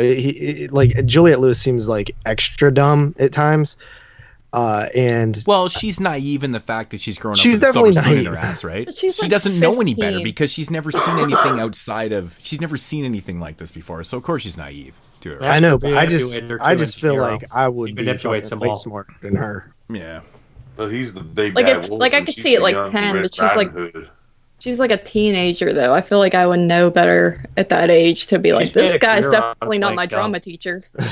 Pretty much. She's the Yeah. best dumb girl of all time. Yeah, did you ever see California No, with a K? you wanted to say it different because it's a K. Yeah. You did. You stuttered on the California. I'm glad you Natural But I Born mean, it's like Killers Natural is Born one of my Killers, favorite though, too, right? performances, though. She's kind of the one same of my favorite character. performances. In that too, like she's fucking, drawn Ditzy into as that fuck. shit. Yeah, but then she's fucking amazing in Natural Born Killers. Yeah. So why do you like this movie, JP? I mean, De Niro, right? Like that, and that's another thing why I like kind of can see it a little bit more horror is like the unrelenting, like I'm gonna get you back type thing feels more horror to me than thriller. But I can definitely see, I definitely aspect? can see, yeah, the revenge aspect and just almost how it's like over the top in terms of like his wit and like how much ahead of them he is. It feels, I don't know, but and then the final act too seems a little bit more horror, but I could definitely see the thriller because like I said, I initially, even because when this was picked for the summer series last year, I said that it's a thriller and it shouldn't be the top 2, and I stand by that too. I would never put this 1 or 2. It's just I not wouldn't put it as horror top 2 enough. either. But somewhere in the 10, I'm okay with. Yeah, this one's a perfect 11 for me. Right, I guess so. Honestly, I debated it heavy before we got on and to make the thing. I was like, should I take this out? But the thing that kind of stopped me was that honestly, like, I didn't really have a film that I was like, because this pushed Cast a Deadly Spell to 10, and the film that would be next with 11 is also one that I don't consider really that horror, and then I'd have to go down a little bit. So I don't know. I put it on. I'm okay with it. It's a phenomenal movie. I actually liked it more this time than I did the first time I ever seen it. This is only a second time watch for me. Robert De Niro is just a motherfucker in this movie, dude. He's like Especially such that scene where he's asshole. like Michael Myers when he gets beat the shit out of by the 3 dudes and he just gets up and just fucking beats the shit out of them. Yeah, he's in control the entire time. Like even when he's because he's bad fucking ass, man. Let me ask you something. Have you ever seen the original Cape Fear? No, I from haven't. early 60s, I think. Score's Is it good? It's a good movie. I like it. This is a remake I do like a lot better than the original. But I like that it pays homage to the original still by casting like Robin Mitchum and Gregory Peck. No, it does. It does. But this, I mean, De Niro's performance, though, man, my God, using the same score too. I think putting all those tattoos on him was such a menacing look too. Yeah, You're a fakerton.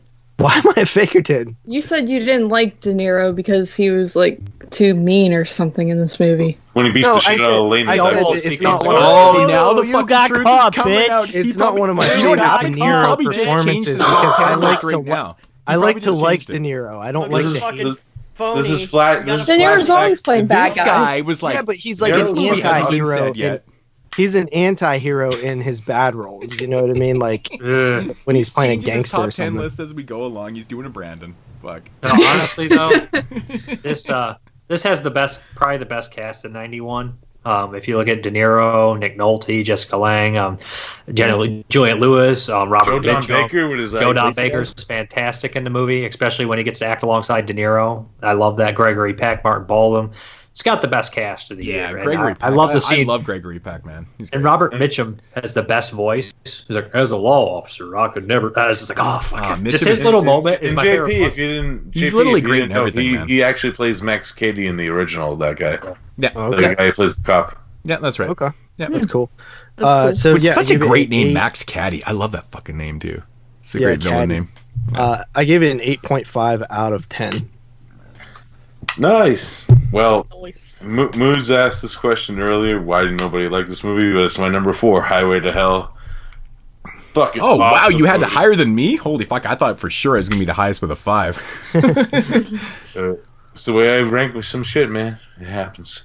But yeah, what more can I say? It's a blast to watch. Fun Road horror performances. too, man. Road horror kicks ass. I love some road horror. It does. You know, We need to make I more. actually. Where's all the Joyride movies? Come on, we need more. Dude, no, Route 666. That's the. I love fucking- Rusty that Nails one. though, man. Lou Rusty Diamond Nails Phillips, fucking right? dope.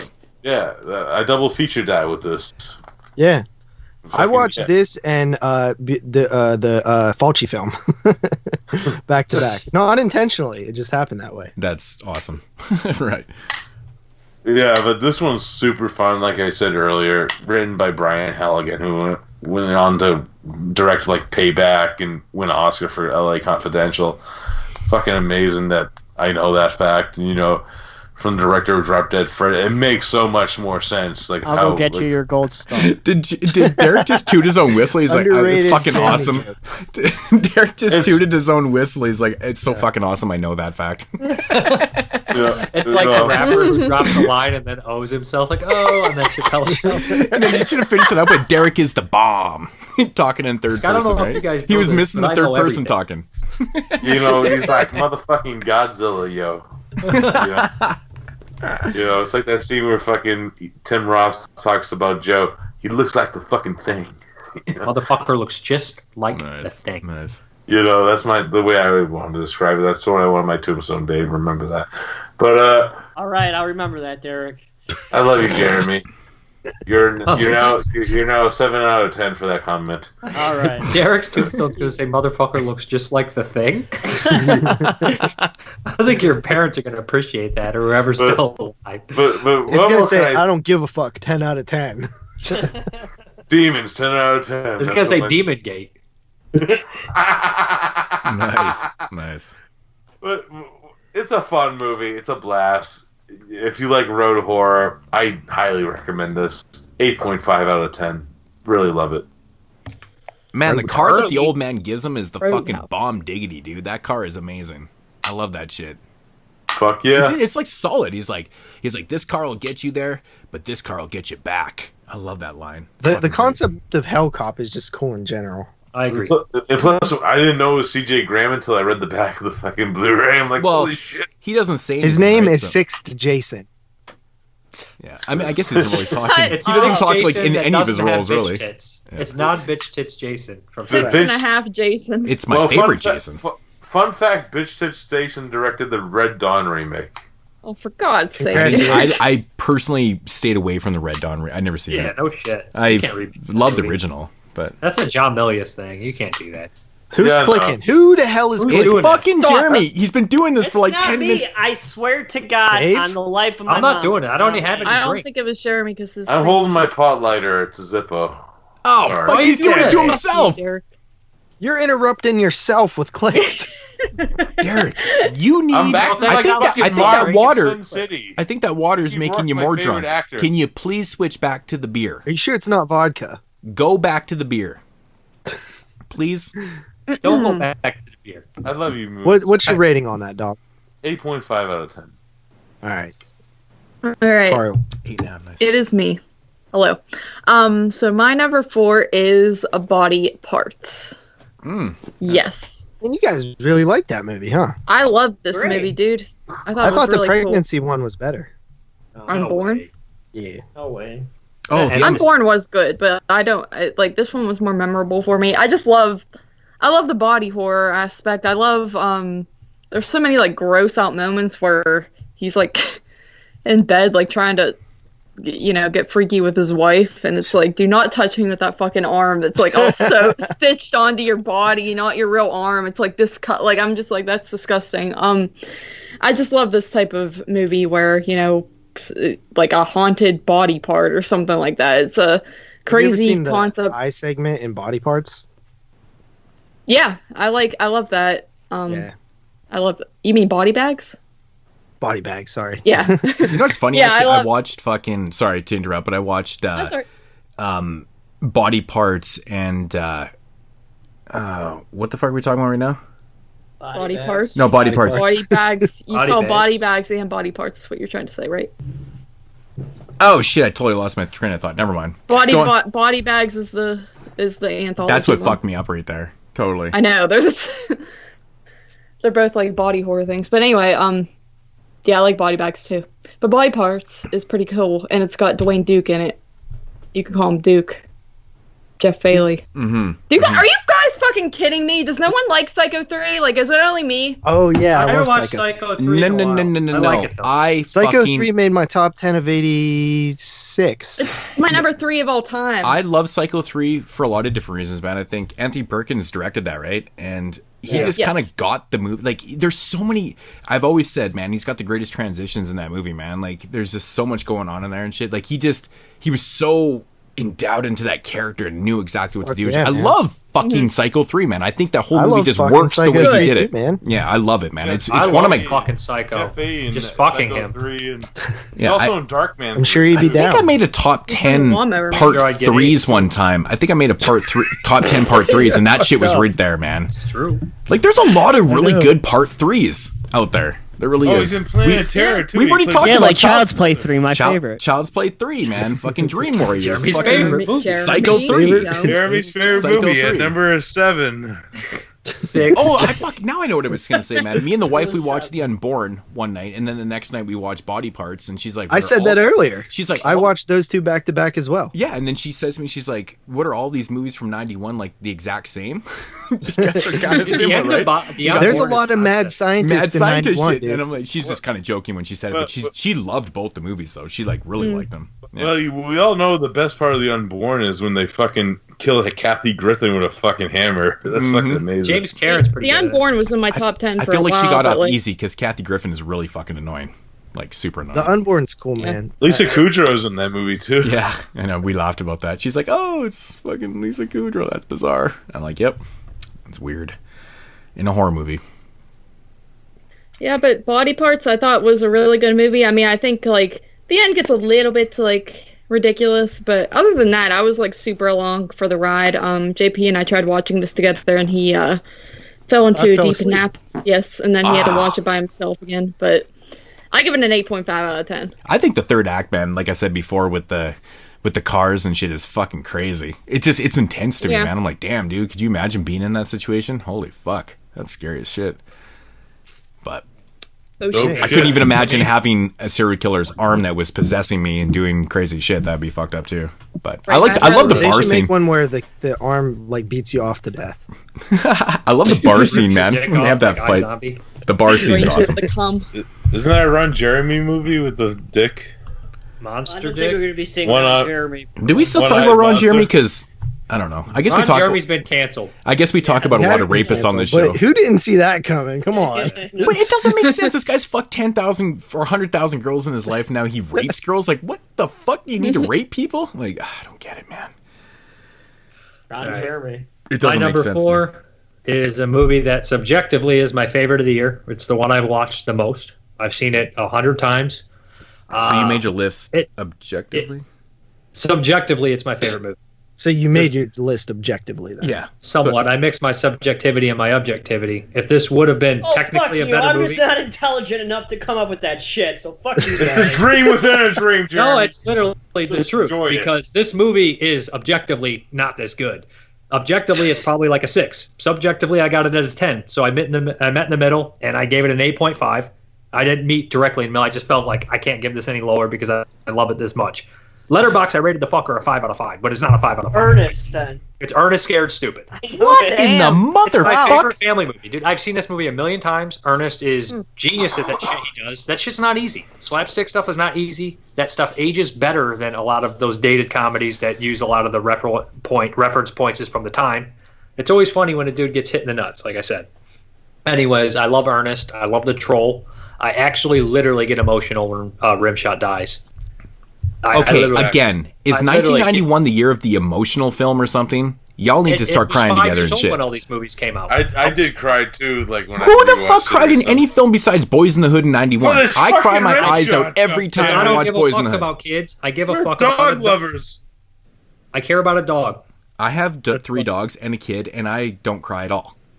Because you're not a human being. I'm probably not. Somebody with a runny nose was gonna die, and that had to happen. Anyways, I love the troll. He's great. I love the idea that this is a Halloween kids movie. I love Halloween. Has all the decorations I had sitting on the walls, and it's scary as fuck for kids because he literally turns them into wood. It does have a nice aesthetic to bring it. them back. Yeah, I like the aesthetic of the film. The opening is great too when they're telling the story. It's like, and they were cursed to get dumber and dumber and dumber, and it cuts right to Ernest. Yeah, I don't know. Barney plays like the ancestor too. It's great. He's like him and he's heavy makeup. Ernest World, and he does that. I don't know. I love this movie. It's the one. If you tell me any of the movies on the list, like just to put in, I'm going to put in Ernest Scared Stupid. What? When I was 5 years old, I loved it. Then when I was 15 years old, I thought you were only putting horror on. Y'all gonna make me cry for not rewatching this shit, If this is not a man. horror movie, what is it? It's a family horror movie. It literally is a family horror movie about a troll who turns people to wood. My kid liked Stupid it. is technically scarier than 90% of the movies on this list. It's scarier than... I'm just joking with you, buddy. No, but I'm serious. Like, people say it. It's scarier than Necromantic 2. It's scarier than Pit and the Pendulum. It's scarier than fucking Haruko the Goblin. It's literally scarier. There's points in here that are scarier. I'm not... It's not scarier than Cape Fear, man. Cape Fear is actually scary. Ernest Scared Stupid. Even though it's thriller. Cape Fear is a fucking thriller, dude. Shaun of the Dead is considered a horror movie. I was just thinking about this. People are like, Shaun of the Dead, no doubt. People don't argue when people put that on top 10. They argue about Ghostbusters, though. Ghostbusters is just as much a horror movie, if not more, than Shaun of the Dead. Yeah, because Ghostbusters is a good movie, and Shaun of the Dead It's sucks literally true. fucking floppy donkey cocks. Yes, we know. Completely inaccurate. Completely inaccurate. No, moves. Shaun of the Dead sucks, and 10 out of 10. Ghostbusters is a 10 out of 10 masterpiece. I rock a can't get poster on board downstairs with in my this house of Ghostbusters, and I look at it every night before I go to bed. I don't like and I do things to my There, I balls. said it. Well, Ernest Scared Stupid is about a fucking troll that turns people in the wood to bring back an army of trolls. Yes, it's goofy, but there's genuine scares in it. When that girl goes to check under her bed, if you show any 10-year-old Ernest Scared Stupid right now, they'll be shitting their pants. It's like Return to Oz. I'm telling you, it's like Return to Oz. It's like Return to Oz is scary as fuck. That shit scares kids. Too. Yeah, I was watching fucked up shit like Hellraiser at 10. Man, Disney in the 80s was the best. Though. They don't make kids, scary movies. I said that before. They never will anymore because that. this People world's have so been saying that for the last 20 PC. years. They're so scared of doing anything these days. You can't say anything. You can't do anything. You'll never see that shit. That's Monster that's Squad the past. never gets made. We were lucky to grow up in an era where we got to see that shit. You'll never see. Our kids will never get that experience of witnessing new films like that. We can show them the old shit You're that the we only grew up one with. with kids, dude. What do you mean, our kids? Am I the only one up in here with kids? Y'all fucking need to get some goddamn kids. No, you don't. Really, don't get some fucking kids. Like, what the fuck, guys? Don't get some No fucking thanks. kids. Could you see me as a dad? I couldn't even explain what I the can't even difference imagine you between having favorite and sex, not for favorite fuck's is. sakes. This guy's So here you talking go, about little having Johnny. He ain't even having This is sex. Child's Play. Jeremy This is my Jr. favorite movie. And He's this having is Child's Play 3. Yeah, like, I can't even fucking explain that shit to you guys. How the hell am I going to fucking explain it to the kid? You yell at your kid. You're like, you said the Dilophosaurus was your favorite. Now you like the raptor better? What the fuck? Wait. The best Of part course it's your favorite. It's the one you fucking bought you. The best part of that whole statement was Jeremy's going to name his kid Johnny. No, but honestly, like, think about it. Like, I try to rate things like subjectively, objectively, and sometimes historically. Like when you come up to something like "I Spit on Your Grave," I'm the like, same way. Yeah. Yeah, you got a mixture. But Ernest Scared Stupid to me personally is a 10. It's not a 10 on a list of the best of the year, but I put it at fucking 4. That says a lot. Yeah. It's, it's like with me, Return to Oz and stuff. I mean, a lot of people, whatever. But, it's... I think Return to Oz is technically a better movie than Ernest Scared Stupid, though. Well, it probably is a better movie, but I just, I think Ernest Scared Stupid's dirt cheap, too. Yeah. It's dirt cheap. And there's a lot of editing errors, too. Like, you see a troll get killed, and then he's in the background again. You're like, that troll just died. Yeah. That's I just watched that troll die. 100 packs of cigarettes a day. Yeah. Jim Varney, I know, he was fucking a gift. I love that story when he fucking got arrested with the fucking whole plane full of marijuana. It's fucking amazing. I don't think I've heard that story. Man, Jim Varney used to endorse our local brewery here, so he used to come into town all the time and do all these photo shoots and shit. We had him like all over our beer and stuff. It was fucking cool. Nice ass. Was he nice? You ever meet him? I never met him, but my uncles met him tons of times. Tons of You know his best friend in real life. He was always at a brewery. Yeah. You know who his best friend in real life is? You ever see The Water Boy? Yeah. You know that crazy dude that plays the fucking weird farmer that fucking... Yeah, the guy was like, remember the time Bobby Boucher? yeah. You know Jeremy that does the show with me sometimes? He was like, that was basically my dad growing up. he played Sean's father in Boy Meets World. Yeah. He always played like a drunk. Yeah, he replaced actually Jim Varney as Slinky in Toy Story after he passed away. Yeah. Huh. That's cool. Remember the time I gave Ernest Scared Stupid an 8.5? 8.5. Ernest Scared Stupid. All right. I guess it's to me. Coming in at number 4 is Mikel Suave's The Sect. The Sect. I love this movie. I have a funny history with this movie because the first time I watched this movie, I was so confused.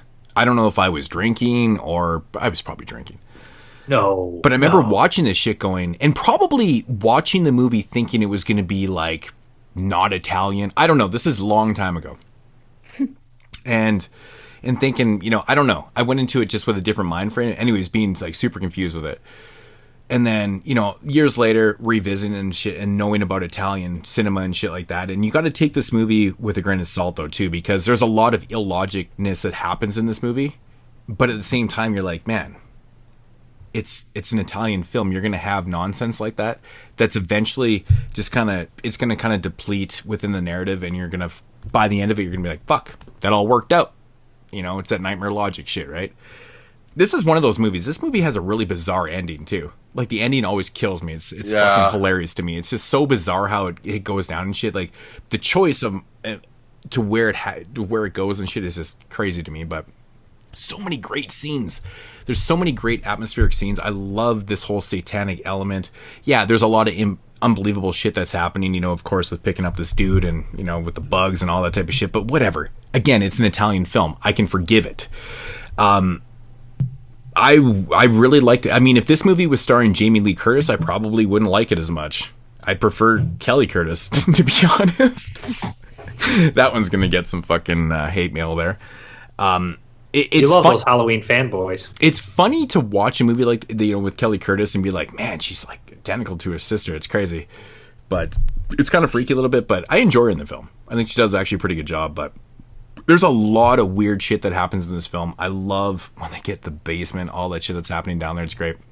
But these type of satanic films, and like Dave said earlier, man, it's Rosemary's Baby. That's the whole point of the film, right? Obviously missed that the very first time I watched it. I've seen this movie multiple times since then. And it's just one of those atmospheric, illogical, ridiculous films that I absolutely adore. Mikel Suave never missed, and, that dude needs to come back. He really needs to come back. He's got that vision, man. He really does. He just kind of knows what to do and, take these kind of bizarre screenplays, from Argento and shit like that and work them well. I'm coming in at an 8.5 out of 10. I don't think it's perfect by any means, but it's one that I personally love. You need to check it out if you've never seen it. and Herbert Lum's amazing. We gotta admit that, Moods. Oh, yeah. We've said that 100 times, haven't we? Well, that's the thing. That's the thing. I just didn't want to, I mean, what else can we say? It's been brought up a couple times. But it's the Lum. You gotta mention the Lum. Lum is amazing, but I love, the way this movie's shot. It's fucking great. There's so many great scenes in that house, in that basement. But I think Carly brought up the fact of, I've only been living here 8 months, and that always kills me every time she says that. I'm like, you've been living here 8 months, and you never went in your basement? I would be there 3 days and being like, I need to go check out what's in the basement. Kind of thing, right? It's just your fucking house. You want to explore. You want to see what's going on, and what's not going on, kind of thing. And it's weird because this in a movie from this year has a lot of rabbit symbolism. This and Underwater from this year. Yeah. Is the rabbit symbolism is that in junction with Satanism? I don't really know much about. I think it has something to do with I think it's like an Alice in Wonderland type thing. Oh, okay. Yeah, when it comes to symbolism, specific symbolism to do with Satanicism and all that type of shit, sometimes I'm not very much on board with that. But the thing I like about movies like this, though, is that, when you deal with Satanism and these type of movies, there's no written rules to what you can do and what you can't do. So you can't look at a film like this and be like, yo, man, that's not right. That doesn't work. That doesn't work. That doesn't fit, kind of thing, because there is no fucking written rules to doing a Rosemary's Baby type movie or having these illogical fucking, parts of these narratives and shit. It doesn't matter. It just doesn't fucking matter. And that's what I like about these type of movies, because you can watch this and almost interpret things differently every time you watch it, but still get the same enjoyment out of it, if that makes any sense. I'm probably just doing exactly how you'd be watching this movie right now, not making any fucking sense. But anyways, it makes sense to me. I love this movie, The Sect. I think it's fantastic. I don't know if you should get the Scorpion or the Shameless. I don't know. I have heard that the Shameless picture isn't as good, but it seems fine to me. But I mean, whatever. It is what it is. Maybe I'll rip that and try to somehow put the sound over the other one. I could technically probably do that. Yeah, I don't really have any sound. Yeah, I don't know. I think it's only with you have the deluxe edition, Dave. I have both editions. They both do it. You never picked up the Shameless one? I'm surprised. I have the Shameless one. I just didn't. I was being stubborn and angry. And you never watched it? No. Of course. Funny. It was a deluxe edition. I paid $40 for that cocksucker. I was gonna fucking watch that one. Yeah, Shameless was cheap, dude. Amazon. I bought it for $12, $15, something like that. Most 20 shipped. Yeah, dude, it was crazy cheap when I got it. So, yeah. I got that and the Church, and then I rebought the Church and the Sect. Yeah, I never bought the Shameless. Good shit. But I have the Scorpion or whatever the fuck it is. But. Am I next? Yep. You are next, Jeremy. All right, number 4, JP, following your shoes, I got Cape Fear. Oh, what the fuck? Here we go. I'm out. And you fucks are going to be surprised my number 1 is. Jesus. Yeah. So. It's obviously Puppet Master 3. Puppet Master 3.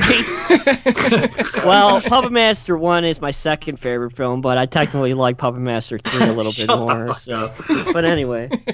That actually might even be true, though.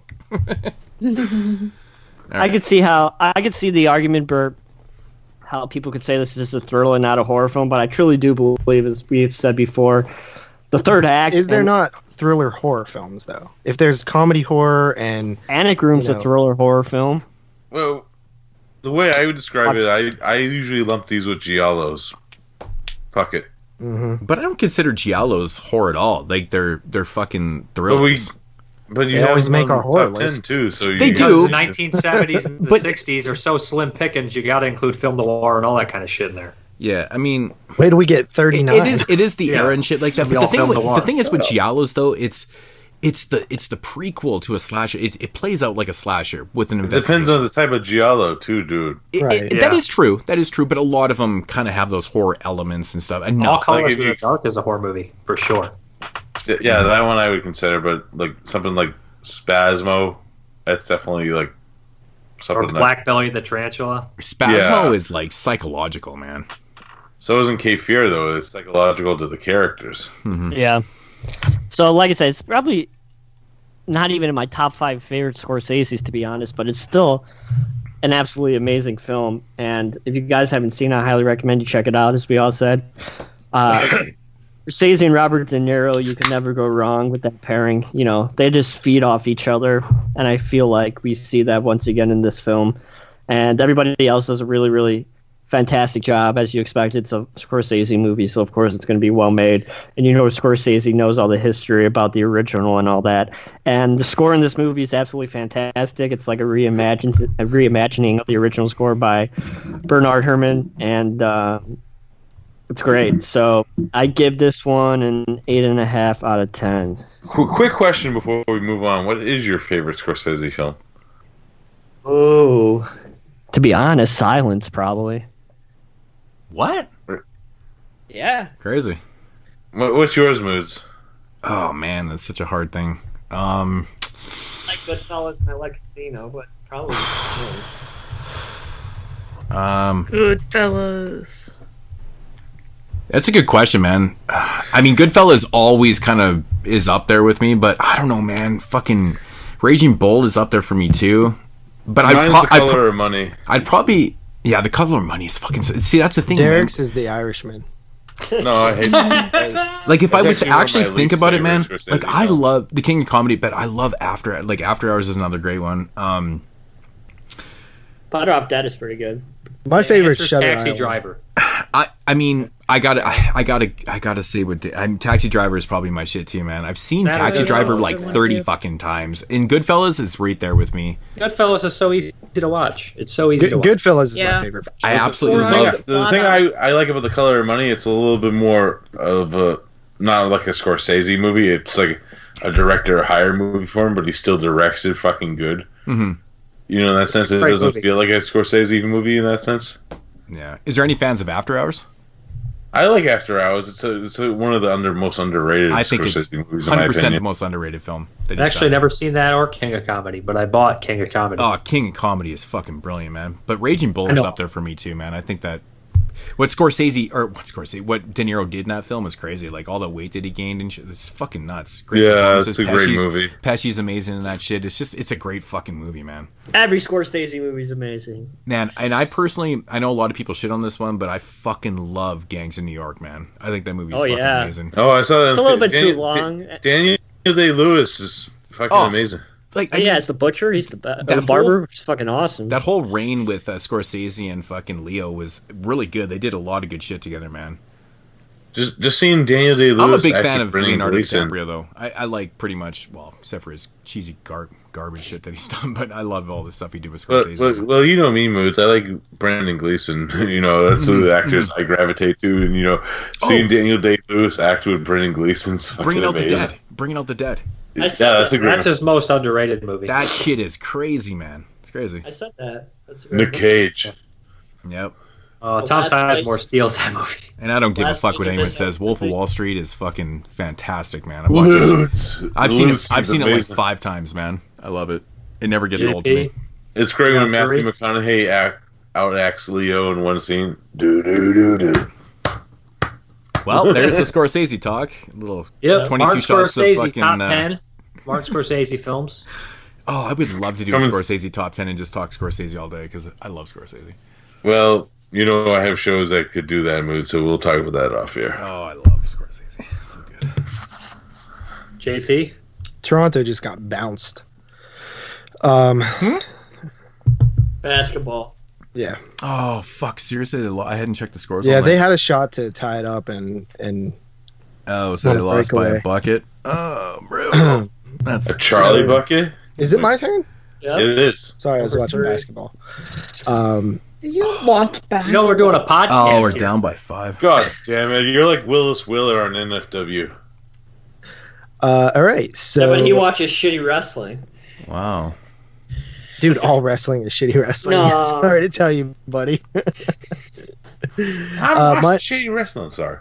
My number 3 is a film that's definitely showed up before. I'm actually surprised that it wasn't higher on some of you guys' list, but it is Child's Play 3.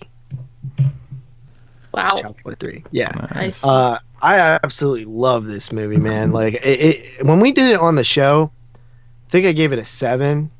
But since then I've seen it maybe 3 times, and I love it, man. It's to me, it's the original trilogy is so fucking good. And this one in particular I've always loved part 2. And 1, I'm kind of with Dave, like it's like a more of like a, you know, serious horror film, which may hurt it a bit considering it's a killer doll, but it does rely on scares and stuff like that. But 2 and 3 is where it goes just crazy, but not too crazy like Chucky becomes later. It still feels pretty grounded in just him being a bad guy and not like over the top silly bad guy. Only in it love for the himself. military academy. You can, like, what other horror film is set in a military academy? You know what I mean? Body Snatchers, the 90s version. I've never seen it. Is it set in a Not military academy? Not an academy, but it's a military base. Yep, that's right. Very good. I love that, man. That's so cool because it's just such, and it fits for Andy's character at the time too. You know what I mean? Like, he's had all this trouble, so, you know, he's looked at as like a troubled kid. They stick him in this military academy. It's like he's running uphill. You know what I mean? Like, he can't get ground because he's stuck doing push-ups and shit. You know. But I think the characters are pretty good. His friend Whitehurst or whatever his name is, like, I know it shouldn't. Let but me say, cracks it me up reminds when me of me. it does a little. It does, yeah. When he jumps on the grenade, it like makes me laugh, even though it's not supposed to. That's like a dramatic. Literally. Except for that part's a little bit too brave for Jeremy, though. His body just gets fucked. That part's too brave for Jeremy. There's no Nobody way. ever forgot that scene, though. That's a very memorable scene. It is, yeah. Right. And then when, like, Andy's like fighting Chucky, and then they open the door, and he's like Chucky goes limp, and he's just like smashing the doll off the floor, and the dude's like, "What the hell are you doing?" Oh man, reminds me of South Park when Kyle has Hanky in his hand. No? Doesn't remind me. Yeah, I can see it. I can see it. I can see it too now. Now I'm visualizing it more. Yeah, the final is fantastic in the carnival there, and, you know, I doubt that the carnival scythe would be fucking sharp as shit and metal, but, you know, whatever. It's a horror movie. If people complain about that, they won't just complain roll about with it. Living Doll, though. Right, exactly. And the skull, you know, the I mean, it's ridiculous, you know, them climbing up this skull mountain, you know, at the end and stuff like that. But Chucky coming up after him, and he's like super pissed off. Brad Dourif pissed off is like one of my favorite things in life. Dude, that whole scene where he's just like slowly getting torn apart and shit is just fucking awesome, man. Yeah, and I love how Chucky becomes more human the longer he's in the body, and he's like, but he's really bad at getting out of that body, man. Like, he sucks. He spends forever. What would happen if he stayed in there to the point where he turned human? I'd like to see that movie where, like, if he stays in the body so long, he actually turns into a human and shit. And like, it's just a little human. Yeah, it'd just be like this little fucking straight human. It'd be ridiculous, but kind of fun. Yeah, I mean, that's the one thing I like about Seed of Chucky. Like, the one minor thing is eventually he's like, you know what? I like being a doll. You know what I mean? Like, I can't die and stuff. And you're kind of like, yeah, why doesn't he just stay the doll? Yeah. But I like the intro to this one too, with him yeah, it's becoming. creepy. It's gross. Like, I like that.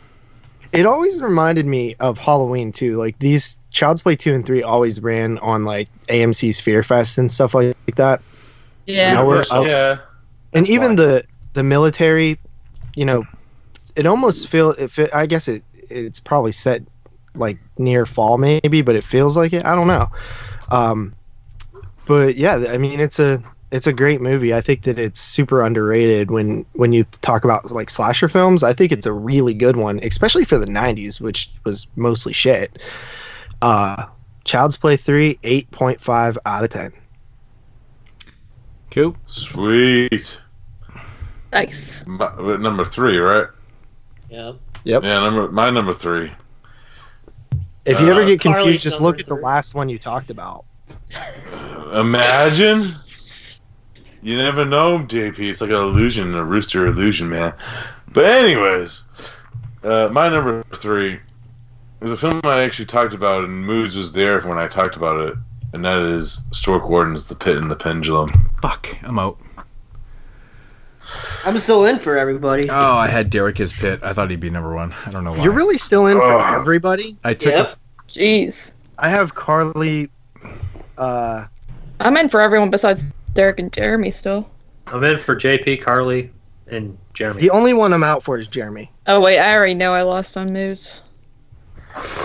Yeah, I thought this was fantastic. For like it just blew my mind. This was a full moon production when I first saw it. This was actually a first time watch for me. The first time I never seen this when I was growing up and stuff, and I was kind of a fan of the Vincent Price, but this is way better in my opinion. I like how it kind of plays into like that satanic feel. It feels like the Devils mixed with like Witchfinder General in a sense.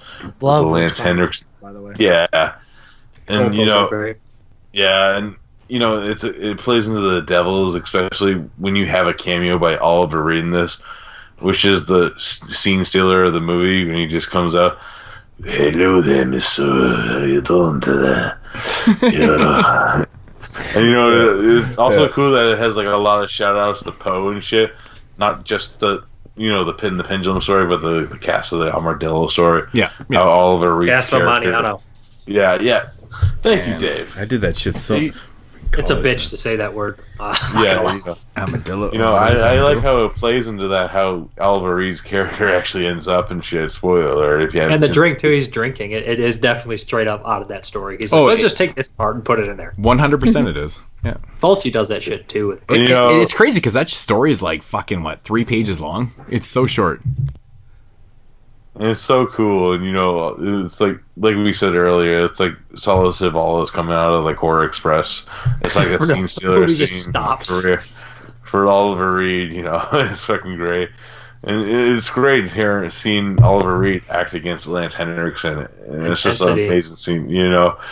It's just one of those scenes where you have to see if you're like a genre fan in general or a fan of Oliver Reed in general. It's great. It's fucking awesome. And, it's always great to see Stuart Gordon kill his wife in movies, and she dies fucking great in this.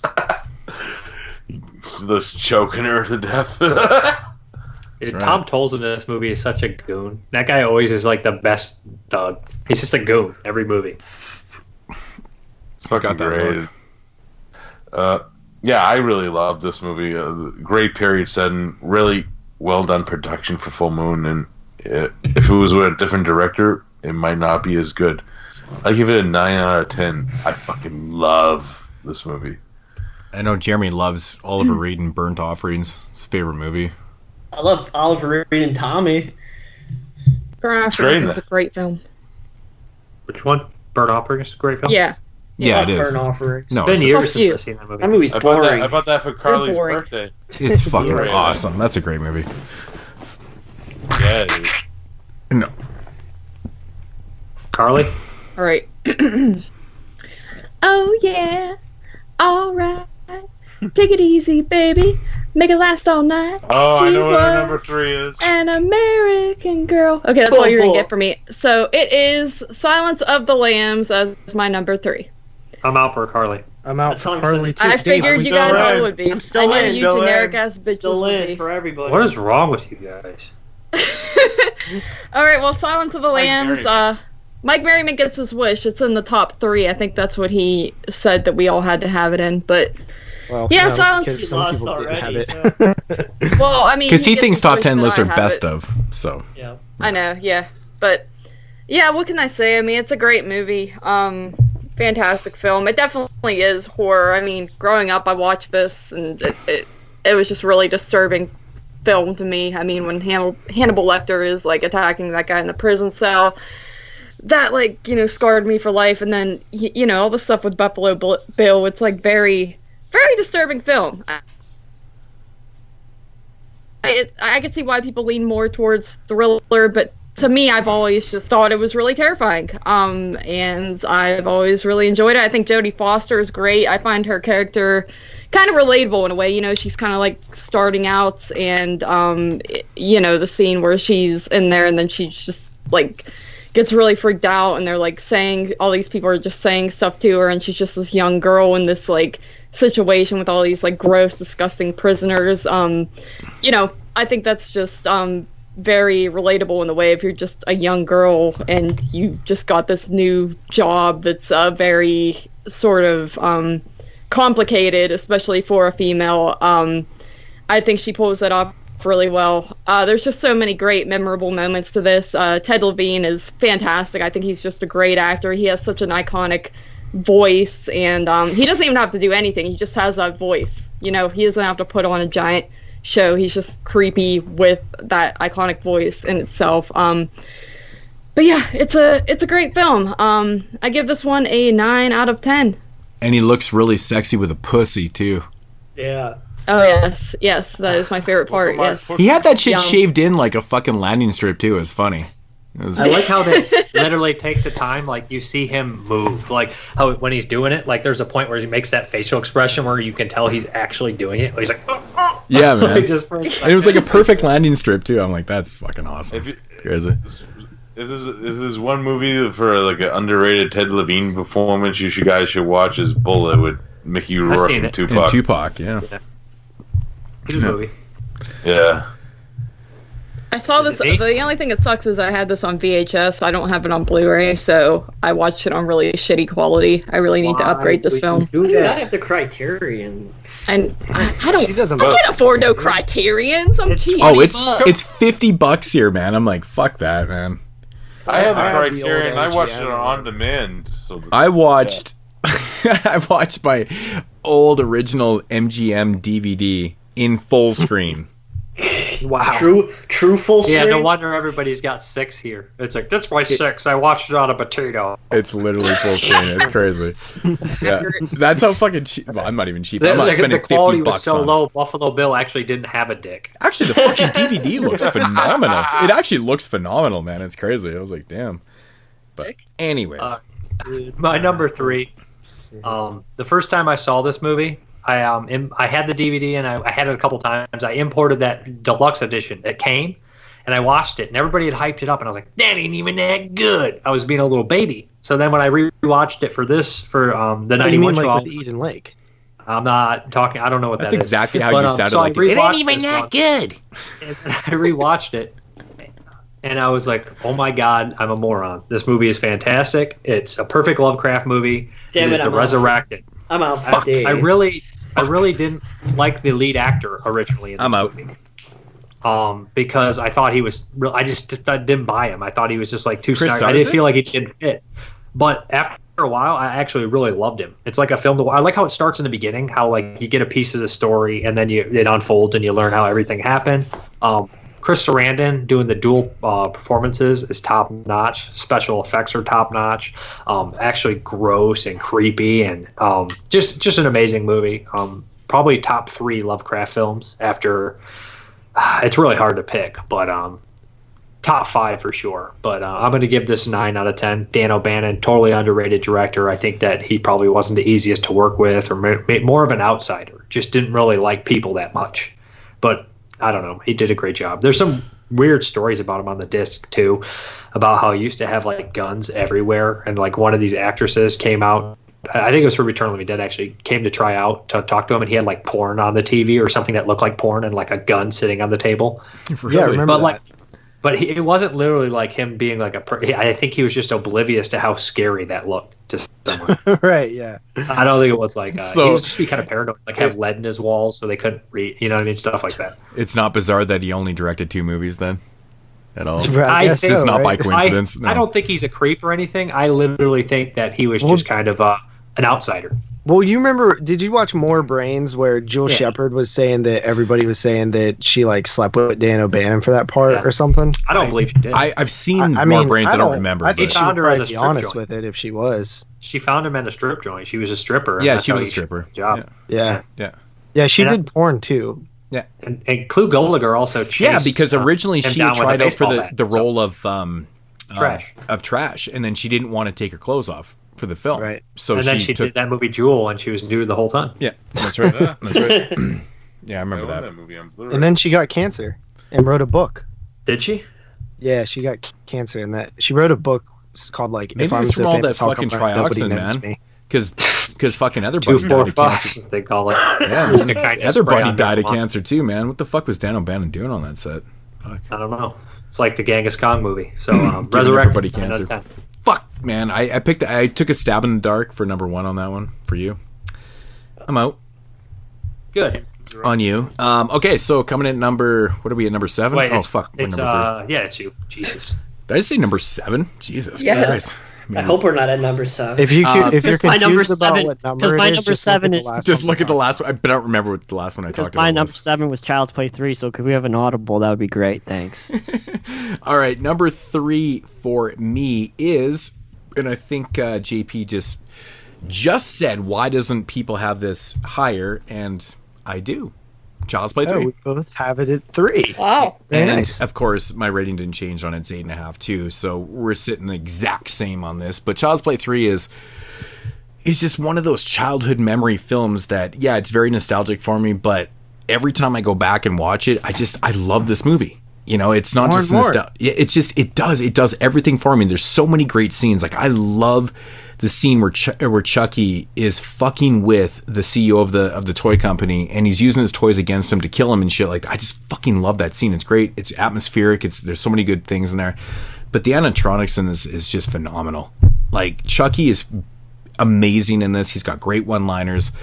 So many memorable one-liners and shit, and it's mean-spirited, and it's got a great ending. This thing is like the perfect package for me, man. I don't understand the hate for this movie. It gets a lot of fucking hate. I think it's people that watch this movie and they don't really take it for what it is. I don't know what's going on. It has a terrible fucking rating on IMDb. I mean, it's just over 5, which I think is crazy. I mean, it's pretty high actually for a horror movie on IMDb, but again, we're not talking about IMDb reviews. But you know, Child's Play 3 is definitely one of those movies that is, the rewatchability to this shit is through the roof. I could throw this on at any time and just have a fucking blast with it. It's got great characters, man. De Silva, Carly, aka Carly, you know, she's fucking fantastic, man. Yeah, that's me. Travis Fiennes and Sheldon is amazing in this movie. He's one of the biggest dicks up there, man, with fucking Joe Pilato, man. Hands down. One of the biggest dicks out there. Brad Dourif's amazing as Chucky, of course, and everything, man. He's just like, he's in full force in this shit, you know? Like, I feel like he had the most fun making this film just with those one-liners. How could you not fucking say that shit in post Chucky's or whatever gonna you're be a doing bro. and not fucking die Yes. laughing after they cut? Like, you'd be dying. I mean, you'd be cutting out laughs all the time in your audio that you just recorded, because I'd be dying. I could just see him having a fucking blast doing this shit. It's amazing. Chucky's I love gonna how be he a bro. carries around a fucking knife half the size of him, and like the kid just thinks that's normal. Right? Right? I know, man. Tyler is just, oh, dude, so naive. Charles, but you're not a good guy at all. And he's Yeah. like, no, I'm not. I'm very bad. that's one of the greatest lines, man. Yeah. Oh, man. That's super comical, though, man. Him carrying around a fucking Rambo knife that's like 3/4 the size of himself. It's ridiculous. But just an all-around amazing film. I love the ending, man. Like, him getting good all torn up. soundtrack, good score on that too. I forgot to mention that. Yeah, the whole everything about the music in the film is really good, but the end in the carnival is fantastic. I don't understand the hate for that whatsoever. I think it's phenomenal. It takes itself out of Bunch of losers out there, man. you know, Bunch of utilizes babies complaining that Child's Play 3 is not completely accurate to real life. it utilizes different locations very well, man. You have the military base. You have, you know, they're out in the bush for the iconic, and I'm going to say iconic, you know, paintball scene, quote unquote. Games. And then it goes out to the carnival, which makes sense. That's where carnivals are, you know. And like, just man, you can hear the fucking pain in Chucky's voice, man, when he's fucking getting all fucked up and then he's falling down into that fan. And oh, it's crazy. Love it. Child's Play 3, 8.5 out of 10. It's a phenomenal, fun movie. Hell yeah, bro. Number 3. I'm with you. Yeah. Jeremy? Did that make everybody's list? I think it did so Yeah. far, right? Didn't make mine. Aw. Derek way back in the background. Didn't make mine. Derek's like, that's a no for me, dog. Fucking Randy over here. Right? That's totally That's a no American. for me, dog. That's a no, dog. I love that. People argue with him. Come on. No, man. Come on. No. I like Child's Play. It's like a 10-minute segment. Why you sound so far away, dude? I like Child's Play. He drank too much water. Child's Play free. I like Child's Play free too. It costs no money. Fuck yeah, fuck off. Fuck off. Jeremy, what's your number 3? Number 3, Wesley Craven's People Under the Stairs. Mm-hmm. What's that? What is that about? I think that was made it the one's other list. one that I thought might have been yours, but now I definitely know what your number 1 is. What do you think it is? It's I don't want to spoil it. All right. Because I know I'm right. Okie doke, if you say so. It's fucking Vacation of Terror 2. It's dull, man. It's a first time watch for him. Vampire Trailer Park? Oh yeah. Anyway, the ghosts. People Under the Stairs. So as I told, this movie just makes me laugh so hard every time I fucking watch it. And as I said earlier on before, I really do believe like the brother and the sister has to be one of the best villains ever in horror movies. I mean, they are just absolutely evil, and he comes out in that fucking S&M fucking uniform, and he's looking, and then my favorite part is when the trapdoor opens and the dog slides through, and he's like, oh shit. It just makes me fucking laugh every goddamn time. The movie is so funny, but at the same time, the ending where we see all these weird creatures living in the basement, and they're all pale like me, and it's all creepy. So they're like, it has a level of fear to it as well. So I think it's a really great balance, and to have a white guy like Wesley Craven write a piece like this, which has commentary, of course, about social class and all that, is pretty interesting. But I've always been a fan of People Under the Stairs. I've liked it for years and years and years, even growing up. In the video store era, I would rent it all the time. So I've always been a fan of this movie. So I give it an 8.5 out of 10. People Under the Stairs is a great fucking movie. I really like it. James Justin Patrick. Yeah, dude. I love that movie too, buddy.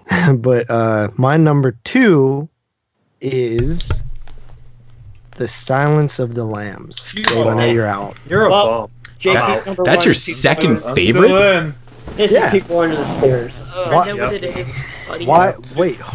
Dude, I thought it was going to be Shock 'em Dead. That's bullshit. Yeah, Tracy Lords for the win, and Aldo Ray, half drunk. Oh, fuck. Oh, man. Dude. 5 years ago, this wouldn't even have probably made my list. I get that. I never liked this movie growing up. I always thought it was like slow and boring. Kind of like my personality. When I turned mature and I could actually think, I realized it was kind of smart and genius. But when I was a kid, I was like, why is nobody dying? You're stupid. Dude, I was a slasher fan growing up. As you know, I'm a big slasher buff. Really? But yeah, Silence of the Lambs, man, phenomenal performances. I think that Buffalo Bill is actually like when I first started watching this, it was all about Hannibal Lecter, but to me, the scares come from Buffalo Bill. Like, he's the shit in this movie. He's like, when you find out he's like trying to make a coat out of women, and the whole trans thing too, right? Like, that's kind of different territory for the 90s, the early 90s. It's an identity crisis, man. That's some identity crisis. There's actually a lot of controversy behind that's some that's some Alice Cooper shit right there, right, Derek? Yeah. The movie points it out. Literally, they make sure Monster in 91 to let the audience know that they're not transphobic. They literally, Hannibal Lecter says, no, he's not trans.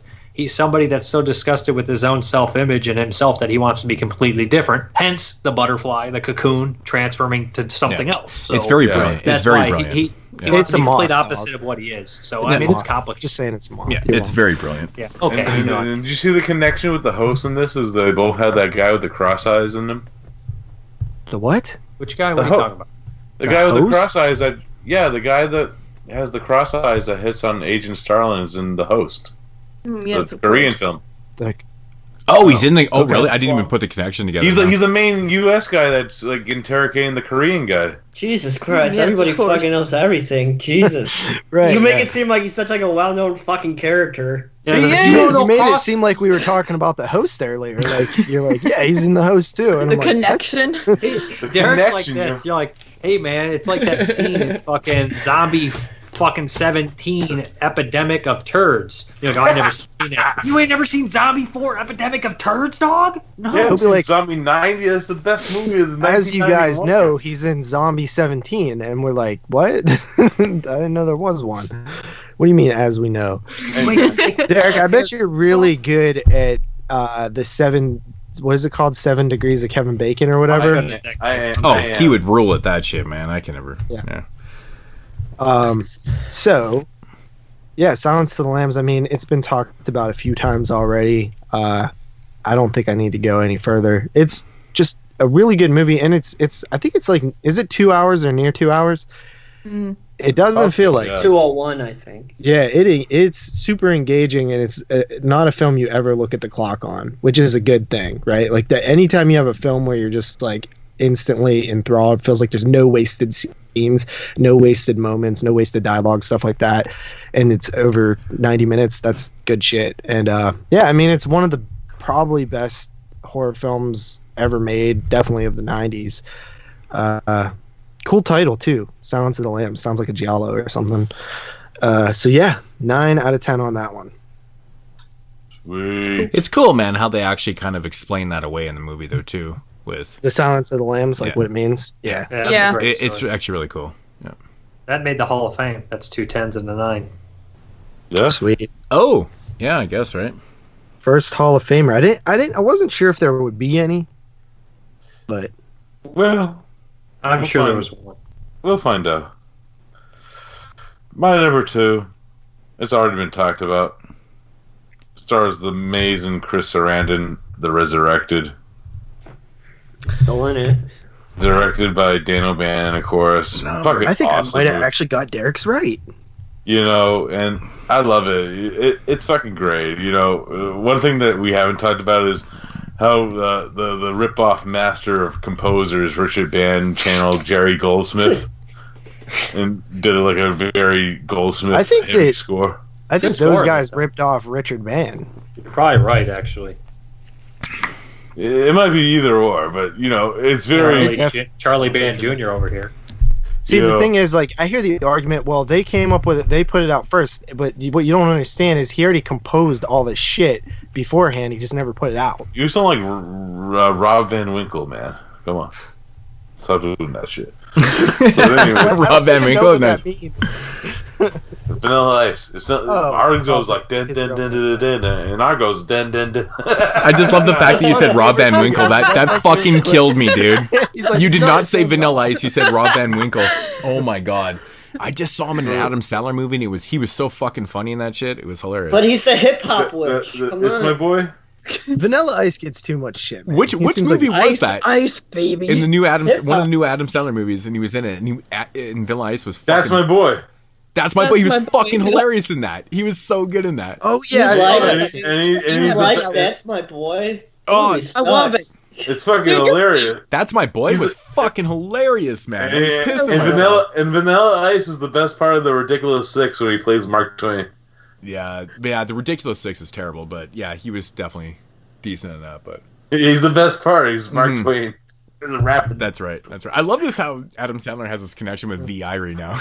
It's so cool, man. It's cool. For real. But anyways, The Resurrected, I highly enjoy it. It's been talked about. I really enjoy the short story by Lovecraft. It's been adapted before. If you haven't seen The Haunted Palace with Vincent Price, that's an adaptation of the story. Kinda.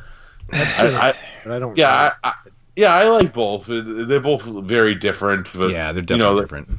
You know, it plays into that era that it's into. You know, I really dig it still. It's fucking awesome. I give The Resurrected a 9.5 out of 10. Booyah! Carly. Yes. All right. We are on number 2, and my number 2 is The People Under the Dicks. Nice. I'm out. Motherfucker, I'm out on Carly. Fuck. Fuck, I thought it was number 1. Yes. People Under the Stairs, I mean... People Under the Dicks? It's great. Yes, that is. Yeah, we put dicks on a lot of I know I'm late to the party on that one, but that was kind of funny. Yeah, it is hard to stop. Our podcast is like all about dicks. Yeah, we never meant for it to happen, but it did. But no, I love this movie. I know, like, I know, Mooj, you said, like, you don't like how it's got the comedy beats in it when it feels like it shouldn't, but I kind of like that. It's like the most serious, non-serious movie I've ever seen, where everything about it seems like it would be this super downer, like, messed up, disturbing film, but then there's just, like, this almost lightheartedness to it. I used to be in the camp with moods, though. Like, I used to say, like, man, I wish it wasn't so goofy, but, like, it might have been, man, that would be really fucking raw, dude. Yeah, very brutal. Like, it would be, It would be raw. I don't know. Sometimes, yeah, I get it. I mean, I'm not going to say I don't like raw. I like it raw. Yeah. But, Ooh, baby, I like it raw. Maybe I like it raw. I enjoy those aspects of it. I've always loved the tagline to this film that's like, there's that house on the street that your neighbors whisper about and the kids cross the street to avoid. I probably said that all wrong, but I've always thought that was super creepy. Yeah. Love the cover, even though it's just a thing on Last House on the Left with the skull. That is true. It really is. Reminds me of Fright Night, too, a little bit. Yeah. I love skulls on covers. They always work. Right, yes. But it is a good movie. It keeps me super engaged, and I think like those beats of comedy really kind of make it for me. Like I said earlier, I'm not really into the whole super downbeat films that just make you want to kill yourself afterwards. So I think I like that about this movie, where it's downbeat, but then it keeps like that lightheartedness enough to where you're like, okay, this isn't that bad, and then like the ending's kind of like a happy type of ending. So I don't know. I've always really dug it. It's one that grows on me more and more every time I watch it. And at this point, I give it a 9 out of 10. Dope. Yes, cool. I am dope. Good stuff, Carly. Yes, I am good. You are. Thanks. All right. So my turn? Yep. All right. Number 2, you guys know how much I love Lovecraft. And I love my monsters. And I love my Fred Ward and David Warner and Clancy Brown and all those cast of people. So my number 2 is Cast a Deadly Spell. This and Resurrected could be easily switched. I don't really know which one I prefer. But I just rewatched this one. I had a blast. I've always loved this one. Great cast. And the end, you get to see, is it Gorath? What the fuck is that thing's name from the Lovecraft book? But it's big, giant fucking monster that you don't really expect to see, but it's there. So I love it. Like I said, dialogue super witty, just clever. One of the easiest watches. Special effects are great. Cast a Deadly Spell. I'm going to go with a 9 on that. Dope. Yeah, I knew you loved that one. I was half tempted to put it as your number 1. But then you said something that I decided to go against. It was actually in my top 10 pretty much the whole time we did this, and it got bumped out. Yeah, it's a really cool, unique movie. They really don't do the TV movie justice anymore, man. I think it's a lost art. I love the TV movie. Yeah, I mean, it's Who Framed Roger Rabbit with monsters and magic. Kind of hard for pretty me much. To love It's exactly what it is. Yeah. Yep. All right, so coming in at number 2 for myself is definitely, arguably, going to be one of those films that people are going to be like, is that horror or is that not horror? Or, of course, I know for sure you guys know, and it is, of course, Ricky-O, the story of Ricky.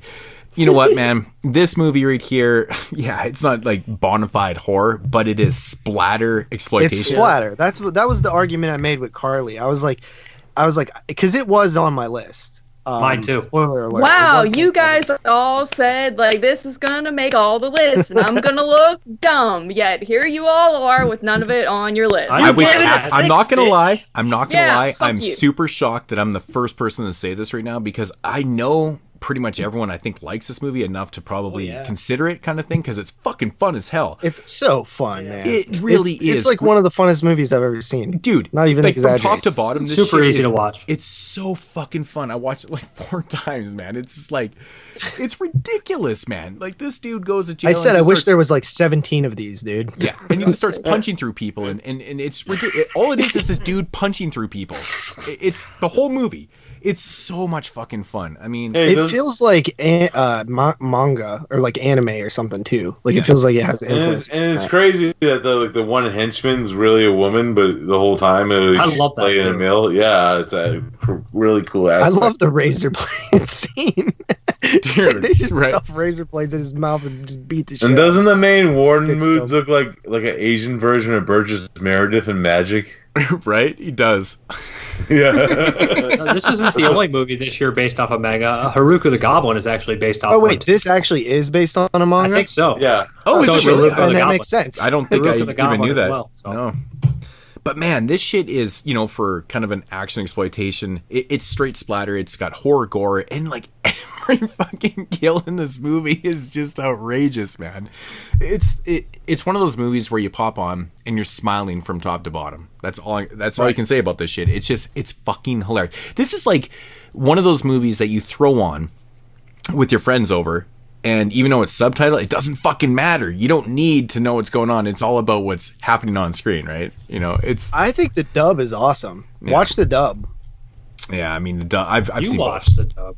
You can watch both. The dub almost makes it even more ridiculous. You know what I mean? Because it has the words not matching up and stuff. Yeah.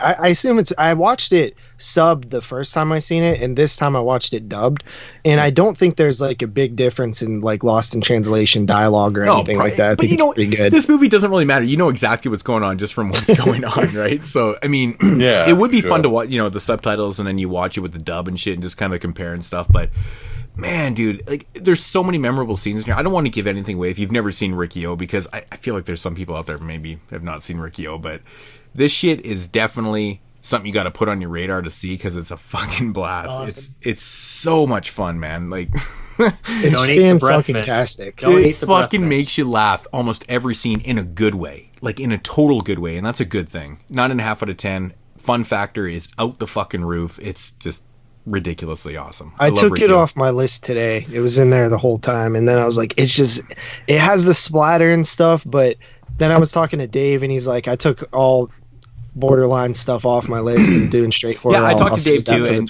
he was like, I consider it splatter exploitation. I'm like, exactly what I consider it, and I'm like, you know what? Just hearing someone else say they considered the exact same thing as me was good enough for me. Even though I knew that he wasn't going to put it on there, I had this feeling he wasn't going to have it on there, but it is what it is. I feel like there's enough there in the horror realm to put it there. Whatever. I just did it to make it easier on myself. I really just did it to make it easier on myself, because I had too many movies that I put like would be equal to what's on this 10 list. Again, what it came down to was my absolute favorites, and I had a borderline. Like, I mean, you could argue Silence of the Lambs, but I do consider that horror. But Riki-Oh definitely was the one that was that borderline type of film, and I was like, you know what? I feel like it fits the mold. So it's not horror, definitely. No, it's not.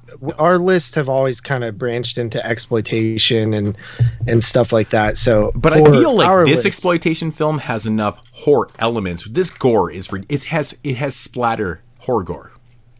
It's ridiculous, and I feel like if it didn't have that type of gore, say if you didn't see those type of scenes, it'd just be straight action comedy kind of thing. But he's just walking around with like 6 bullets in his chest. Just every fucking scene is so fun. Like the end of this movie is just fucking ridiculous. It's so funny. I love when he's underground. Right? Yeah. Starts painting and shit. I love the shower scene, man. It's just hilarious. It's so good. Let me ask you this, Carly. This just isn't your type of movie, or what? Yeah, it's just a little too over the top and stupid. For it's me, over the top. Yeah, it's based on a true story. All right. This happens in private prisons all over America. It's actually kind of funny because this movie takes place in 2001, so it's in the future. Yeah. So if you're watching it in 2020 for the first time, it's like, what the fuck? It's funny. Got it a little wrong, fellas. What? I said they got it a little wrong, fellas. A little wrong. 2001 was pretty. It's in the future. We haven't gotten there yet. Yeah. Right. All right. Yeah. All right. Who's next? Me. Number 2, Silence of the Lambs. You're a piece of shit. Okay. Dave, you're out. Shut up. You did the dumbest shit ever, and then you're mad that everybody's... I didn't want to think. Dave just wrote Silence of the Lambs for everybody, by the way. Yep.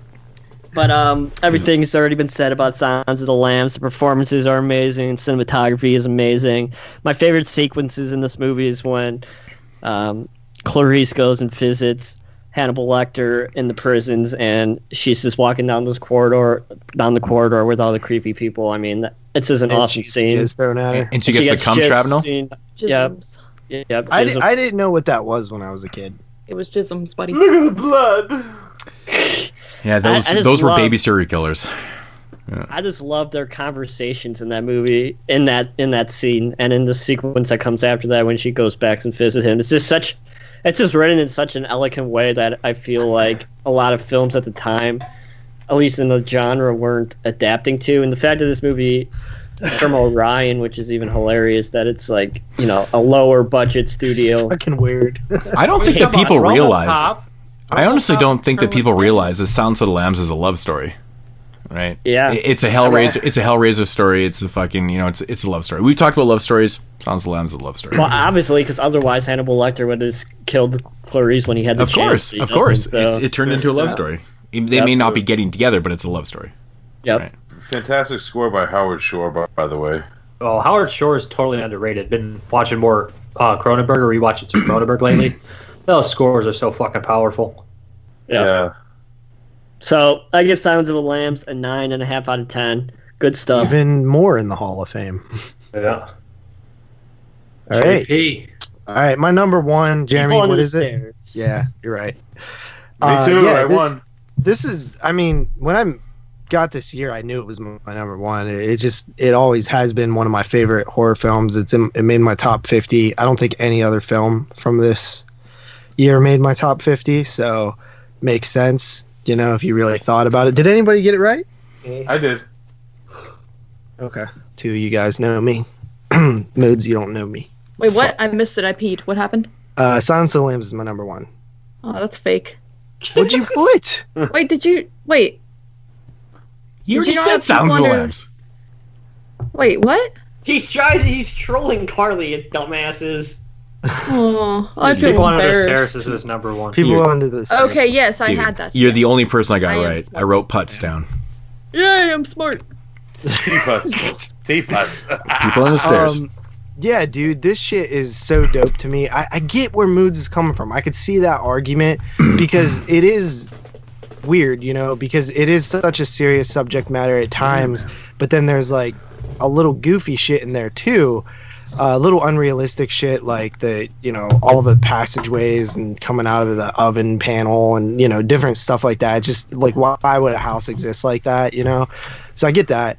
But I think that some of the stuff that happened, like even the father, you know, having there's like that hint at molestation or rape, whatever you want to call it, with the Split diopter daughter. shot. The what? Split diopter shot when he has her in focus and he's standing there grabbing his dick. Yeah.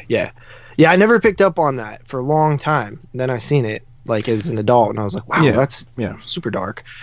And I felt like, you know, the sister enabled that shit too. She knew, right? So she was like, "Daddy, get down here and yeah, she put knows. me She to knows. bed." She knows. Yeah, him being in that gimp suit, dude. Like, what the fuck? That's so creepy. Yeah, and the then, two like, of them are one. They know what's going on. Yeah. And then the like older fool's like, I don't know, is he grandfather or like just a friend or something, where he's like, you know, the more money they got, the crazier they got. It just is like it's a creepy, like Dave said, like sort of fairy tale thing where, you know, it's like I've told Carly about Crazy Helen, who was like our crazy person in town and stuff like that, and it's scary. like she used to throw pots out of her windows at night, and you'd drive by her house and there would just be all these pots in the yard and stuff. And like my friend's dad was like climbing on her roof when he was a kid, and she was like, shut up, there's no one on the roof, there's no one, because she heard noises, you know. And then she would talk to herself. She's like legitimately crazy and stuff like that. So it always reminded me of that is when I was a kid. You know, just the weirdos or the crazies or like creepy people down the street. Every neighborhood seemed to have something like that. And you could, like, I saw this as a kid, so I completely related to full even with some of the, I grew up in public housing when I was really young, so like some of that stuff really resonated with me that might not have resonated with other people.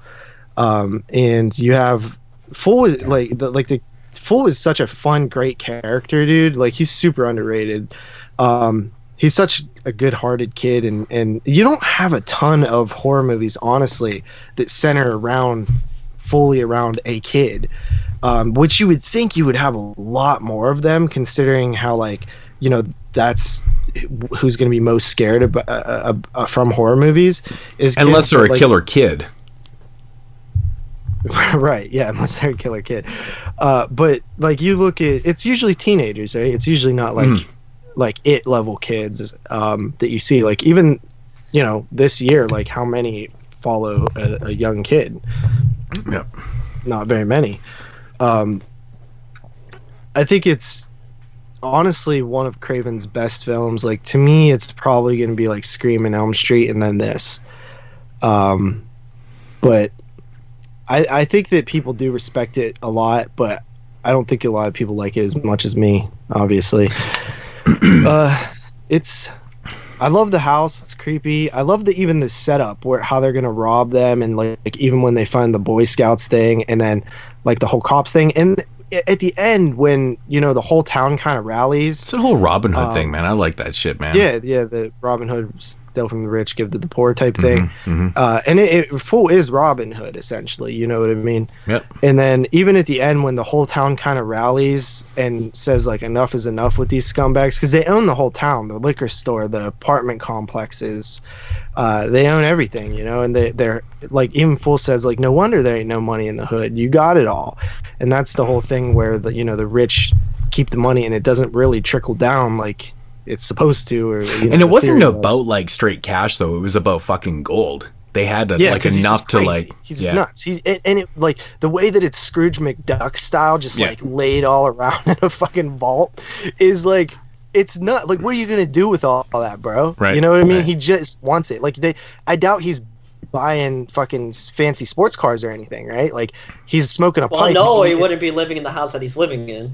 Right, like he just. Well, that's the best cover for what you're doing, though, man. Is to live in a house like that, and like, really, no one's gonna suspect you, right? So they're crazy as fuck too. They don't care. They're just about nuts. that. Yeah, they're just nuts. But he cares about money, but not because of its value to spend, but because of like just what it is. Like, he just wants it. It's just primal greed. Yeah, for sure. It's great. It's a pretty well crafted, unique little movie too for the time. It's you look at everything that came out here during this year, the entire year. You watched 100 movies, Moods watched 90, I watched 64.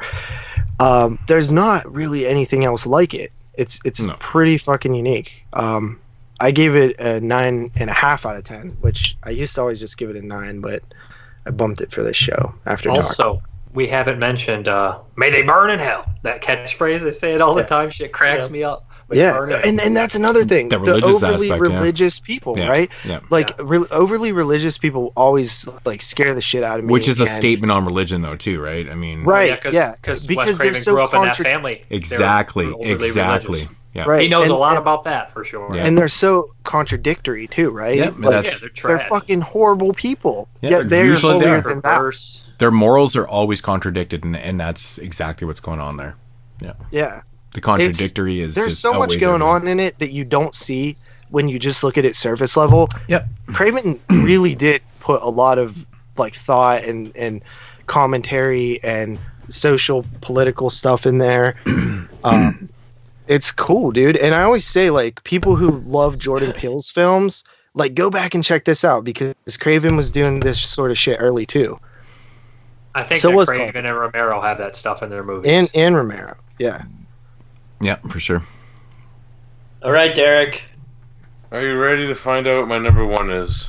Sure. Yes. Be more bullshit. Well, if it's Godzilla versus King Ghidorah, I'm gonna fucking die. That's what I picked. I guess that. Did you really? I did. No. Fuck! I picked Cape Fear.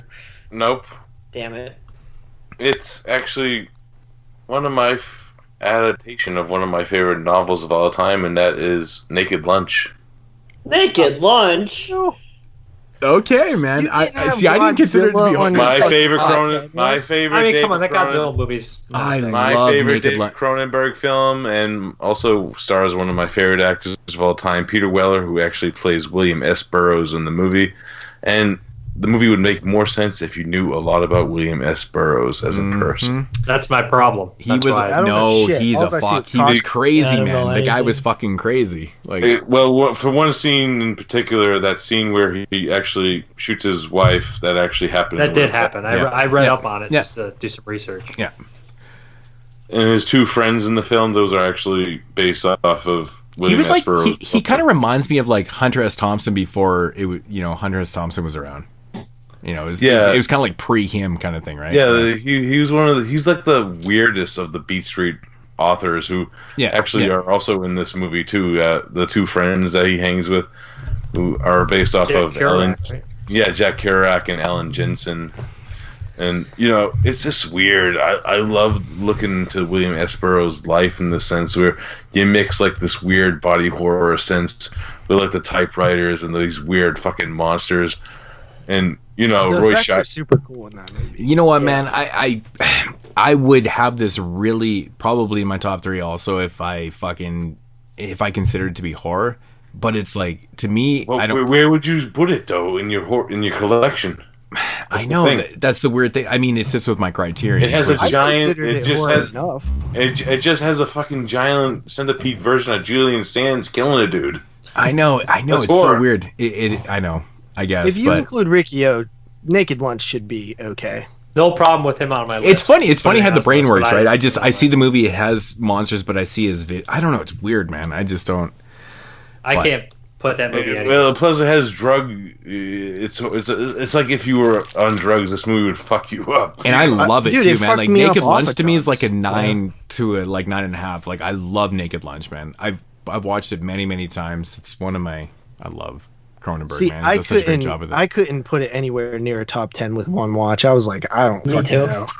No, honestly, man, Naked Lunch is one of those movies, JP, where if you watch a few times, you're like, fuck, man, this movie's crazy cool, man. I already thought it was crazy cool. I just was like, I couldn't even talk about this movie if I. And I love Howard Shore's score to this one, where he actually adds like that Beat Street jazz vibe to it.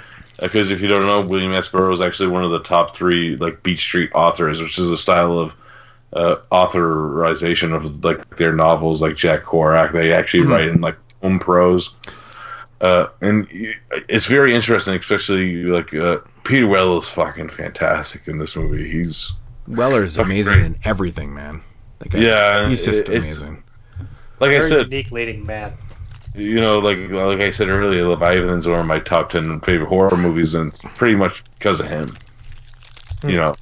He just carries the movie for me, and I always see that coming. And I love RoboCop, man. Just because I knew you were a big Godzilla fan, but Derek, I'm a bigger RoboCop fan, man. RoboCop's one of my favorite horror movies of all time. He's so amazing and of unknown origin. I love that movie, man. That's like one of my favorite killer rat movies. What's it? Did you watch Kafka for this year? Yep. I actually didn't. I think that you would like it if you like this one. It's a lot like Naked Lunch, kind of in a lot of ways. In a way. They both have Ian Holm in them, and he's both on Trustworthy as fuck in both movies. Oh, I love Ian Holm in this too, man. And Jeremy Irons is in Kafka in the leading role as Kafka. Oh, that makes sense. It's good. I actually liked Godzilla vs. King Ghidorah quite a bit. Dude, it's like one of my favorite movies, like from like the 90s post, like that shit is ridiculous. It's like this fucking whole like futuramic fucking, it's weird. That's the weirdest Godzilla M11 film. Who's like the greatest character ever, the robot that just walks in slow motion. It's fucking great. It's funny when he's just walking in slow motion. It's funny. It's like every year we get has a fucking Godzilla movie in it. Like the last 3 years have had a Godzilla movie that we prepped for. I do like Godzilla. I'm actually. That was a good one. That wasn't me though. That was definitely moves that time, but I was actually the high. That time. It was definitely. I'm sorry, but if you actually listen to our episode of Underwater Kaiju, I'm actually the one rooting for Godzilla vs. King Ghidorah the most, where all of the other 3 hosts that are on that show are bashing the shit out of it. But it had a dinosaur. Dude, Godzilla and time travel. How can you go wrong? That shit's amazing. That's it's honestly one of my favorite. Dumb. It's one of my favorite Godzilla films from like the last 30 years, man. I love it. So much fun. And I don't want to get it. I have an 8 out of 10 on that one. I love that movie. Yeah, I'm also at 8 out of 10 on that one. And I could actually explain a lot of things that you probably have problems with that, JP. That's a whole different issue. Yeah, I mean, I just thought it was funny that like they're like, they removed Godzilla from the radiation island, and then they're like, luckily we have a bunch of radiation where we moved him to, though. And they're just basically stating that the planet is so polluted already, we're fucked. Yeah, I guess. Godzilla's was bound to happen anyways. That's they moved him to a different part, and like, oh, that's riddled with radiation too. Right, that's what I was idiots. like. I was like, you gotta be fucking kidding me when I watched I have to assume the whole planet's covered in radiation at this point, if that's the case. But the thing I like about that one too, this is a little off topic. Was that the first appearance of King Ghidorah? No, he's back in the 60s, but they give him like a different origin. Yeah, because it seemed like an origin story, and I was like, huh. No, because he's not a space monster in this one. He's made organically from like the Futurians. Just a different story. Yeah. Based on a true story, though. But Naked Lunch, it's fucking great. The little connection with Moods' favorite actor Jeff Goldblum. Him and Peter Weller are best friends in real life. Great stuff there. So awesome shit there. Thumbs up. Love Jeff Goldblum. Love Peter As Weller. you guys know, Jeff Goldblum and this guy are best friends in real life. I just wanted to bring that up for movies. An amazing piece of information that I'll keep with me forever. What a connection. And they were both Derek in Woody keeps Allen. forcing this shit in my head that I don't want to remember. I'm going to be like, they were both in Woody Allen be like, did you know Jeff Goldblum was friends with... Jeff Goldblum's in Annie Hall Moods, and you love Annie Hall. I do love Annie Hall. And you love the Sentinel, and he's in that. And I do love the Sentinel. I never said I hated every movie with him, but I just don't like him. He's from JP and Carly's hometown. Leave him alone. But I just talked to Jeff Goldblum and I asked him about you, and he said he likes you. Oh, he does not like me. There's no way he likes me. Fuck. He's the first one that subscribed to your YouTube channel.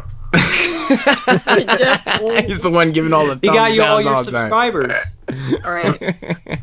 Carly. Nice. What'd you give Naked Lunch? 9.5 out of 10. I love it.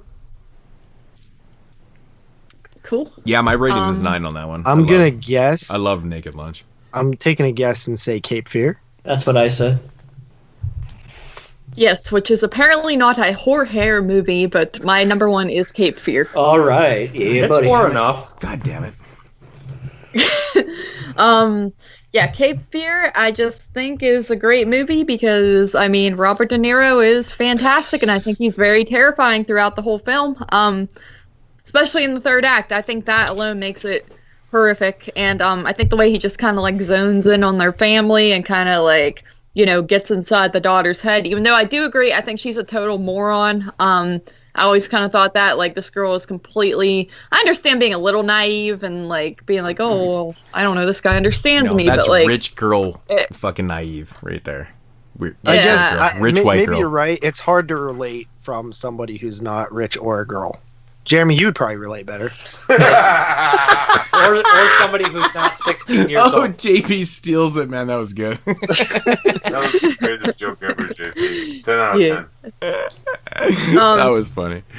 But I love De Niro. I love the first moment of the movie. I mean, you see him in prison, then he just, like, he gets let out, and they're like, what about your books? And he's like, already read them. And he's, like, immediately just it looks like he's just walking right to their house to go, like, fucking fuck them all up. It's just amazing. Really, I love it. Really weird how they use the background, the digital, like, matte paintings are weird as fuck, too. And they use them the whole movie. It looks great at the end. And I love that they go to the movies to see Moods' favorite movie, Problem Child, speaking of John Ritter. Yep. It is weird that Problem Child's playing, man. Yeah. I like some Problem Child.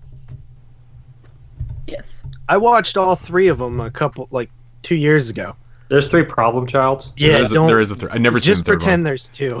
I would never watch Problem Child 3. I barely would watch 1 or 2.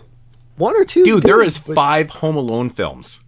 Yeah. 6. That is true. Oh, is there 6? Oh, I think Maybe. Yeah, remember when Home Alone 3 came out and we all were like, man, this sucks. But like now looking back, it's like Oh, Home that Alone one's like the 3 best one. was like a high point. I have that paint can Yeah. edition, and the wife and they watch them every year, and I've never seen past part 2. You gotta watch the Three's one with okay. French Door. Three's not bad. Is the it thing really? about 3, it has the same spirit. You know what Why I are mean? we And watching Why are we talking about Home Alone 3?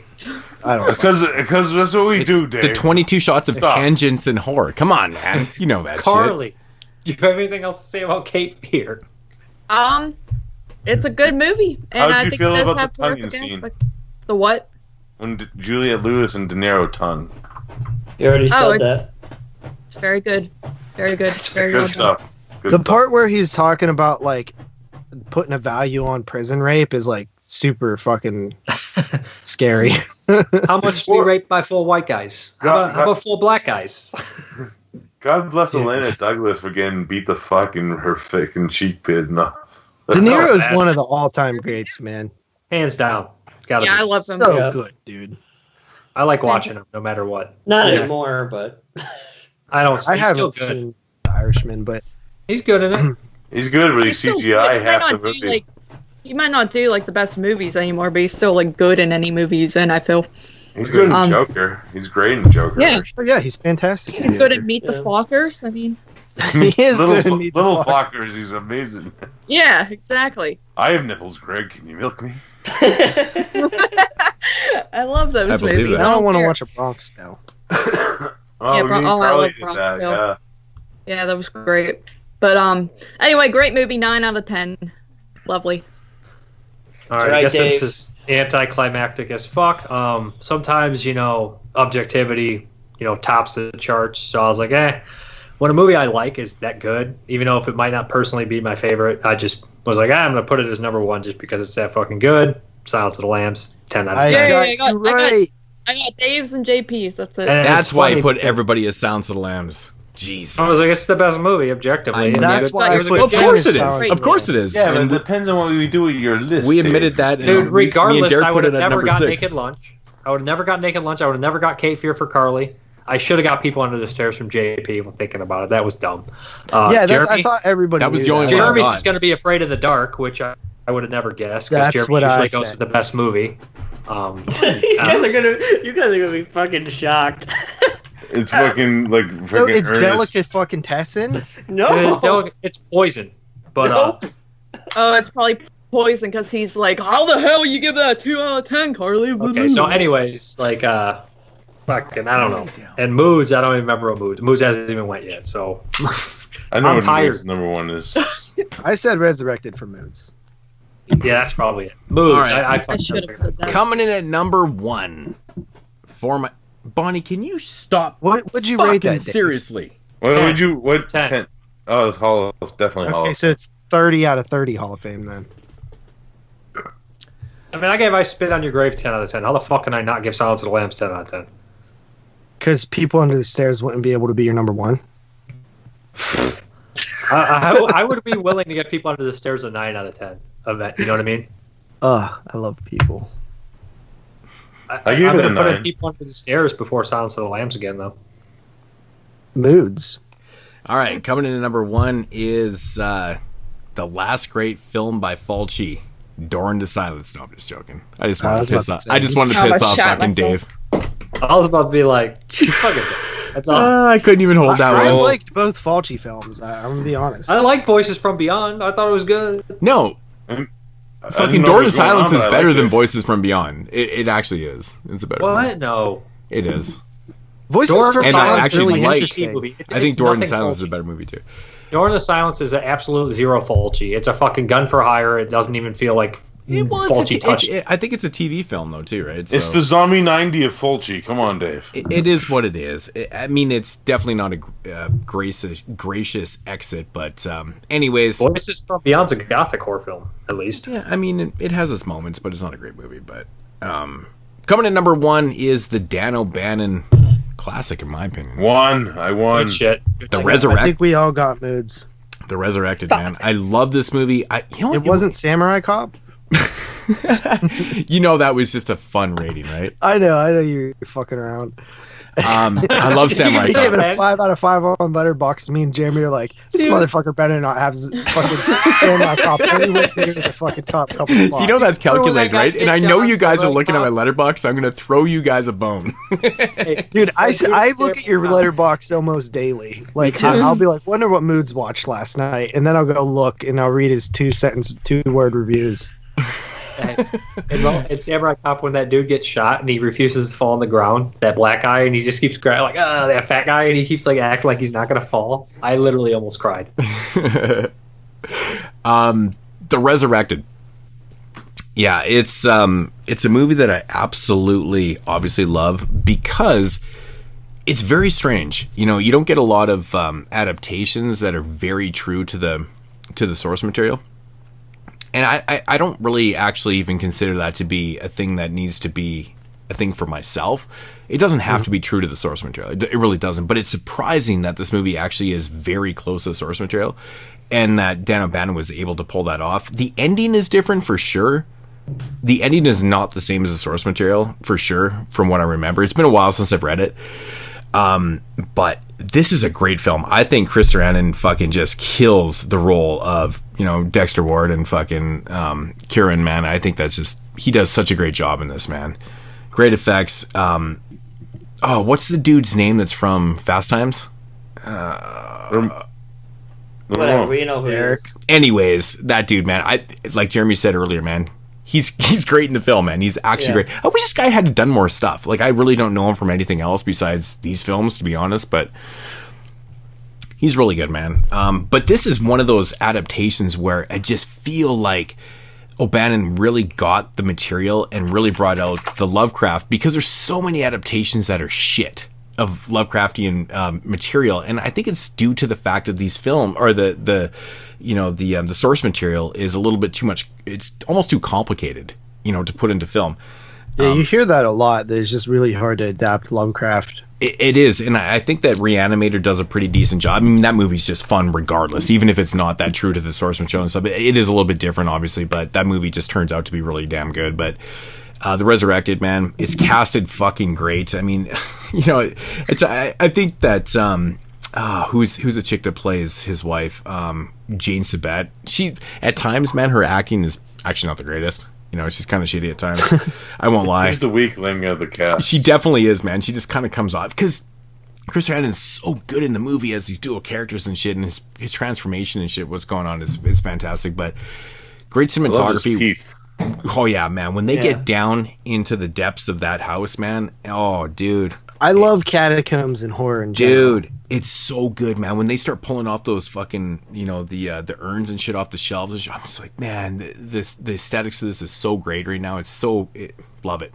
Absolutely fucking Subterranean horror is fantastic. Really, really good. And I think Dave brought it up early too, man. The scene where they're down by the river and they're talking about, the voiceover is talking about the water washed away, you know, the banks and shit, and you see these bodies kind of coming out and shit. I'm like, that's fucking brilliant. Really, and really the good. ones like breathing and moving, and all the people around it with like dude, torches and shit. It's literally like a moving fucking freak, man. It's like Basket It's Case 3. I love when the townspeople get their torches. Horish. I love it too. It's so gothic too. It is, man. It's really fucking good, man. I just absolutely love the way this whole movie progresses and the whole end of the movie and shit like that. And I love how it ends too.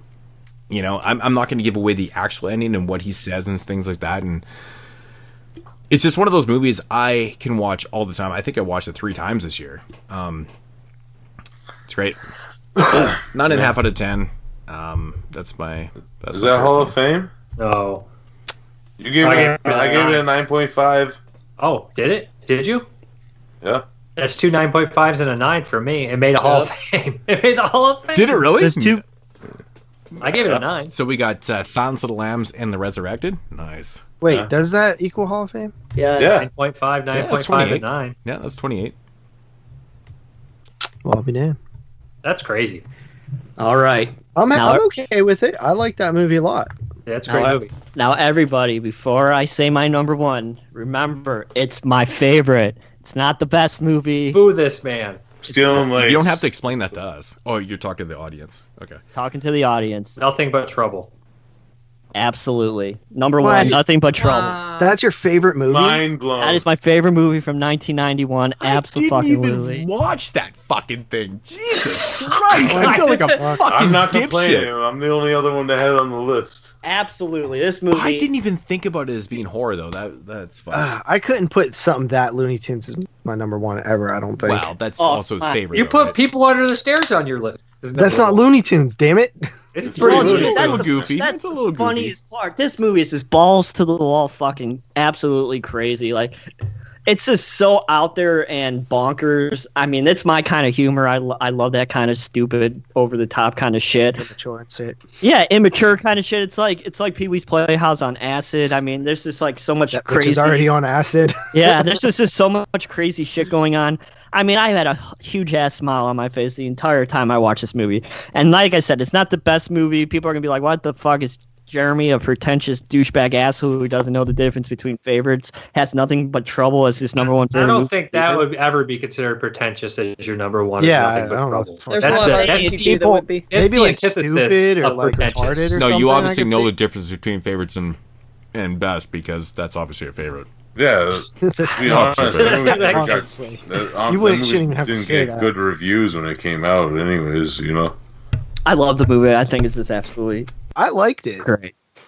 I liked it. I gave it a 7.5. Could have been. I did a the same 10 thing. spot. I gave it a 7.5 as well. After I watched it, I go, "Oh, that's the best movie I've watched." Not because it's the best or it's the greatest. It's just a movie that, you know, wouldn't get made today like that. I mean, it's a bigger budget comedy that is just out there and bonkers, and I just really liked it. So, Nothing But I Trouble. expected something like Delicatessen or fucking Don't.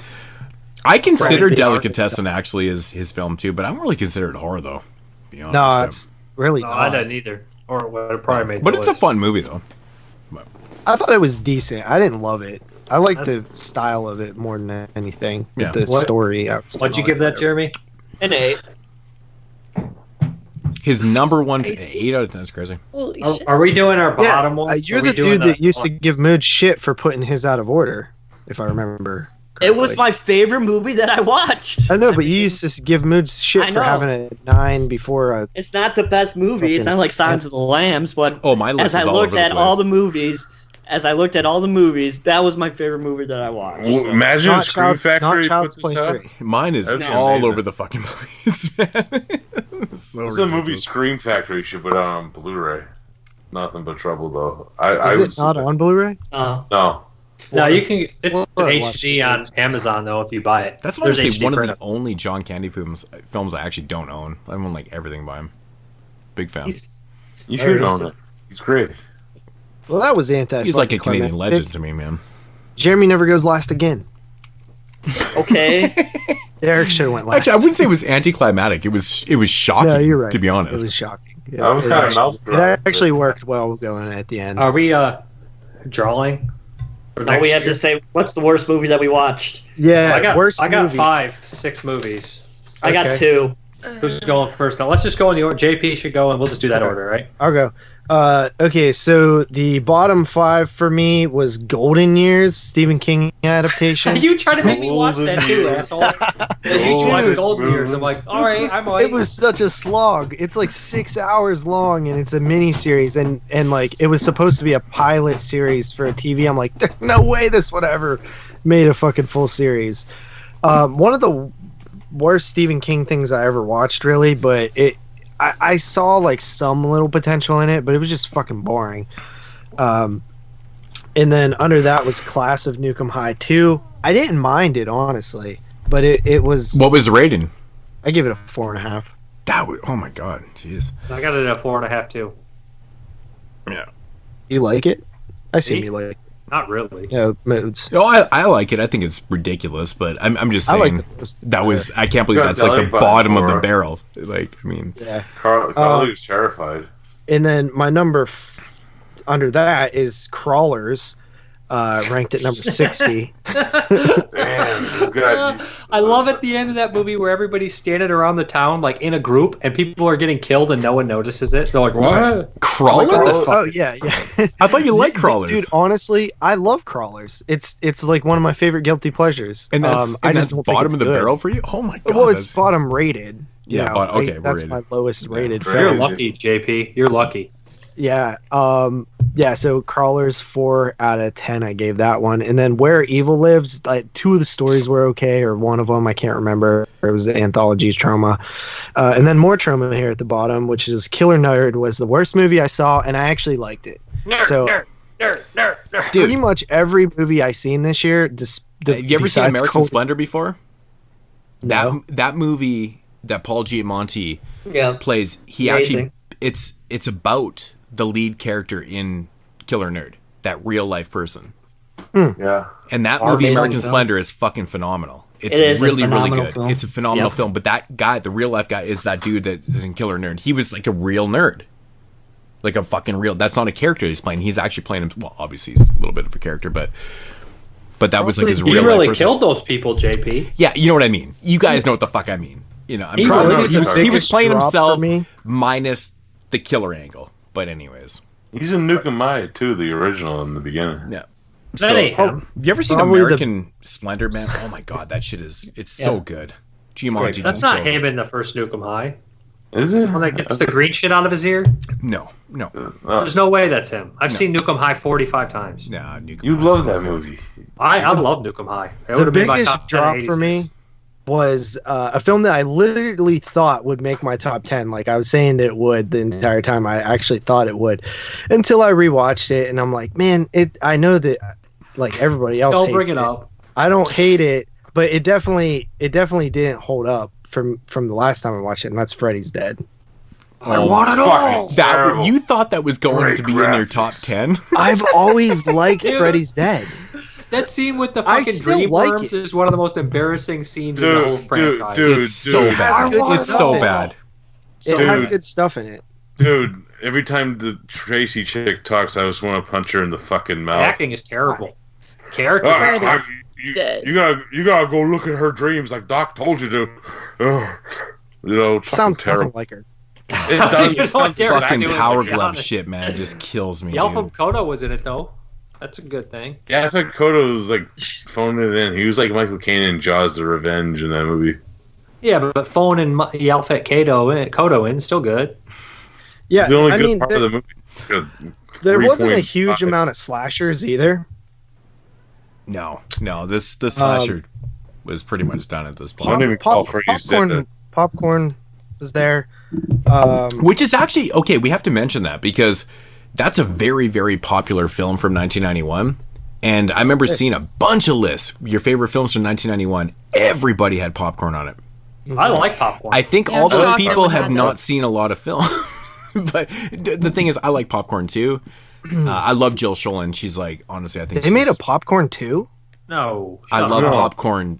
Okay, also, P.O. sorry, my as English, well. my English was very deceiving there. Sorry, but JP doesn't know the difference between the 3 2s. I love He doesn't. Joel Schoelen. There's I three love twos? Jill Schoelen, man. I love her.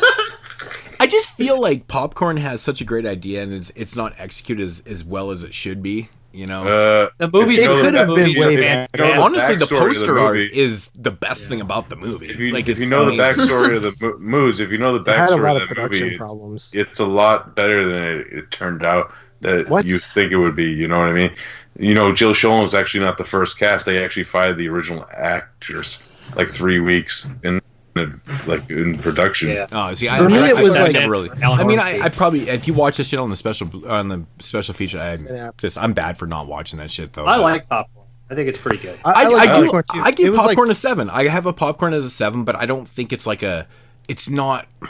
I don't know. It man. was on every top 10 list I looked up. Exactly Because yeah, I every do single look one. up a lot of top Every 10 single lists. one. It was on every Popcorn's a single one. little sloppy. But you gotta Yeah. remember, I have Zerum at 7 out of 10, and I got fucking Transfers 2 at 7 out of 10. So come on, man. I got so many Popcorn sevens and the out of 10. Boneyard were like the two that like I didn't either one of those I was kind of thinking for a number like 10 or 9 spot, but I went with the Boneyard because it's People fun. are going to be pissed that not one of us has popcorn on our top 10s. Of course. Because It was pretty a big variety. I mean, there was a couple films that made, I think, all 5 lists, like Child's Play 3. Well, me going off nope, Facebook Derek man. Every list I seen that was posted in our face group page was everyone had popcorn on it. It was fucking popcorn. hilarious. Everyone, every single list. People Under the Stairs was on all 5, right? Yep, all 6. There's 6 of us. All 6. Yeah, that was. I forget Jeff. I think that and Silence of the Lambs. I think might be the only films. Thanks. Child's Play made 5. Pit and the Pendulum made 4. I didn't have it. Yeah, 4. I think there was 2 films. Jeremy didn't have it. Silence of the Lambs and People on the Stairs. Yeah, okay. And then 3 for Necromantic too, as well. Sect made 4 or 5. Well, the Goblin was on 3. The Sect made more lists than I thought for sure. Me, you, Carly, Dave, and Derek had the Sect. No, I didn't. It's I didn't have the objectively Sect at a all. well-made movie. It's great. I didn't have the Sect. What? I actually can't Then believe you that Derek fucking- didn't have every it. chance somebody had it, Derek would be like, Herbert Lom, baby, Herbert Lom, baby. How many people had a Rocco? I still love the Sect. It was actually a first time watch for me. That's the thing. So Highway to Hell was on Somebody's 3 like, lists. my number 7 is the second, and before you say a word, Derek's like, Herbert Lom. I think Highway to Hell made more lists than I thought it would too, man. Surprised me, Jeremy's, to be honest. Oh, Necromantic Jeremy's 2, list that's was fucking actually better than I thought it would surprise be. He had some pretty interesting films. Necromantic 2 blew moods of shitter on how many. Yeah, 3 lists. That's impressive. I thought I was going to be the and I one love guy. the movie too, man, but it's just not. Dave, you don't want to talk about Frost is Dead? You know what? Okay, I haven't got to mine yet. We're this still is at going to JP's surprise. pop movies. I can't believe that Puppet Master 3 never made JP's Didn't list. make one. I thought it would make yours. You rate it higher than me. That was one of my all-time favorite movies as a kid. I'm kind of ashamed it didn't make my I'm list. still there, man. Like Puppet Master, Boneyard, those movies. I love those movies, man. Let's wait. I'm the only guy that had Boneyard. But then again, I Derek. love There's Nothing Out There also, and I know Derek. Dave hates that movie. I love Nothing's Out There either. That was on my list for a long time. Fuck it. It's Derek, what's your bottom movies? It's an early meta film that fucking works. It's so much fun. JP to stop talking. What? That's my fault. It's hard. It's hard. It's hard.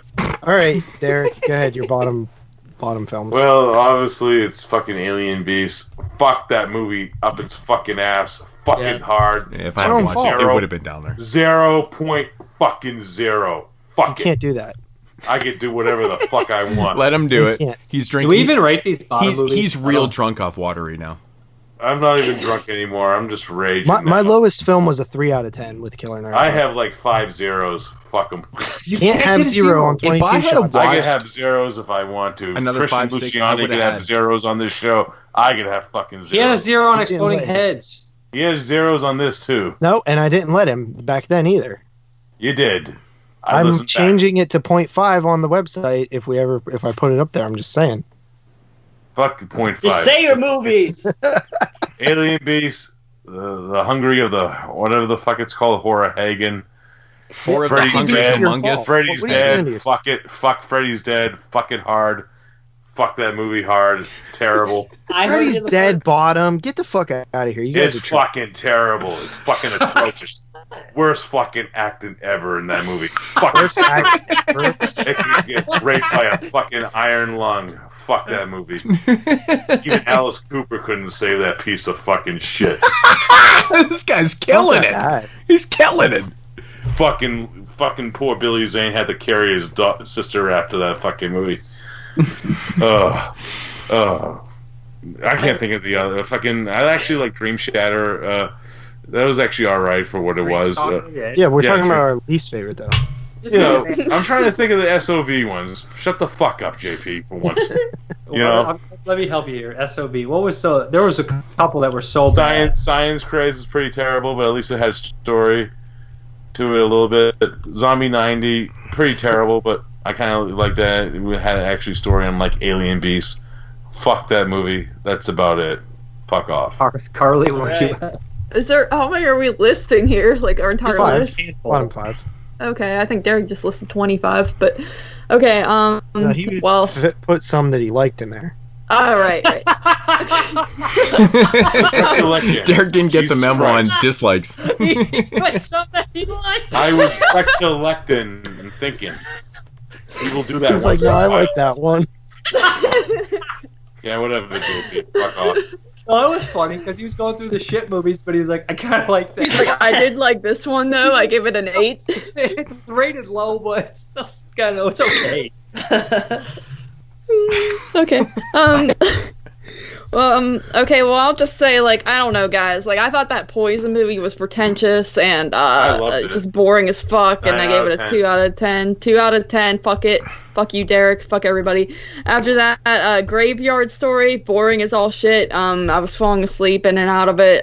Barely a horror movie, fuck that. Molly and the Ghost, that one was kind of like so bad it's good at first, but then it like quickly overstayed its welcome, and I just wanted to kill myself. I never rewatched it. I actually own that DVD. Oh That's my crazy. god, Yeah. the acting is just so funny at first, but then it's like you're like, okay, it's funny for like 30 minutes, and you're like kind of done with it.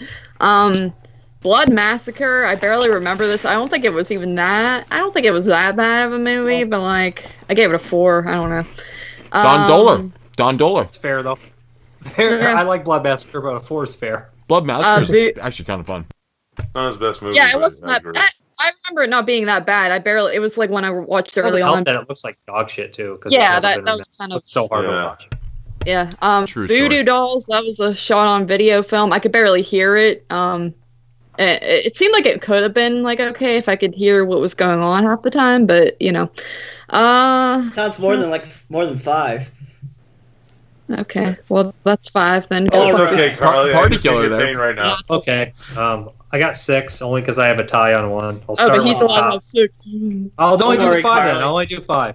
Yeah, even though you guys did like 6. Go ahead. No, you can do the 6. worst movie is Ostermontag, German splatter. It's like 18-year-old kids making the grossest shit they could come up with. It's just a big pile of dog shit. It makes no sense. And the opening of the movie, they literally are like, this is footage found by police. And then in that footage, they have a guy have a flashback. And I was like, what the fuck is happening?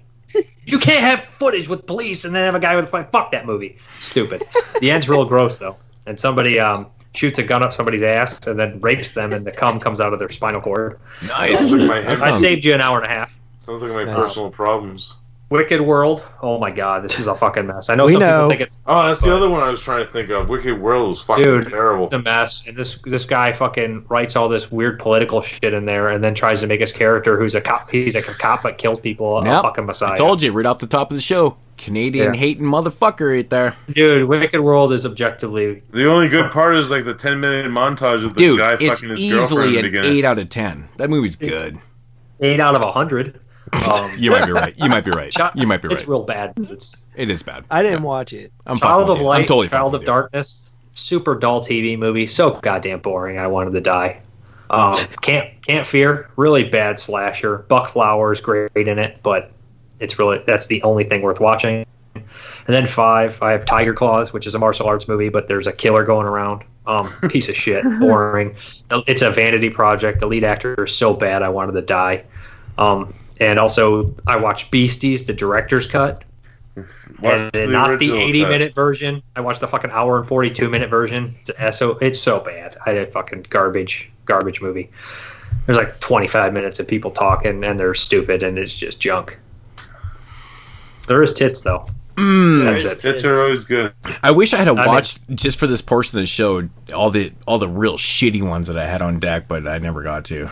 And a special shout out to Zombie 90, which I didn't rewatch because I know it was the abysmal pile of dog shit. And fuck you, Dan. There's worse movies than that. I actually prefer Zombie 90 over Alien Beast. I bet. Yeah, Zombie 90 That's actually. like saying, do you prefer dog shit over cat shit? Pretty much. Zombie 90 Dog actually shit's isn't easier too to bad. clean. It's not too bad. 7 out of 10. real. Nah, I'm just joking. Who's? I know you got some. Yeah, I'm just gonna go from the bottom here. Science Crazed, 0.5 out of 10. I mean, it's abysmal Canadian bullshit. I'm with Dave. Fuck Canadian films. They suck. I didn't watch Science Crazed. You told me not to. I needed number 91 last night, and I was like, fuck it, I'm gonna just punish myself. I feel like I need to be punished for some weird reason. I don't know what the fuck I was doing, but anyways, I watched Brain Twisters, man. 2 out of 10. This movie, oh my god. I almost watched that it's some like 4 bullshit times. about some software bullet. Oh god, it was like abysmal. Like, oh, I don't even want to talk about it. Vampire Trailer Park. I hated the fucking movie. I thought it was horrible. 2 out of 10. It was Breaking You my know, heart. it took me 4 months to find that goddamn fucking Breaking movie. my heart. How did you end up finding that? fucking. It actually was. It pissed me. The whole movie just pissed me off, man. How did I get it? I put out an expensive bounty on a torrent website, and somebody knew somebody who was in the movie, and they had like a VHS of it, so they asked the dude to have the VHS, and then they transferred it to DVD. Are you serious? And then they put the DVD in the internet. How much did you pay for on it? Ireland VHS. Yeah, I didn't pay anything. I just paid some torrent upload credits. I will say, man, the transfer that you had there was actually pretty good for a shot on video film or whatever. But it was only released in Ireland, so. Yeah. Well, hold on to that because we're probably like two of the only people that have a copy. of it. No, it's on on the YouTube site. Everybody has it now. It's on YouTube? Yeah. Oh, because he put it on the torrent site. Yep. Okay. I mean, if we're going by ratings or just like worse shit, I mean, I have All American Murder next, which is kind of funny because it made Carly's top 10. I mean, objectively, it's not one of the worst movies I've seen, but I fucking hated Father. Frost is Dead, man. I couldn't stand it. Me too. I hated it. Like me too. I give it like a 3 out of 10. It made no sense, but I felt like I couldn't pull anything from this movie. It felt like I went to review it and I had no words. I couldn't say a word. Right? I was like, what the fuck did I'm like, should I watch this again? Did I miss something? I'm like, I feel like I didn't miss anything. It's a Russian film. It was it was artsy for the sake of being artsy, but it had nothing in there. It was I would watch any other movie on my list over that again, even though I didn't rate it the lowest. It was fucking horrible. I hated it. Didn't Jeremy recommend this piece of shit? Yeah. No, I gave it a 6. I gave it a 4. That sounds like a recommend. How do you, like what did you see in it that you gave it a 6? I don't understand why you would give it a like. What did you see in it? That it was artsy and foreign? Literally, no, dude, I'm not. I'm just legitimately asking you a question because everybody here is kind of in agreement that saw it that is fucking abysmal. I couldn't make any. It made no sense. I watched it. And then I was like, did I not pay attention to that? What's wrong? Dude, this is the meaning of a very pretentious film that just, oh my God. I stared at the screen and had to rewind it twice to make sure I saw. I was like, did I look down at my phone or did I watch it? And then I rewound. I was like, oh, I did watch it. I just actively forgot it while I was watching it. Right? It literally is like that. It's fucking the best. Weird. Jeremy, what's the worst movies? And I got to say, Kingdom of the Vampire, man. That shit was fucking terrible too, man. Terrible. Didn't hate it. Really? It was horrible. Oh, it's horrible, but I didn't hate it. Puss Bucket, the musical, absolutely fucking awful. Give it a half out of 10. Alien Beasts, half out of 10. Number 3, we have Dolly Dearest. Come on! I hated Dolly Dearest. Son of a bitch. I give it a 4 out of 10. I think it's it a good shit. At least like a 6. It's a 7. I thought it was 6 and a half. I gave it a 7, maybe a little outstretched. It's a solid 5 out of 10. What's wrong with it? I thought the dolls looked like crap, and I thought just here we go. I thought the story. His favorite was Child's Play, but he hates Dolly Dearest. All right, it's a ripoff. It's a knockoff of his favorite movie. He's gonna hate it. Any hidden gems? Dreamstalker. Yeah, but we'll talk about those on the 25. Beasties, Into the Badlands. Yeah. Into the Badlands is fine. It's a bit boring. I didn't get to see that one. It's fine. All right, so that's all of the. Let's go. Let's pick a year, fuckers. Is it time? It's time. Yeah. All right, man. Let's do it. JP. 87. You got that randomizer. Oh, 88. God. Fuck it. What are you guys hoping? Big money. 87. I'm hoping for 74. Oh! Or 81. 74 is a good year. 1980 or 81 or 74. I think those years would be fun as fuck. 80, man. 80 stacked. Oh, dude, that's my birth year. I kind of want to do late 80s. That would be fun. I do want 87. We just did late 80s with 91. Come on. I don't want to do 89. 87 is the cutoff. 91, yeah, 74 is pretty good.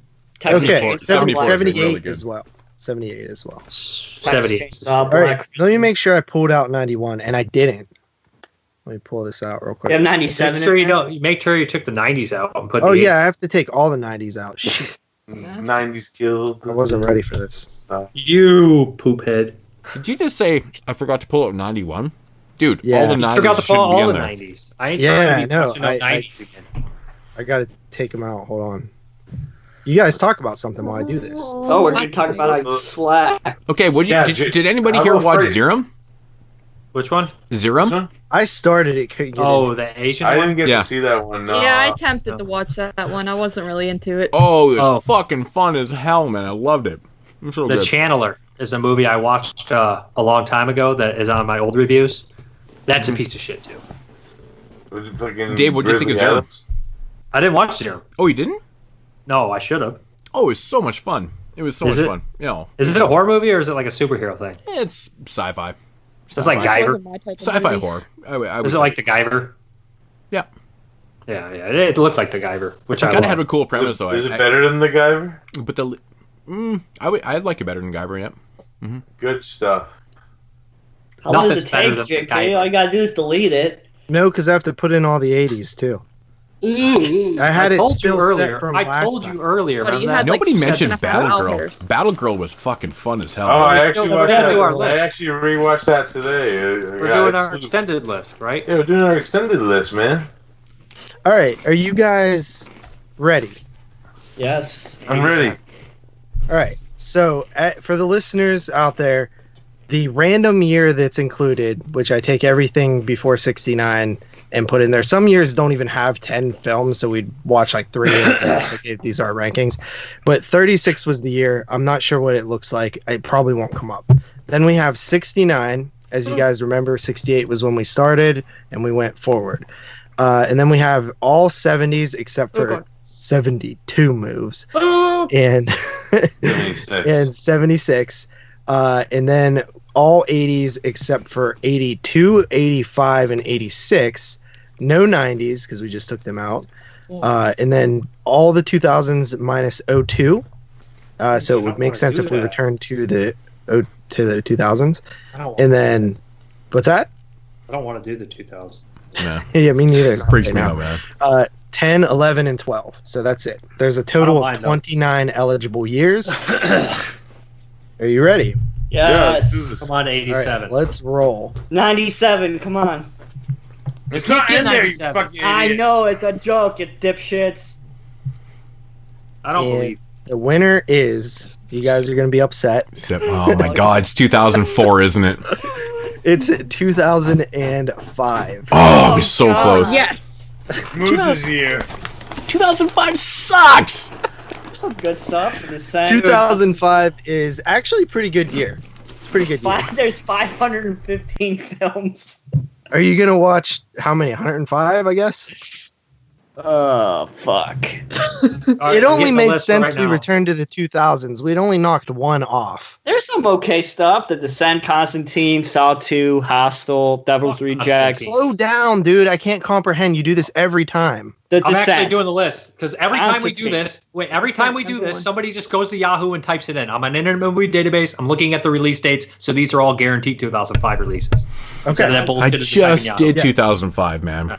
Constantine, The Devil's Rejects, Hostel, Okay. The Descent, Really big ones there. Doom, House of Wax, The Amityville Horror, Exorcism of Emily Rose, Skeleton Key, Saw 2, Wolf Creek, Land of the Dead, The Cave. Wolf Creek. That's not a horror movies. The Brothers Grimm, Hell World, Hellraiser, Hide and Seek with De Niro, Blood Rain, Cursed, Venom, Ring 2, Feast, Dark Water, Dominion, Feast. Tideland, which I don't feel is a horror movie at all. Reefer Madness, the movie musical. We're at number 26, and it's already fucking Reefer Madness, the music. This is a shit year, dude.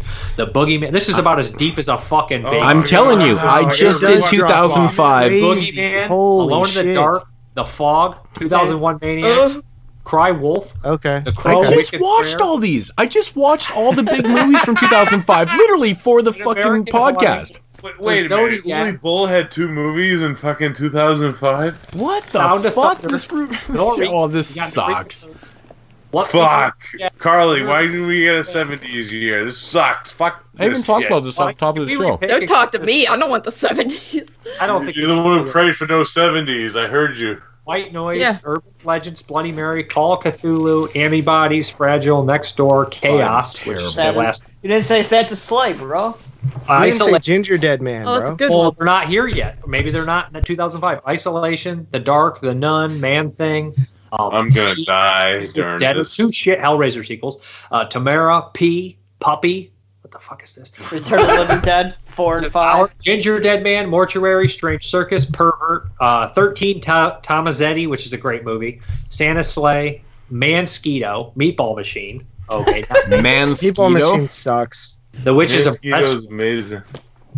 Lunacy, It Waits, Hunt for the BTK Killer, Cruel World, The Roost, Return of the Living Dead 4 or 5. Sorry, Komodo. New York's Dinner Table, Evil Aliens, Return of the Living Dead Part 4 as well, War of the Worlds, House of the Dead 2. Oh my god. Spring Break Shark Attack, Boo, Saw Rebirth. That looks like an animation, sorry. Yeah. I'm at pretty much dark. Chaos? Still Waters. Chaos? I already went to Chaos. Yeah, this is probably deep as anybody's going to go in terms of watches. Chupacabra Tear, Boy Eats Girl. I'm just going to be watching independent. Chupacabra Tear is fun. Rainbow Noir. That's a popular one. Did you say The Mangler Reborn and Prophecy 5?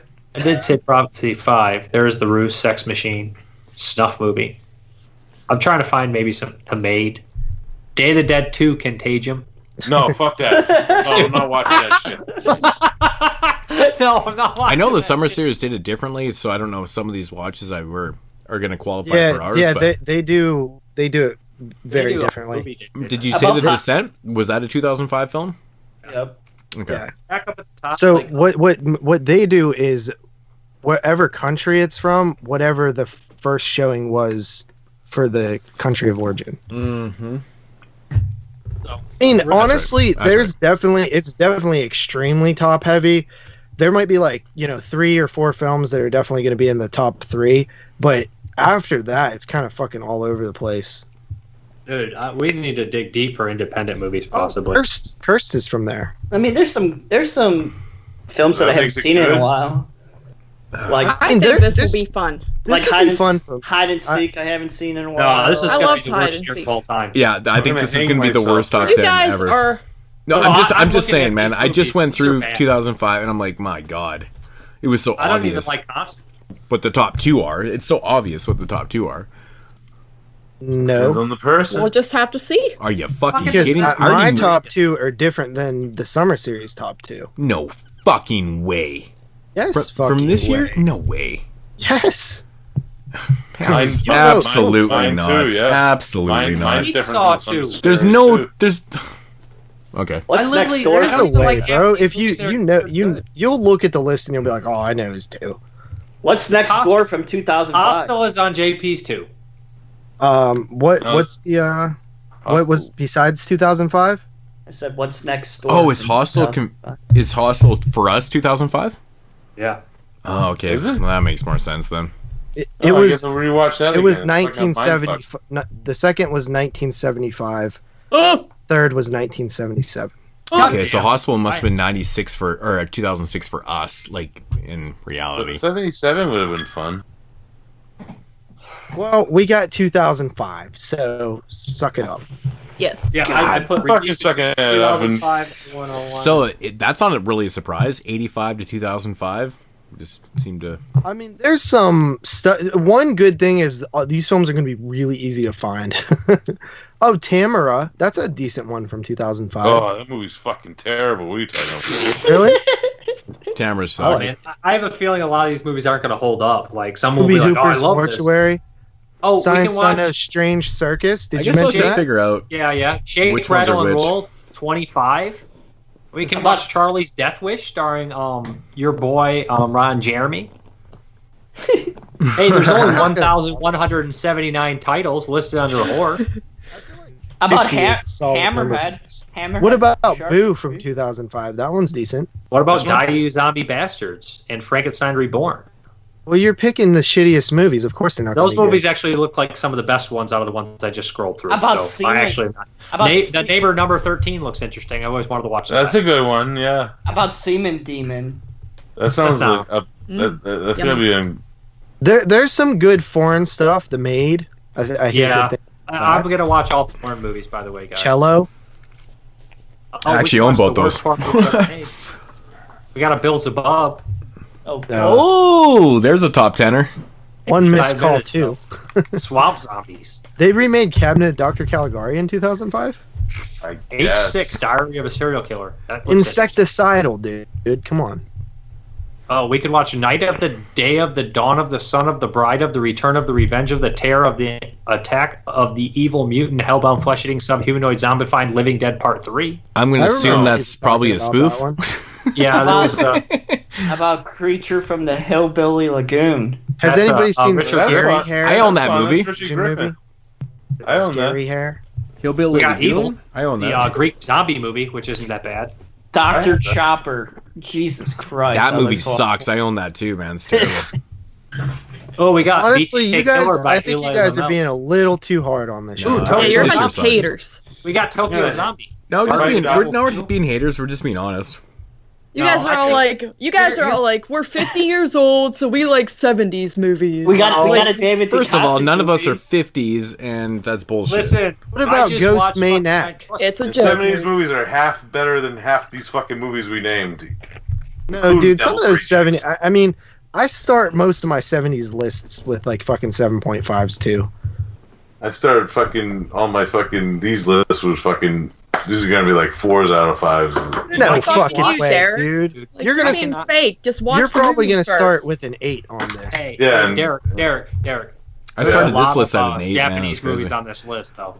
I think we can get away with watching literally like 30 Japanese movies and be okay.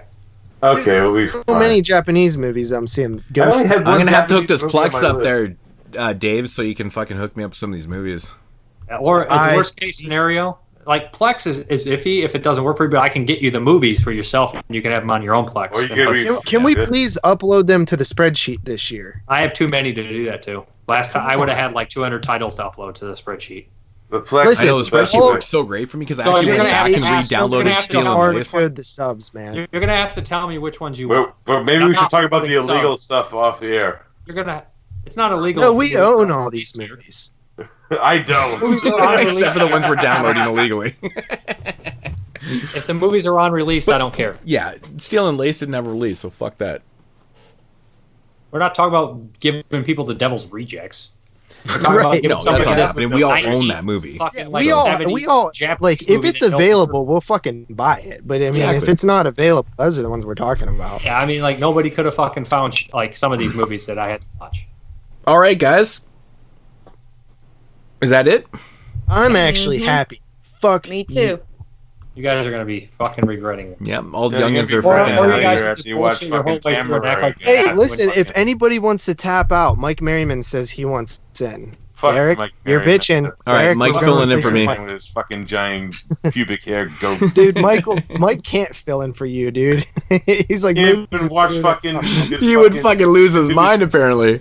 No way. He's like, hey, Do Boots, we're people doing council 2005, movies. right? Boots is like, I'm not doing it. He's like, what? You're the fill-in for me, dude. Have you guys heard sad from music Boots? plays in Was the that background. hilarious? If we Walks got down in the trouble road for with fucking the- not watching 2007 movies? What's dude? that song they used to play by Mugen Heap? It's like, ooh, what you are. That song plays. You know, I'm just playing this up for entertainment. If you No, yeah, No, Mike- I'm Mike serious. literally If get in if trouble. you don't want to do it, Mike will.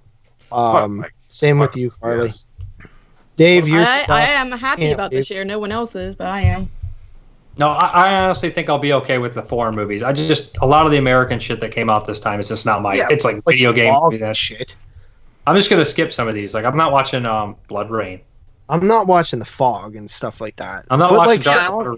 some titles like House of Wax or something like I haven't watching seen that House since of it came Wax. out. That Man, was- it's, House of it's Wax? so much Fun. better than you remember it to be, man. I just rewatched it, actually. It's actually, Really? it's pretty fucking fun, man. It's fun. I'm sure House of Wax is good. Oh, House of Wax is my number one already. I'm already calling it. It's fun as hell, man. I used to not like it at all, and rewatched it. I was like, "Fuck, this Well, shit's it fun as came hell." out at a time where everybody hated everything. I remember that quite Yeah, vividly. that's true. But We got that Irish movie Isolation. I've always wanted to watch that. Oh, Did you watch that? that movie's actually legitimate, man. It's good. yeah, we good. That- reviewed dude, that. I think. Look, it might not be a super deep year for like eight, you know how like sometimes we'll get 8s like down at number 30 and stuff, but I guarantee you everybody's top 10 is going to be pretty solid. You all seen With Feed? Don't use that solid word. I hear it. Feed is like feed is fucking nasty, bro. Feed is nasty. Oh, dude, Feed is Fetus is on there? It's fucking not brutal. Fetus. It's actually one of the that's my sickest number- movies that's I've my ever number seen in my life. It's gross. That's my number one. The Batman vs. Dracula animated movie. JP I've watched reviewed that already. I reviewed that on the show. I did. I hate when people give me shit like that. I really do. Nothing to say. 13 Thomas Eddie is probably my number one. It's going to be on my top 10. DC film. You guys ever seen that movie? What? 13 Tizimetti? I've seen the remake. I haven't seen the original. I want to see that movie's fucking awesome. I don't know if it's a horror movie though. Fuck, Isolation's out of print. I got the DVD. I got the DVD. Yeah, like if something's out Bought of it for, print, like, probably yeah, 50 we're cents gonna back have in to the day. fucking. But no, the share way it with our the way it is, like you want your formats to be MVKs anyways. Or whatever it is. Right. Yeah. Yeah, you do, because you can put the subs in there, and no matter when you play the file, when you play it on your television, all you have to do is press the sub buttons and it comes up. You don't have to hard code anything. Yeah. You can put Yeah, I multiple prefer audio them streams hard coded, but if we're getting ones that are matching, I'll be okay. I just hate hunting for them myself. I'll send the subs if I have them, but sometimes I can't. You're the best, Dave. I don't care what anybody says about you. Like I said, I don't download movies that are widely available. Hell no. But I will not. But I will do stuff that's like, there's some of these movies that are just impossible to find anywhere. Yeah. Of course. If we're not sharing with each other, like, and we're not fucking releasing them to the public, you know, this is private use. Right. And also, What's that? I think that's it, boys. Guys, ready to get out of here? That is definitely it, man. That is going to conclude the top 10 of 1991. Of course, we are moving on to the 2000s. I'm personally not that excited. Some other people are. You know what? That's completely how long fine. ago 2002 posted, Hey, Moose, if you want to fold out, Mike Merriman will take your place. But it's because I'm apparently really old, like 50 years old, and only watch 70 films. So that is cool. Shut up. That is cool. Hey, I'm picking a number here. That was a diss on everyone, not just you. I'm fucking with you, Carly. I'm fucking with you. I'm fucking with you. But yeah, guys. Release date for this show is probably going to be after the new year, I'd assume. Probably. What? September, bro. Oh, this will be way after the new year. The next show. We're probably the looking like 2005, bro. Oh, I was gonna say, man, I'm not watching any 2005 movies until I catch up on my 2020 watches. Yeah, that's what I'm saying. We're probably talking March, April kind of thing right now. Yeah, it's going to be a while from now. Yeah. I'll probably watch one here and there just for the hell of it. But well, we already have our schedule 2002 planned out till was January, so this is kind of crazy. 2002 was episode 74, and it debuted back in 2016. So it's been a while since we it was March 2016. So it's been a while since we've been into the 2000s. So you know. It's cool, I guess. Yep. Cool, man. Well, thank you guys for coming back on the show. Luckily, there's no Child's Play movies. We are the official Slick Six, and I hope to see you guys back for the next one, because if you're not, Thug Life. You suck. You fucking suck. Yeah. Thug Life. Because I'm going to tough it out, because it's 2005. And you have to, because you're moods. And because I'm moods. Your name is in the title. Yeah, you're not allowed to leave. I love to torture myself. We all do at some point, Smoots. It's really great. We are all a bit sadomasochist. I think we are. And just so we can complain about it afterwards. Right, Why not? yeah. Why not? great. I mean, that's the best part of the show, right? Like, what were the worst films of the year you watched? Well, I got about 30. So Derek's like, he just goes down everything. He's like, that one sucked. But it was all- I want to rape it in its asshole. and that's, of course, it's Derek where he's like, well, I got a couple, and he starts talking about ones he loves.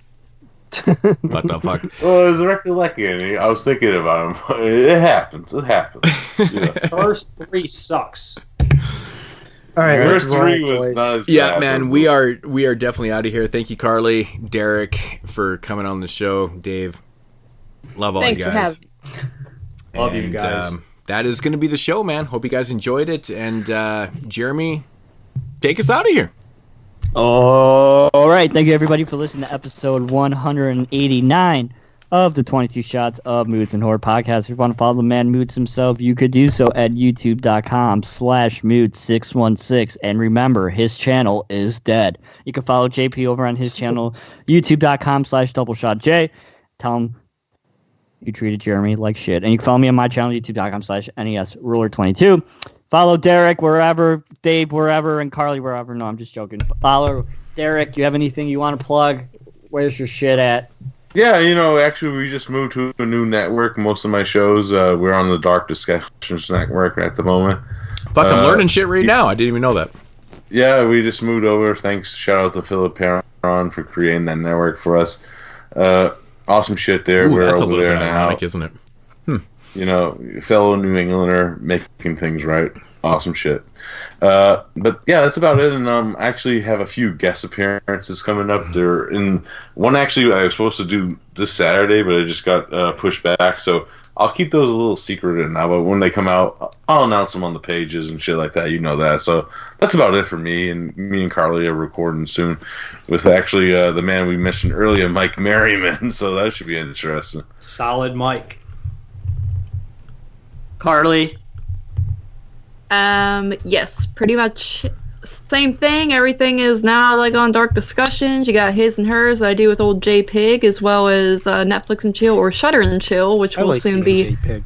Yeah, little J Piglet. And movie versus movie that should be on there soon with Austin, and then of course Derek and I do celluloid dissections, and then I also have a YouTube channel called Carly317. That's CARLY 317. Check that out. But yeah, everything is on Dark Discussions. So. Dave. I mean, we all know where Dave is. Mr. Parka. Yep. MRPARKA on YouTube. So, if you'd like to leave us any emails of pictures of a man eating a lady's ass, you could do so at 22shotsofmoodsandhorror@gmail.com. That's 22shotsofmoodsandhorror@gmail.com. Come shrapnel. No, you didn't see the message, Moods? Apparently not. Of Peter sending a picture of a man eating my mom and my aunt's asshole? No, I did not see that. Oh, no. It's very, very Dude, amazing. he still emails me like twice a day. I'm not joking. Oh my god. This won't stop.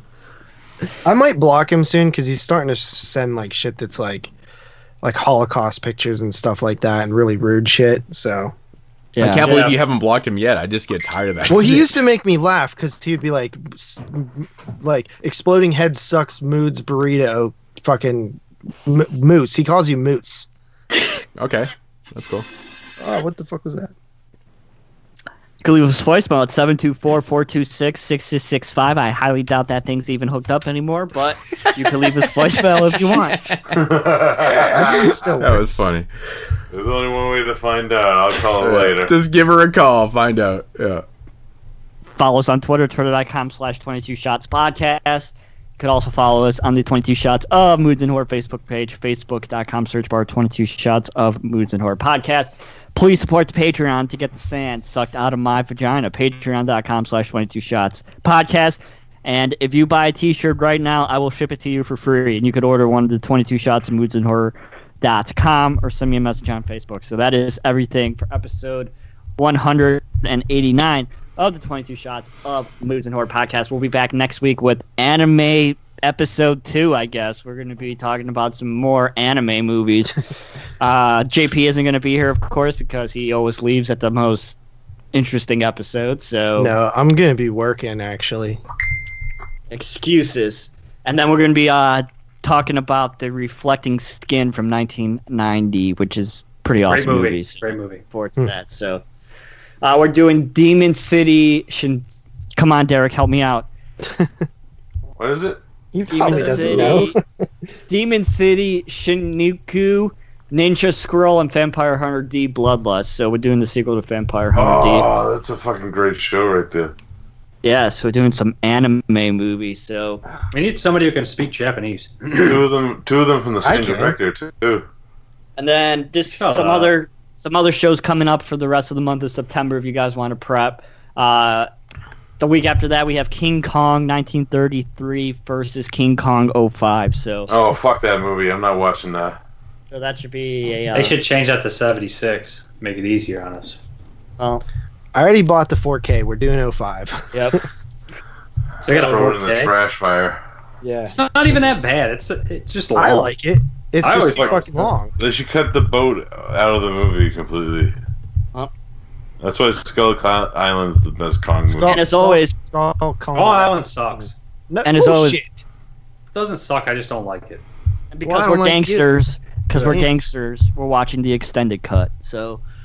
Oh God, damn you all! You're on that show, Derek. I'll be there in spirit because I'll have to rewatch it to know what they're talking about. It's from 05, so. Oh shit! Dave's Actually, like, it's 05. One Dave- off the list. the Saw theme starts playing. Da-na-na, da-na-na, da-na-na. Dave starts Is to it realize 05? it is. It is. They don't consider it a horror movie though. Well, It's exploitation, that's motherfucker. You still nuts. watch it. Action adventure drama. I'm counting it as a watch. I don't It has give a a fuck. It has a killer. Why? It's It, got it fucking has King killer Kong. bugs in it. That's all that matters. Yeah, dude, just killer bugs are fucking more horror than half the movies that came out that year. Right. I'll call this horror movie. Never mind. This episode's been too long. Okay, we're out of here. Bye. Chick you later. Peace. Bye-bye. Stop it. Just stop. Stop. Stop it. Stop it. Stop it. Stop. Stop it. Stop it. Stop it. Just stop it. Stop. Stop. Shut the fuck up. Fuck you, bitch.